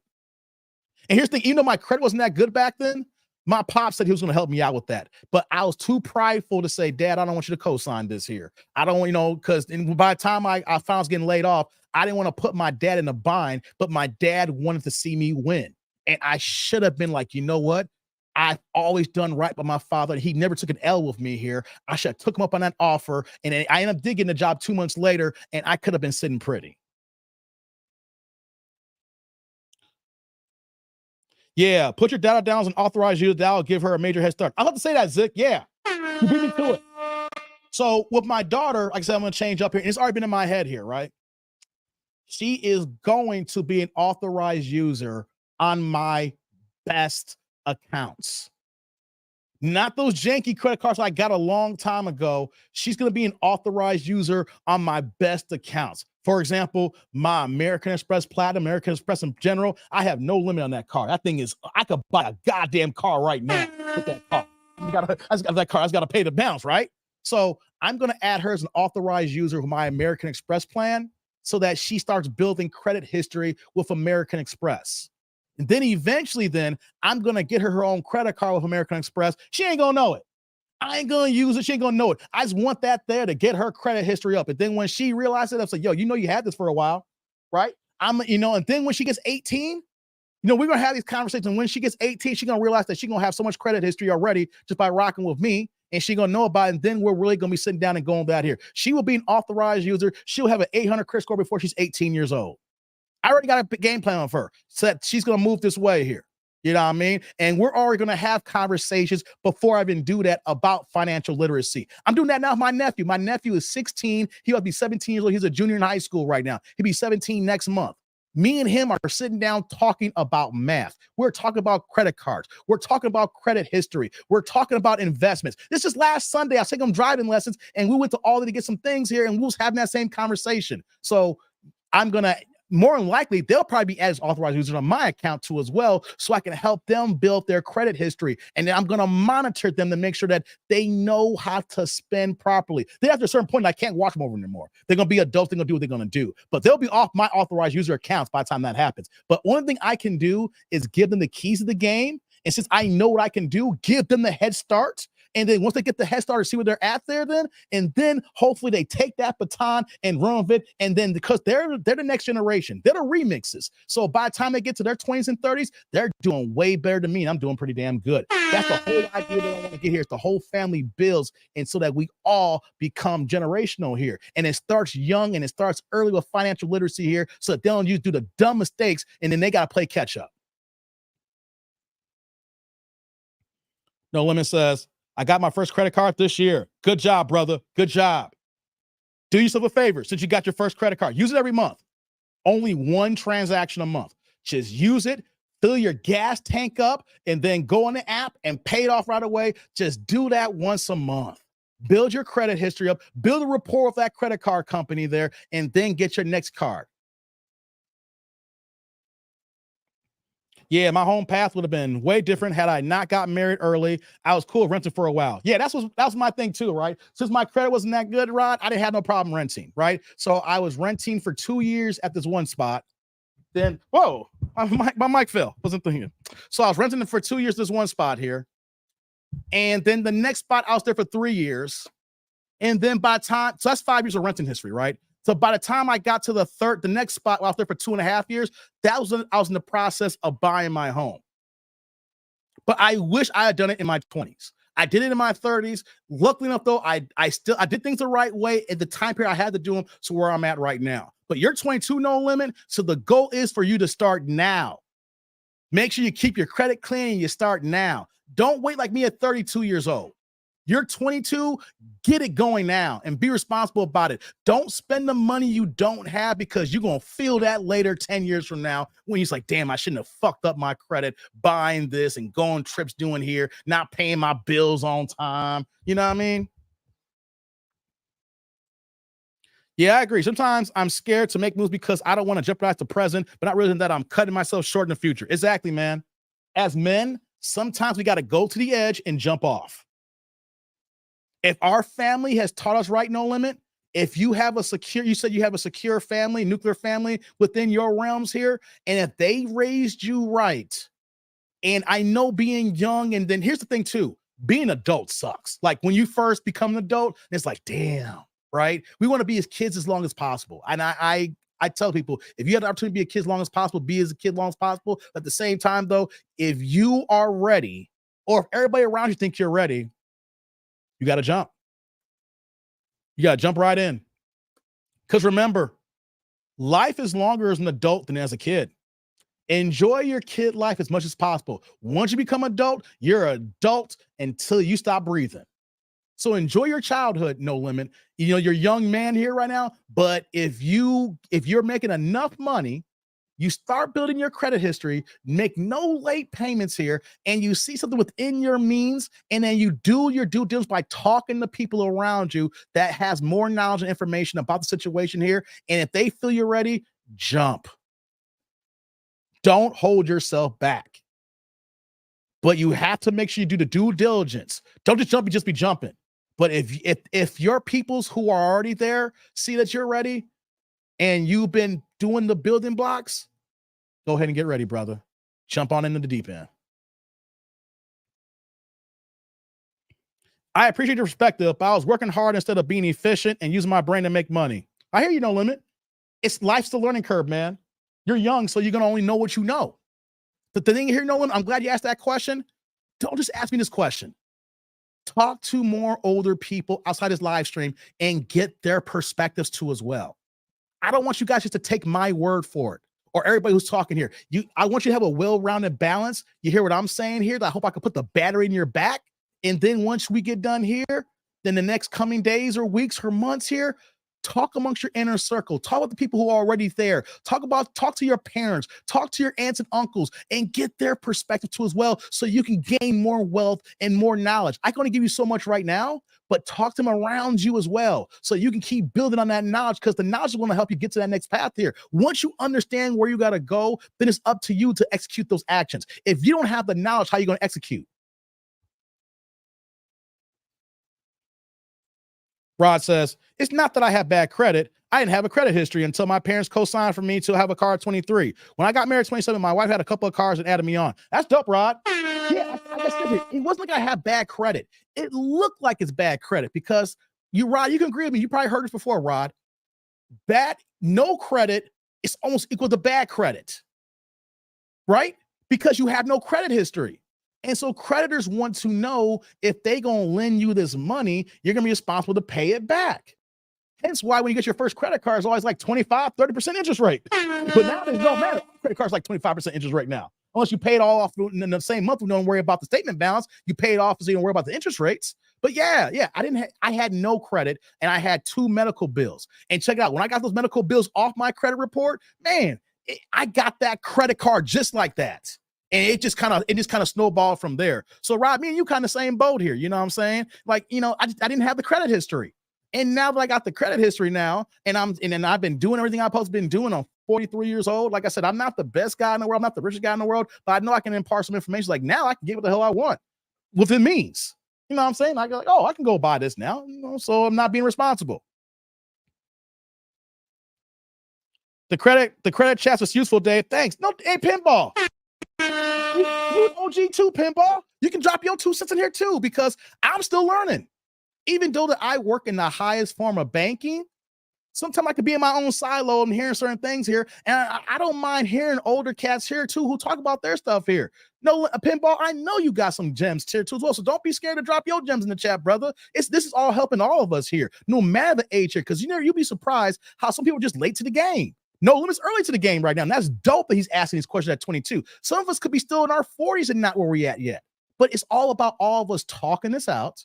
We're encouraging each other. We're imparting the knowledge that we do have. And then to say, hey, take it outside of this YouTube stuff here and start talking to other people so that you start building a knowledge base. That's what all of this, guys. The more that we know, the more it's going to help us navigate in the future. So if you have more of this knowledge and wisdom, it's not going to be hard for you to jump to pull the trigger. Rod says, my score skyrocketed in no time. Hey, Rod, I'm loving my credit score right now, Rod. Rod, I'm loving, hey, I got to tell you guys something here. I shouldn't have this feeling here at times. I don't believe that I have a no limit credit card.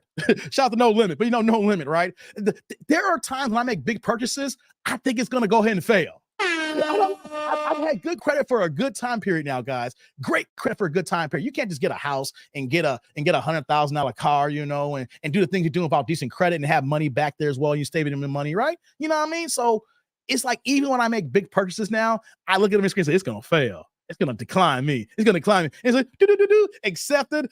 It still feels good every single time when I make a big purchase, guys. I like, man, I go to the store. What did I do? I went to, like I said, I went to Menards and got those toilets. You know what I'm saying? I'm constantly making big purchases, and it's like accepted. I still keep myself mentally thinking that I don't have good credit, so I got to keep working to maintain my credit. It may sound like overkill, but just the way I'm wired, I don't want to think that it's the best right now. You know, I don't know if that makes any sense or not, but I always think that I go in thinking I got bad credit, and I go and work and see I got to keep building my credit even though I got good credit. If that makes any sense, guys, I don't know. No Limit says, my parents got divorced when I was 11, but they still were able to instill some discipline at a certain mindset of me. Thanks for the tips. Oh, no doubt, brother. Even if they are divorced, man, as long as they were able to co-parent with you properly, No Limit, and they are still parenting you where they both give you knowledge and they keep it moving, that's dope. Even though they didn't make it, they still recognize that you were the priority.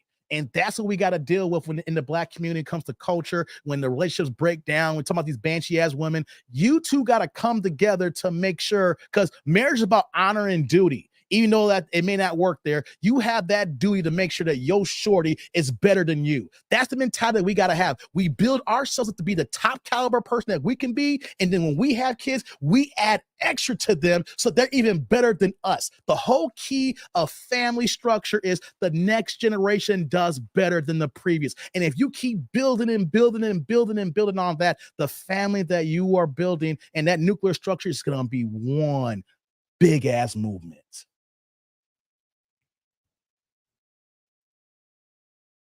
All that put in position to purchase a home at 28. My score 745 at the time. Yeah, man. Hey, when we bought the Audi a few months ago, we ran that credit report and I saw 8. I didn't look at the other digits. I saw 8. I was like, ugh. I told the finance manager, I said, I don't think you see too many Black men with lots of that kind of credit score. That feels good. That when they try to paint a book by its cover, and I was like, you know what? I bet you don't see too many Black dudes with locks like this that got an 800 credit score. Yeah, it feels good. It feels good. It felt good. So goddamn good. To be honest, I don't know a lot of individuals that are financially literate, so always have to research and get the info from life experiences and the mentors that are around the time. I hear you, No Limit. Good that you're doing that. If you got no one around you, you got to go seek it. You got to go seek that knowledge if you don't have it here. And that's dope that we can talk about this to you now so that now you know outside of YouTube where you need to go to. Hey, you know what you need to do, Noah? It's not a bad idea to go to your bank that you deal with now. I don't know how long you've been dealing with your first primary bank. If you have a history of your bank, your checking account there, go walk in and talk to them and ask about different programs that may be offering for investment ideas. They may have a CD there that can actually start helping you make money. You know, give you good interest rate, but you're locked in for maybe minimum for 6 months or to 2 years. It's good, No Limit, to say, hey, you know what? Not you can't do it today, it's Sunday. Maybe not tomorrow, Monday, but Tuesday, starting Tuesday. Go walk into your bank. Like, hey, I've been banking with you. Like, let's say you're 22 right now. Let's say use myself as an example. I got my first checking account at, goddamn, how old was I? 15 years old. My parents took me to the bank that they were going to, and they helped me create my first savings account. That's what helped me buy my saxophone earlier, because I had a savings account and I was constantly putting money into it every week. Right? Walk into, let's say you use like me, No Limit. Been banking with the bank for 15 years old, you're 22. You have 7 years experience with that bank now. They know you. Walk in, so I want to talk to a manager, a branch manager. It's like, hey, I'm No Limit. I'm No Limit Capper. I'm 22 years old. I got my first checking account with you guys here. I'm trying to establish my credit. I'm trying to build for the future. And you are a bank, and you guys are always looking for the right things here and people and wanting to invest, things of that nature. I have X amount of dollars, and I want to start investing. Do you have any programs for young people like me with X amount of dollars so that we can build this relationship? Because when you start doing that, No Limit, when you build a core relationship with your primary bank, you don't deal with of course you're going to deal with other banks. But then when you start getting older, and then when you want to go ahead and apply to get that car loan, you want to get another car, you've already been through the years of banking history with them.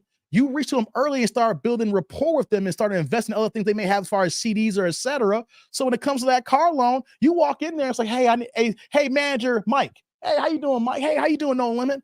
man, I want to get a bank loan. You know, I want to get a loan through you guys. So I want a new car. I'd rather talk to, let's say it's Chase Bank. I'd rather talk to Chase first because you have been my primary bank and you guys gave me my first opportunity to establish myself here. So I want to see what you guys can offer me here as far as a car loan. It starts from there. The key thing in this life here is relationships.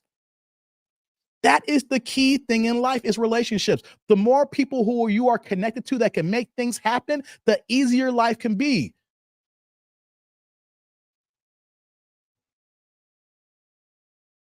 Okay.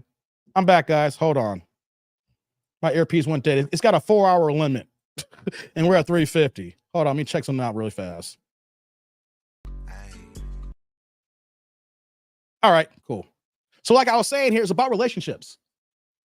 And if you have relationships already established, you don't got to worry about the runaround when you really need to do something, you need to do it. Whether you need to borrow money for this investment, it's like, I don't want to use my other money. I want to use my money. I want to use your money, OPM, other people's money. I have this hot investment. I want to do this here. Or I have a lead on a real estate idea and I don't want to use my money. I want to use your money. See, if anything you get out is no limit, everybody else here, the key thing is relationships.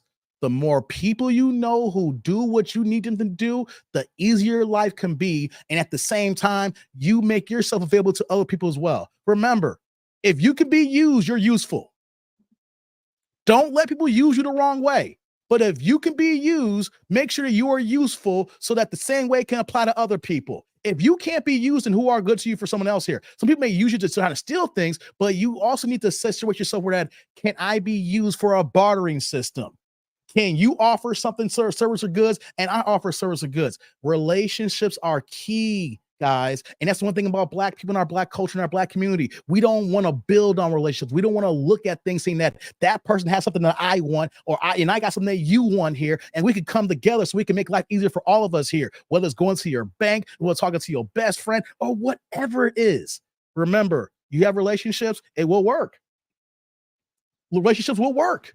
But you can't be a lone wolf. I mean, you can, but you're gonna see how hard life can be. If you can get the lone wolf attitude out of your head here, then you start building these relationships, man, you'll realize how life can be so much easier, guys. Yeah. Zick says this here. It's important to keep your credit usage low. They say under 30%, but it's actually under 60% to keep very high score. Asking for credit line increases to help with that, but be disciplined with that. Yeah. Thank you for that, Zick. I'm glad you said that here. So no limit. So you got your first credit card earlier this year. Like I said, use it once a month. And then after a certain period of time, you can ask for an increase. You know, I stopped using this credit card now. One of my first credit cards was like $300. And by the time I had stopped asking for increases in credit because I finally got a better credit card, like I said, I started dealing with Chase. I started dealing with American Express. But this credit card started off at $300. And by the time I said I'm done, I still have the card. I can use it when I want to. But after I said, no, it's at 2,500 credit limit now. You started at 3 and they give you 2,500. So if I'm in the bind, I can use that card. I don't use it no more, but it was just showcasing that I kept a good credit history with them. They kept giving me the increase. Here's another 300, Dave. Here's another 500. Here's another 200. Next year, I said 2,500. Then I got a better credit card. I was like, okay, I have this there just in case emergency happens. Relationships. I requested that. They gave me the increase. I paid the bill every month now. It's zero balance on that credit card. So if I want to use it, I can use it. But if I want to ask for a rate increase right now, I can. I get it higher. But it's about that relationship and being disciplined in your buying power. Remember, discipline in your buying power. That's why I keep saying just go ahead and go to the gas station and fill your car up, pay it off, and don't use it for the rest of the month. Until you have a credit history where you can start buying big things, you want to build it up first and you want to start small. Just go to the gas station once a month, maybe twice a month. Maybe all you do is use it for gas, but you look at your account. You got to make sure you look at your credit card the same way you look at your debit card. How much money is your debit card? It's the way you should look how you're spending your credit card early in life right now. That way you don't overextend yourself. So if you're only making like $40,000 a year and maybe you have like an additional $500-$700 after you pay all your bills, you know what I'm saying? Maybe you have like you're young. You got $1,000 that you pay all your bills, right? Everything that goes into play. Man, just use your credit card for gas stations every week and you pay it off the next day. That's it. It's about being disciplined to only use it minimally or when needed. And that's how we get in trouble, guys, that we got these credit cards and then you start thinking, I can do this and I can pay it later. And then it starts building and snowballing and you got this big ass debt. And if you ain't making the money to pay it off, then it's only going to get bigger and bigger because then you can only afford to pay the minimum. Rod says, Facts. When I purchased my new SUV this year, I took advantage of the low interest rates for qualifying customers. That means your credit score is so good they believe you're good for it. Exactly, man. My brother-in-law, he don't even get an interest rate. He told me. He pays 0. That's how good his credit is now. Yeah, he get a car. He's paid. I think somebody said he got. Like, that's like, man, good job, brother. So I ain't paying no interest rate. That's how good his credit is, man. Take the car, sight unseen. It's free money. Got relationships, man. Got relationships. Salute to you, Team Peterson. What's going on, brother? Good to see you. Hey, we got Pinball here, man. What's going on, Pinball's about to get out of here, man. But yo, you got these supers here. I guess we talking financial literacy here for the last hour. He's here with the $9.99, $10 holla, turn the chat yellow. What you got for me, brother? I see you got another one here. I'm gonna get you back to back here. Says, my parents taught me the importance of having and maintaining good credit. I didn't get a grasp of the situation until I was 40 or so, and I'm knocking on 60. Yeah, got the Pinball. Hey, Pinball, brother. Salute. Thank you for the holler. I appreciate you, man. Thank you, thank you, thank you. There's some people like Pinball who didn't know no better to his 40s. But you know what, though, brother? It don't matter. I mean, I know you probably look back saying you wish you knew this now. The point is we're all here together now and we're talking about it. So even though you're in your 60s now, you still living. You still working.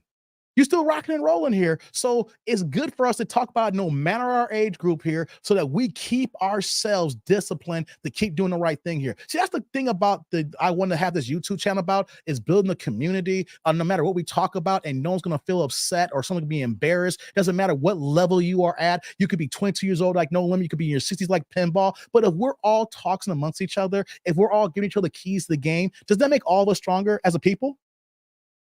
Isn't that what's making us all stronger people? No matter what level you're at here, if we all contributing to this conversation so that you never know when you leave here, or it can be, and the next thing that they took what you said and then they got to the next level. It could be a small step. Man, these small steps start adding up, and next thing you know, you older and you look at yourself, man, life is really good right now.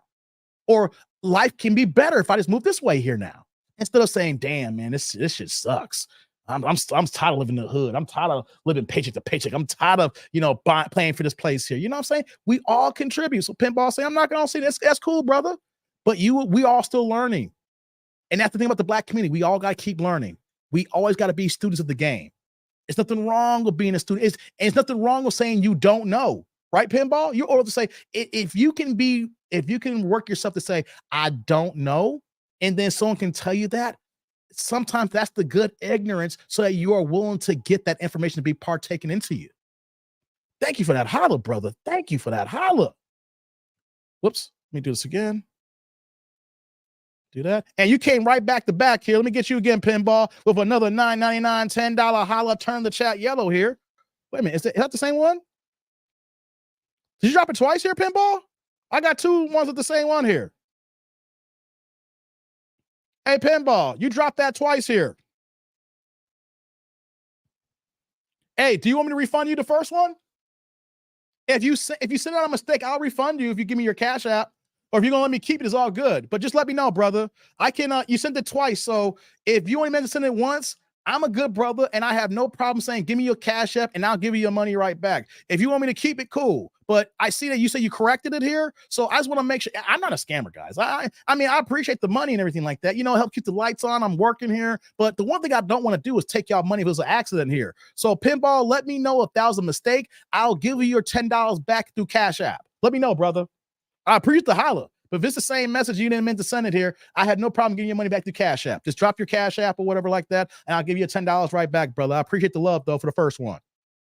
I'll read it back here again, though. It says, my parents never taught me the importance of good credit. I didn't get a grasp of its importance until I was in my 40s, and I'm almost 60.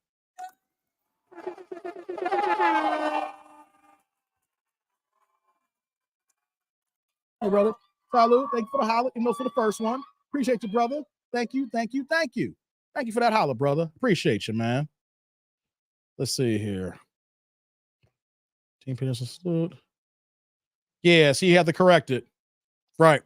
Just let me know if you want me to send your money back, man. I have no problem getting people their money back. I ain't gonna be like, well, you sent it. Is that sorry for you? Sucks for you.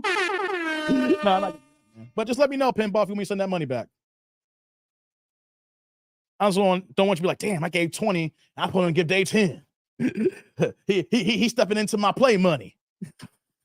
You know what I'm saying? You know, so I just want to make sure. I like those questions by you, Pinball. I like everybody. I like Rod chipping in. And then when we have these major talks too, like that, these good deep dive conversations, I like when Rod kicks into as well, you know, like all of us here that's talking about it, because, you know, we all got to learn. We all going to learn one day. Like, it's some stuff that I don't even know either, right? But the more that we learn, the more that we partake in each other, the better we can be as a people here. As I was saying earlier about men growing here, you can't go to another country and expect to get yourself a fine ass, dope ass woman who's going to rock with you when you ain't got no confidence to even talk properly to other people. You know? Yeah. Pinball says, we good, Dave. You might need it for Skip Smithers the third, though. hey, Kip Smithers is on it, man. Kip Smithers the third. Oh, Pinball has no idea. Honey, we need another martini. I'm Kip Smithers the third, and our son will be the fourth. We're white. We don't go by Pookie or Jadavius. or you know, we number them down. Let me stop, guys. My Kip Smithers. Okay, guys, let me get out of here now. I appreciate you, Pinball. I'm gonna get out of here now. I've been here for 4. It just hit the 4-hour marker. It literally just hit the 4-hour marker. I didn't know I was gonna stay this long here, but hey, man, if y'all drop the questions, you know, we can hang back and kick, you know. So I appreciate everybody here. I will be back tomorrow. Tomorrow, my normal day is Monday. So comment, like, subscribe, click on the bell notification below. If you got any comments, questions, concerns, if you got any content you want me to react to or review on a live stream, email me. The email's in the description box below. That dude named Dave@gmail.com. Derek's always sending me emails. Some of them might just be funny. Some of them I can't do. You know what I mean? But he sends me videos. I know was it Don Jeter be sending me emails, you know, about certain content, you know? So if you got certain videos that you want me to react to, I'll take a look at see if it rocks within the channel, if I can do it or not. But yo, if you got any questions, comments, or videos, you want to add that to the actual, you know, these 3-4 hour shows that I be doing here, yo, shoot me an email. You know what I mean? But we're going to get out of here. I'm going to give y'all the best rest of y'all Sunday back now. Finally, you're going to watch these footballs. I don't know, you know, pause. You know, I don't know if y'all be drinking or not, and y'all going to be smoking, but enjoy your Sunday. Be safe out here in these streets, guys. You know what I'm saying? The streets don't love us. The streets don't love us. So, you know what I mean? Be safe out here. But guys, I'm going to get out of here. You know, we're going to kick it, you know, out of here and everything like that. Let me see. Where's it at? What the hell happened? Something happened. Hold on. Okay. Yeah, I'm getting out of here though now. So salute to everybody here. Shout out to the replay gang. Who's going to be here? The Ninja Watchers. Y'all be here and things of that nature, you know. So we're going to get out of here. And as always, I'm that dude named Dave. And I'll see y'all next time. Y'all be good to each other.